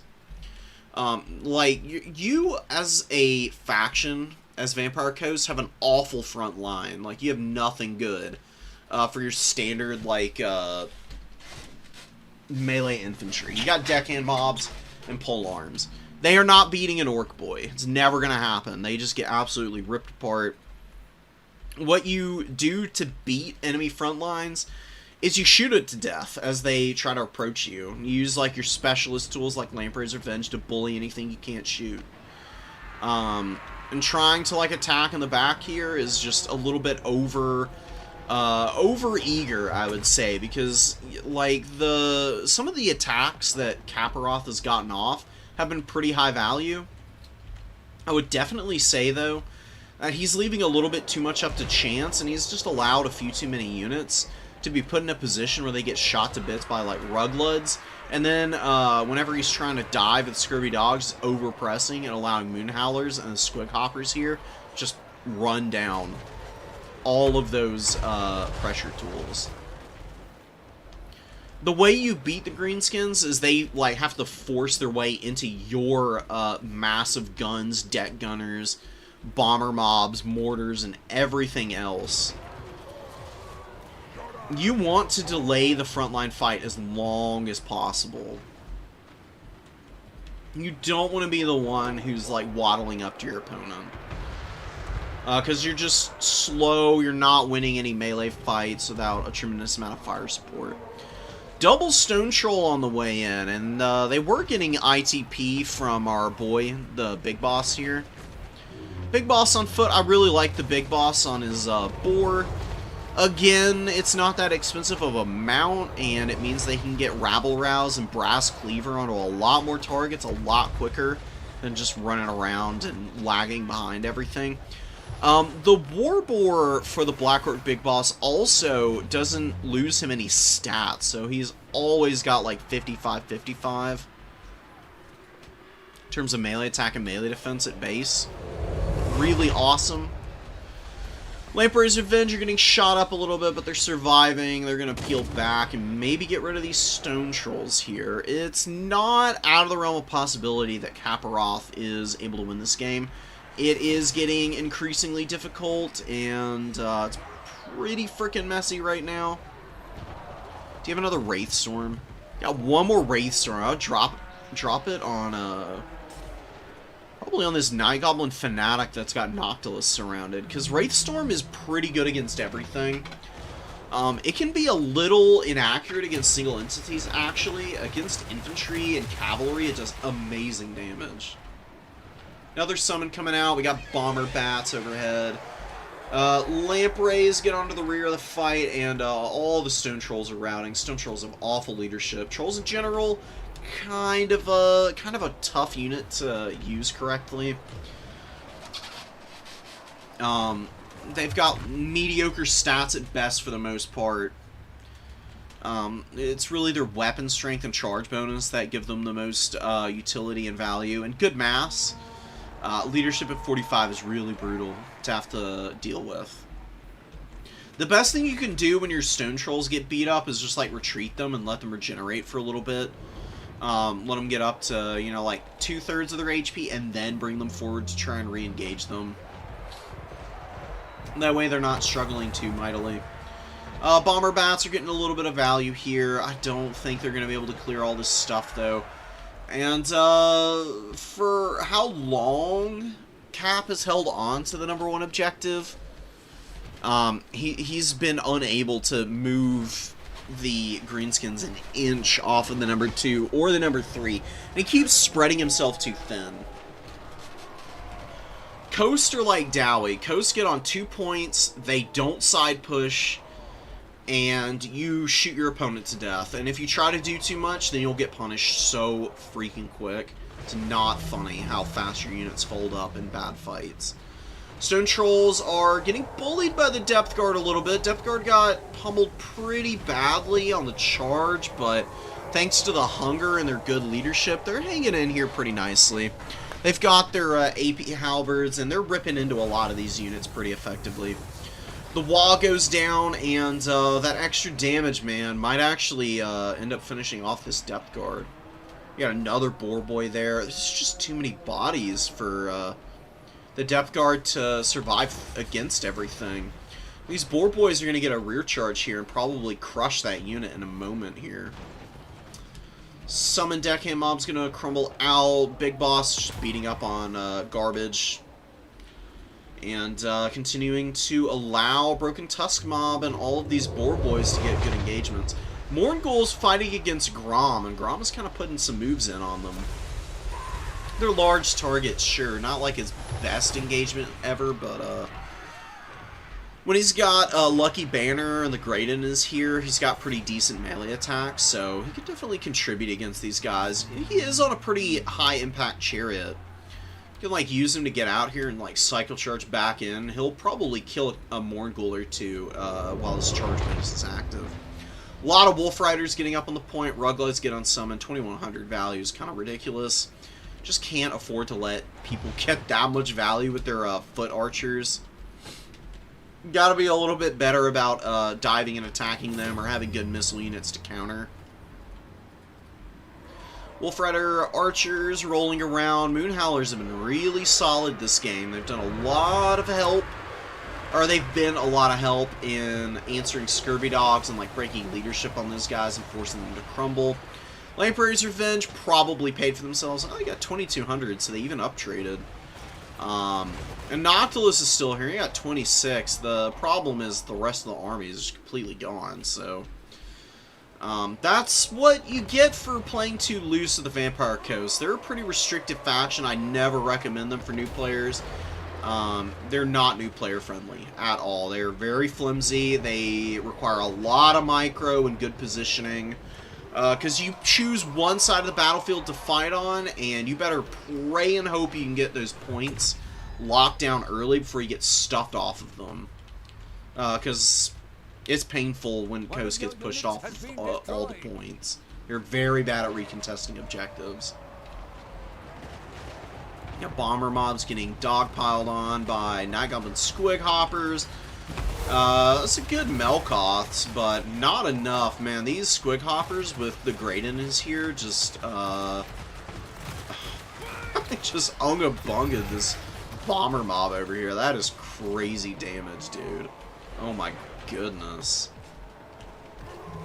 Yeah, that's going to be GG. I mean, Coast can keep summoning units out, but they're never going to get a local battlefield edge anywhere. I knew it. Unending glory is yours. If you're watching these, Cap, you just need to play tighter with the rest of your formation. Just don't push forward as aggressively as you have been. Use those missiles and the artillery to value trade your opponent off the field. Get these bomber bats out of the starting army. They're really good from reserve. They're really bad on the start because if your opponent brought archers and skirmishers, which they probably did, most factions do against Coast, they're not going to find a lot of success. Get rid of them. Get some more deckhand mobs, sword and board, and either another bomber mob, or really I would like to see some handgunners in this build. Handgunners for the Coast are probably their best unit individually. I mean, they can be a little flimsy at times, but their damage output is disgusting. If you have enough handguns in the field, you will never get touched by stone trolls or boar boys if you defend the handguns well. It'll just be Goodnight Vienna for your opponent. They will never, ever, ever, ever find a effective and safe path onto your back line if you've got enough guns on the field.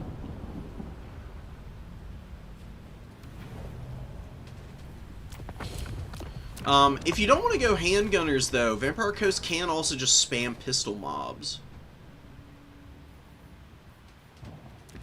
Did have the Drowned Dead and Melkoths and Pit of Shades I saw. Yeah, 2683 is kind of pricey for Noctilus, but he's really good. Oh, maybe he was just using the Moondial. I do really love Captain Roth's Moondial, though. Definitely want this item because it's 2 free summons. Nope, it'll pay for itself. The summons last a long time, too.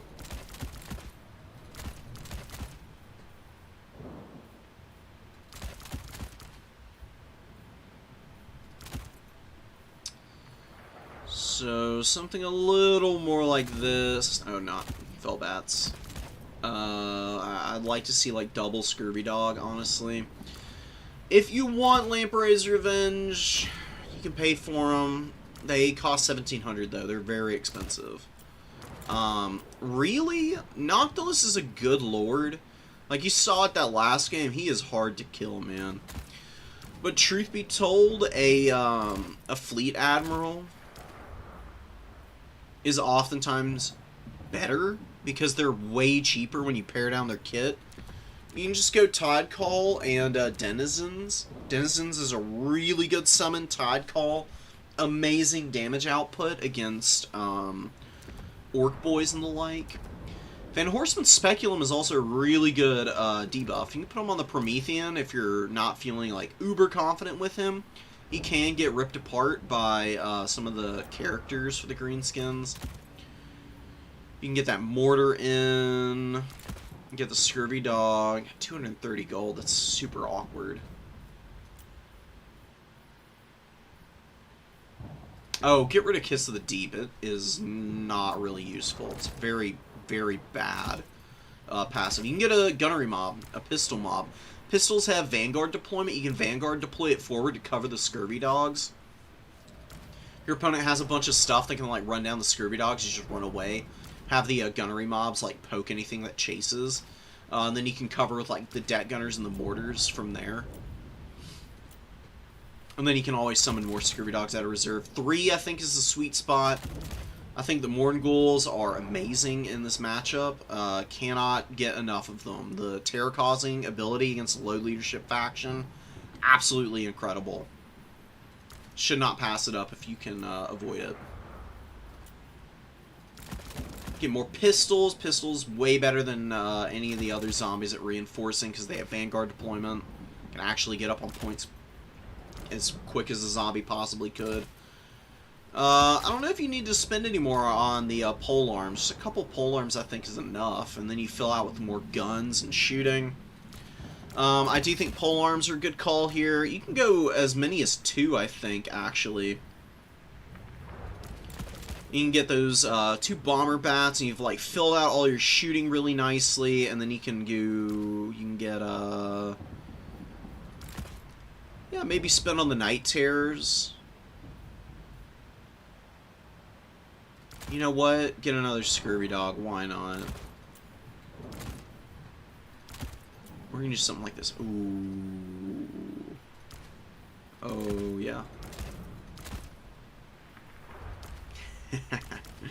Lot of Mournghouls, but a lot of anti-infantry power there. Your infantry are never gonna win fights. Use the gunnery mobs to shoot the mobility and just blast it into oblivion, while the Mournghouls help the deckhand mobs stay alive in melee. And Depth Guard are just kind of like your sweeper unit, just really good for getting into engagements and killing anything. Super durable, probably pound for pound the best unit on the roster, I would say. And Bomber Bats, they can help protect your flanks as well. They fly around and just blow up whatever scurvy dogs might be struggling against. A Bloated Corpse, just for the memes. Why not? I mean, it does good damage. I mean, if your opponent fumbles and they don't see it in time, you can delete a really high value unit with just one of these guys. So, I mean, I would say go for it. What do you have to lose? It's one of the funnier units in the game, so I'm all about it. Alright, guys. I'm going to leave it off here. Thank y'all for hanging out on stream with me. It's been an absolute blast.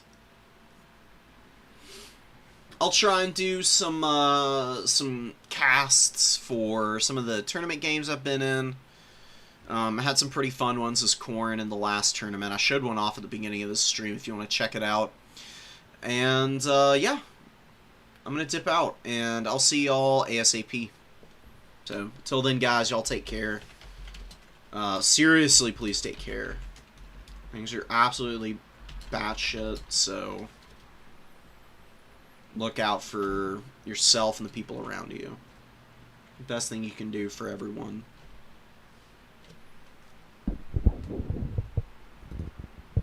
Peace out, guys.